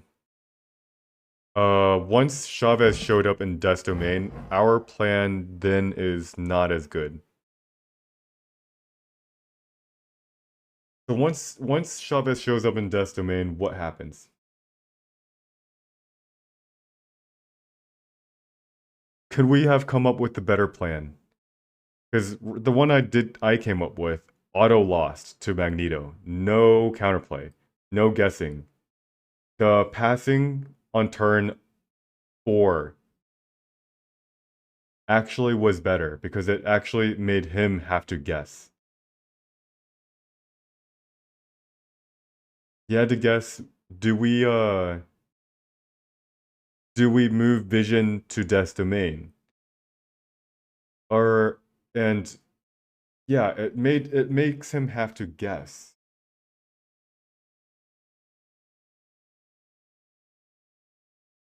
Yeah.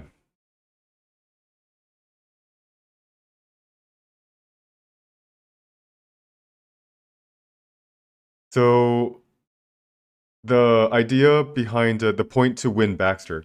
So what I didn't think about was what happens. So I had to turn 2, turn 3. I had this plan in mind, turn 4, turn 5, and then turn 6. But I didn't realize that like this actually by playing Mr. Fantastic here, it forced me to move Vision away from Baxter Building. I didn't think about the fact that it forced me to do that.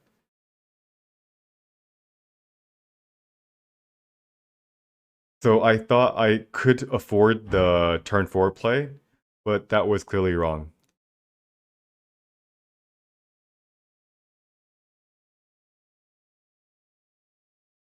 And yes, Mr. Fantastic's contribution is completely null. The only time it isn't null is if we perfectly tie Baxter Building and the 2 points added with Vision allow us to tie Chavez. But that's not a good argument. That's too obscure.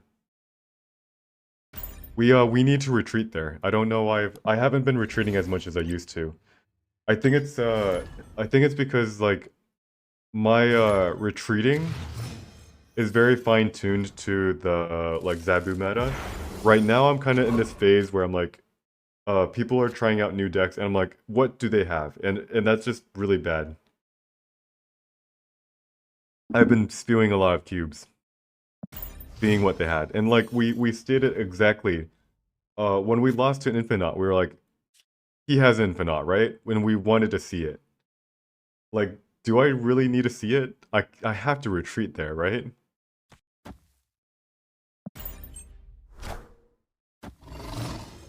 Oh, by the way, I just made him another mistake. But that's okay, we didn't get punished.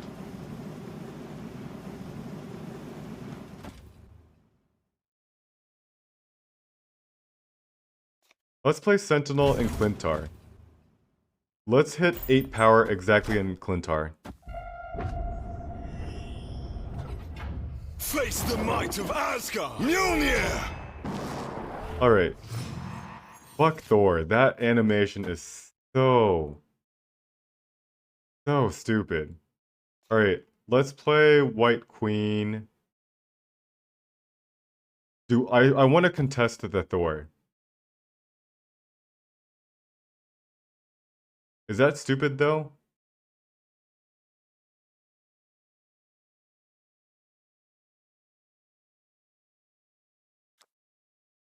That's stupid, right? Contesting the Thor? Magneto, alright. Here we go.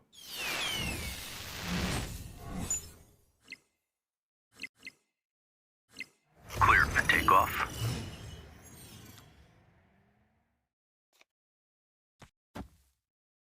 Snap.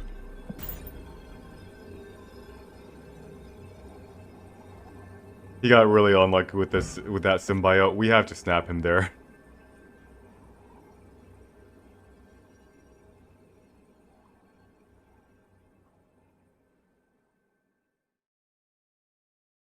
And he retreats. Victory. Yeah, that's unfortunate for him.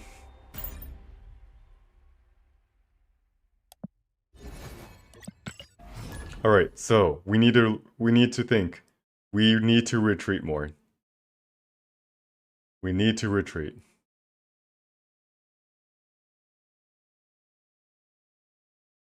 We not only lost 2 games ago when I lost 4 cubes, we not only lost to Magneto, we lost to like freaking 15 other things.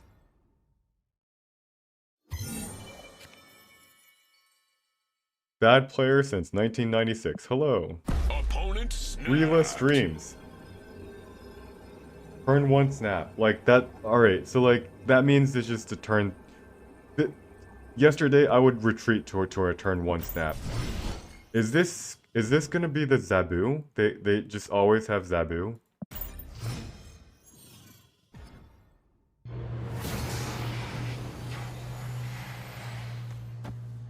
That's terrible for us. Let's go ahead and play a Morph.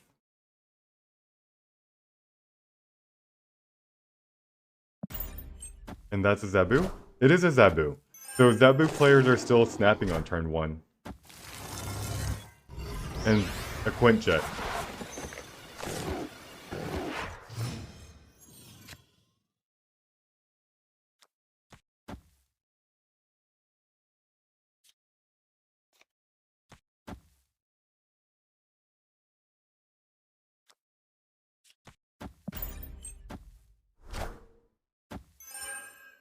Moon Girl? Oh god, really? I was hoping I didn't see a Moon Girl. So he only has, luckily he has, yeah, Yeah, we're in trouble, guys.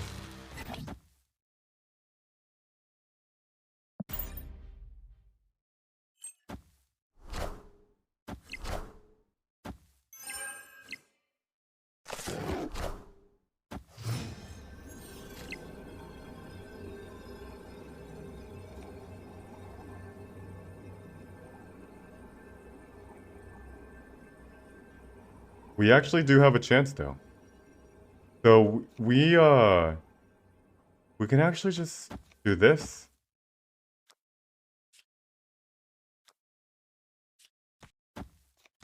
What do you guys think about this play?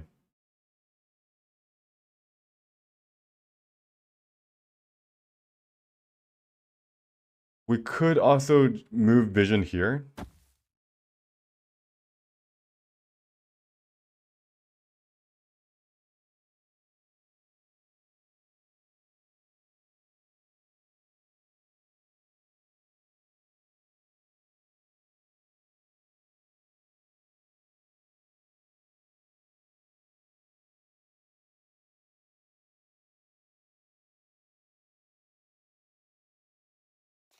Does this lose to anything? So this is going to be 9, 11. Darkhawk is going to be at 1. 5. Yeah, we want to keep this here. Darkhawk, yup. Sentinel. And Agent Coulson.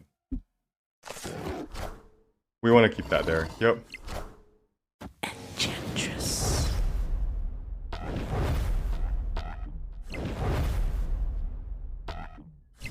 Scary. Whew.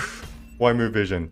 Sometimes when I visualize the play, I just do it and then I just start thinking about it.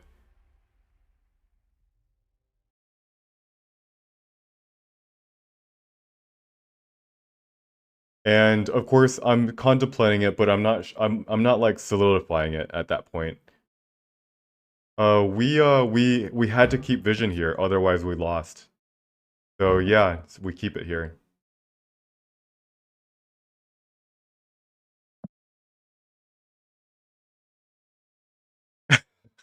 Oh wow, look at this guy being able to think about it and make good plays.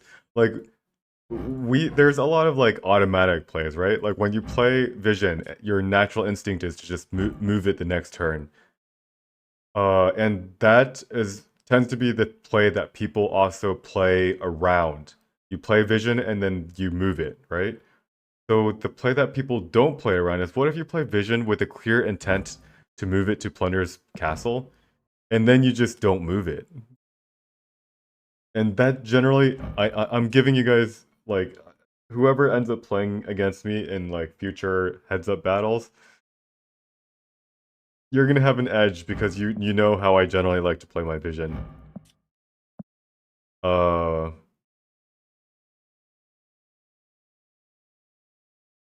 so it really then comes down to a rock, paper, scissors, doesn't it? Where we know he has Chavez, and we have to think what does a normal person play? When they know that Chavez is only gonna be tying us in Plunder's Castle, are they gonna play it anyway? Yeah, yeah.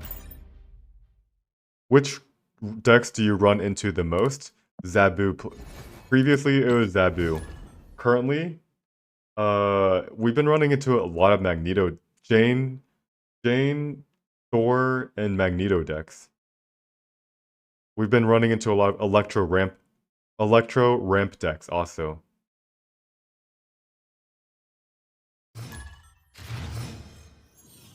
Dactoblamine, that is quite the name. He is a bot. And we have 0 cubes to return to bots, so we're just gonna retreat. And we're gonna say that the cubes owes us bots now. Filters. Oh, I guess what happens when they remove bots and I never play against more bots. Ooh. And then we missed the infinite by 1 cube. Alright, let's pretend that never happens.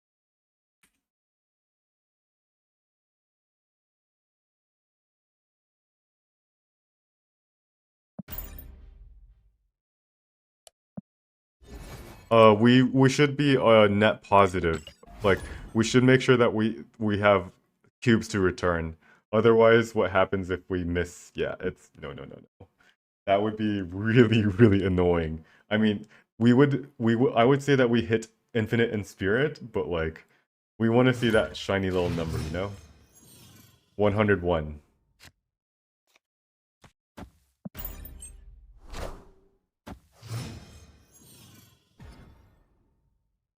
Nice.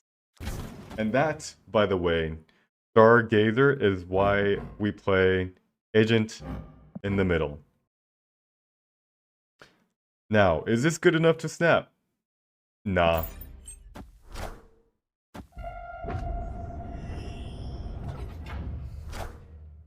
Mysterio.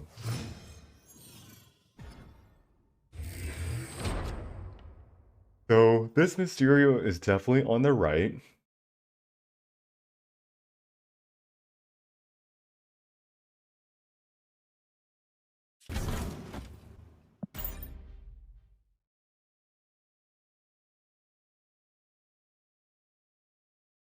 Mysterio does have to give us... We have to still be slightly careful.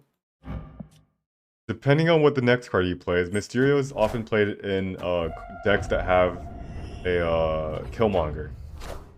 But there's an Ant-Man.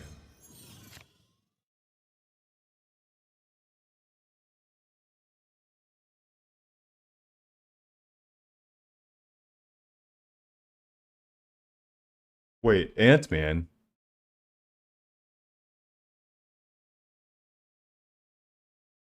Ant-Man and Mysterio is run in what decks? Do we need to keep our Enchantress?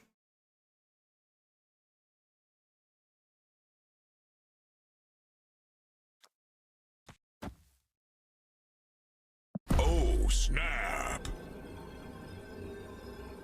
What is this deck? And he retreats. Victory.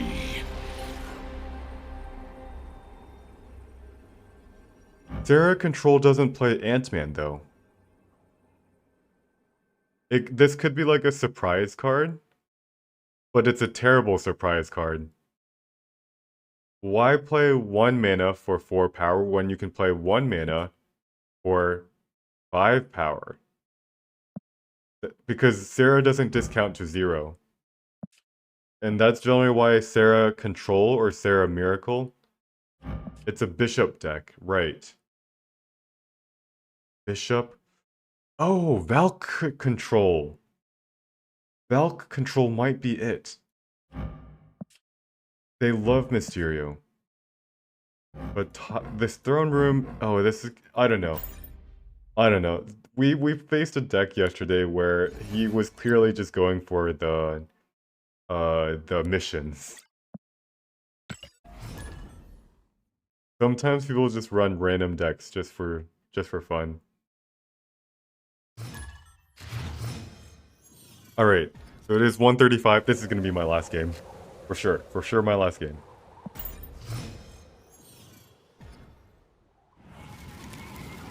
Live from the Daily Bugle. This is unfortunate.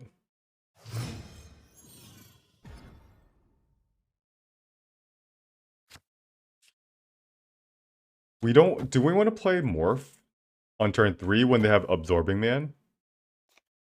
That can't be it. Like, this is a Zabu deck. We don't actually have things to morph into.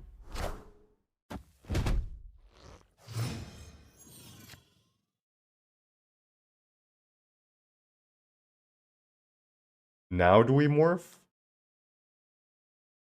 We can get a freaking Absorbing Man. That's the problem, isn't it?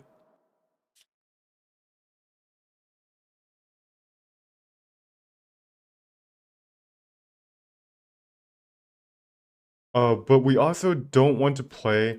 We're in a tough spot. I absolutely want there to be a chance for us to draw a dino that we can play in Citadel.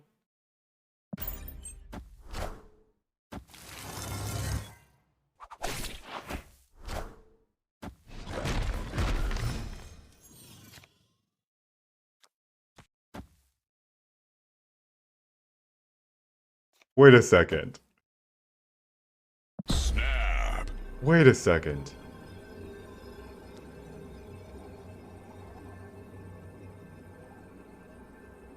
It's a Zabu deck that missed, and we get his. We get his Spider-Man and Absorbing Man.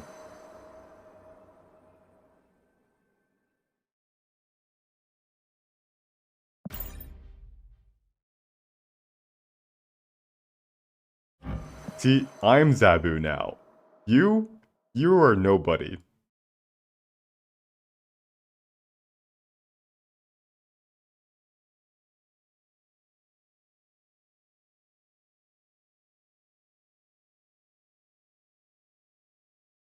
So I want him to play.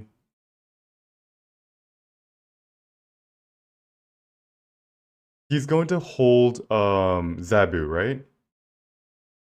Because he wants to play it and start Onslaught Citadel.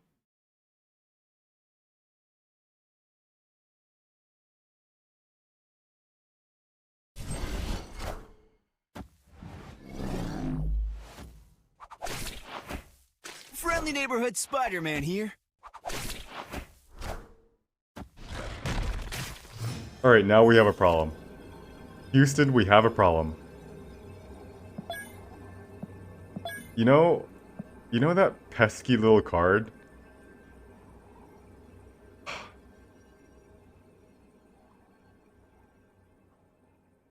Called Zabu?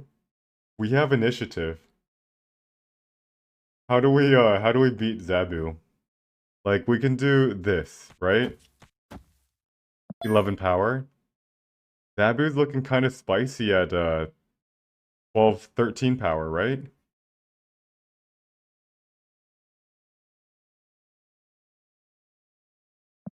So we could retreat later.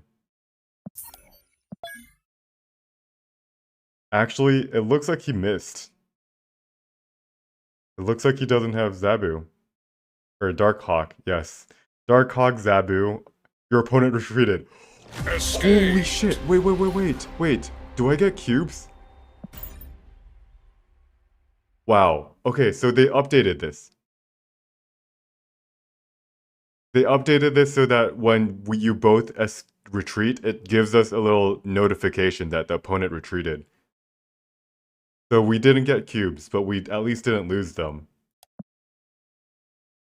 They added a message for double retreat, finally. Like, I was really tired of having to squint at this tiny little thing, make sure that we both double retreated. He missed it. It's a tie, no? It's not a tie. Because we add 11, he adds 13, but after the Jotunheim... Did I miscalculate? Hold on. 2... 13. Yeah, after Jotunheim triggers, we lose the location by 1.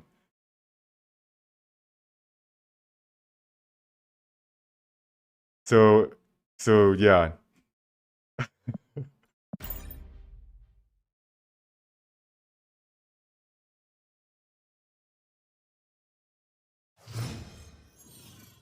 All right, Maverick is also a bot name, so let me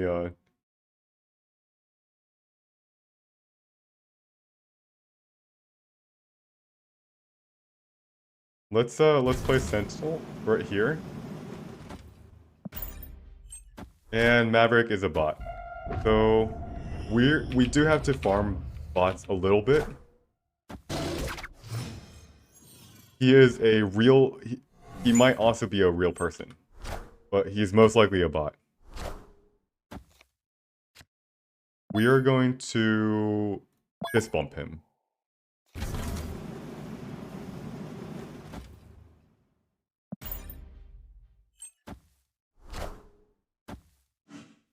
Alright, bot, playing bot deck. Yup. We're gonna go ahead and farm 8 cubes from the bot.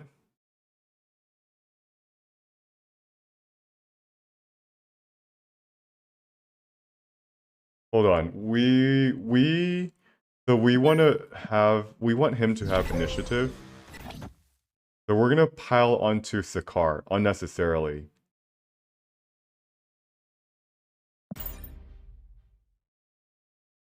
And we're gonna induce him to snap us right now. Not yet. We're gonna go ahead and move this Hulk here. And then he's gonna play it into Titan, and then he'll snap us, right?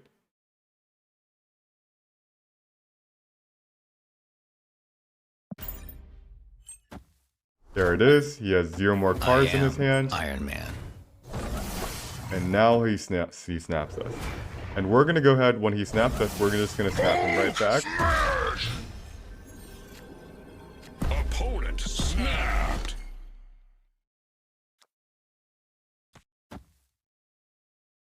And then we'll just go ahead and play 1, 2.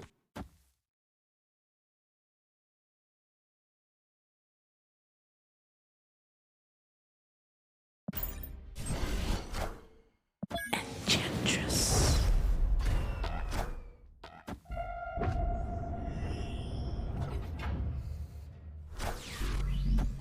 Nice. Okay, so let's this is a good game to end on, right? We got an 8-game victory. I'm so happy. All right. Well, that was a bot, of course, but sometimes like we're okay when second dinner feeds us feeds us some cubes. By the way, I've been watching the some people do the 0 to 100 infinite run, and more than anybody, I feel like I know how to farm bots better than anybody else. I think I can beat Specimen's record by like 2 hours. So sometime after I complete this challenge, one of the challenges for next month is we're gonna see how fast we can farm bots. So this month's challenge has been avoid all bots. Next week is what if happens if we just play all bots. But I actually have multiple challenges for next month. You'll like the non speedrun challenge. All right, so let's do a recap. We started the day at rank 96. We ended the day technically also at rank 96, excluding the bot cubes we've gotten. We had a rough start where we try to play our awesome kazoo deck, but clearly it didn't work. We had some gimmick cards in our deck. We could have added Chavez, Hulk, and Heimdall. However, all of those 6-drops were very, very much against the spirit of the deck. So after we realized that, we tried adapting the deck a couple times, but then we ultimately decided that we wanted to try, instead our grape deck, which I just call this the grape deck because it's just always adapting to whatever fits the need. So this deck looks nothing like what it did yesterday, and we then started tuning this deck. We really struggled finding the 12th card to put into the deck, and with a little bit of just saying, all right, let's just try to throw Morph into that deck. It actually ended up being one of the best cards for cubes, just because how many people are playing those Magnetos, those big heavy 6-drops. And while Morph is still kind of bad, we always know if we should be playing Morph or not. Like when we see a Zabu, we know that we shouldn't play a Morph. So all in all, we went down and then we adjusted and we went back up. I very much expect that tomorrow we're gonna continue adapting. We're gonna adapt faster than anybody else, and we should be able to climb, despite having really, really sketchy 6-drops to work with. So, but before I say that we are gonna climb, we'll just have to wait till tomorrow. Let's see if we do. Tomorrow will be my last stream of the season. I will be on vacation for basically the rest of the time. So yeah, we got one more day to get 30-something cubes. But until tomorrow, I do have work tomorrow. So hasta la vista, guys. Have a good night. I'm gonna look for someone to raid.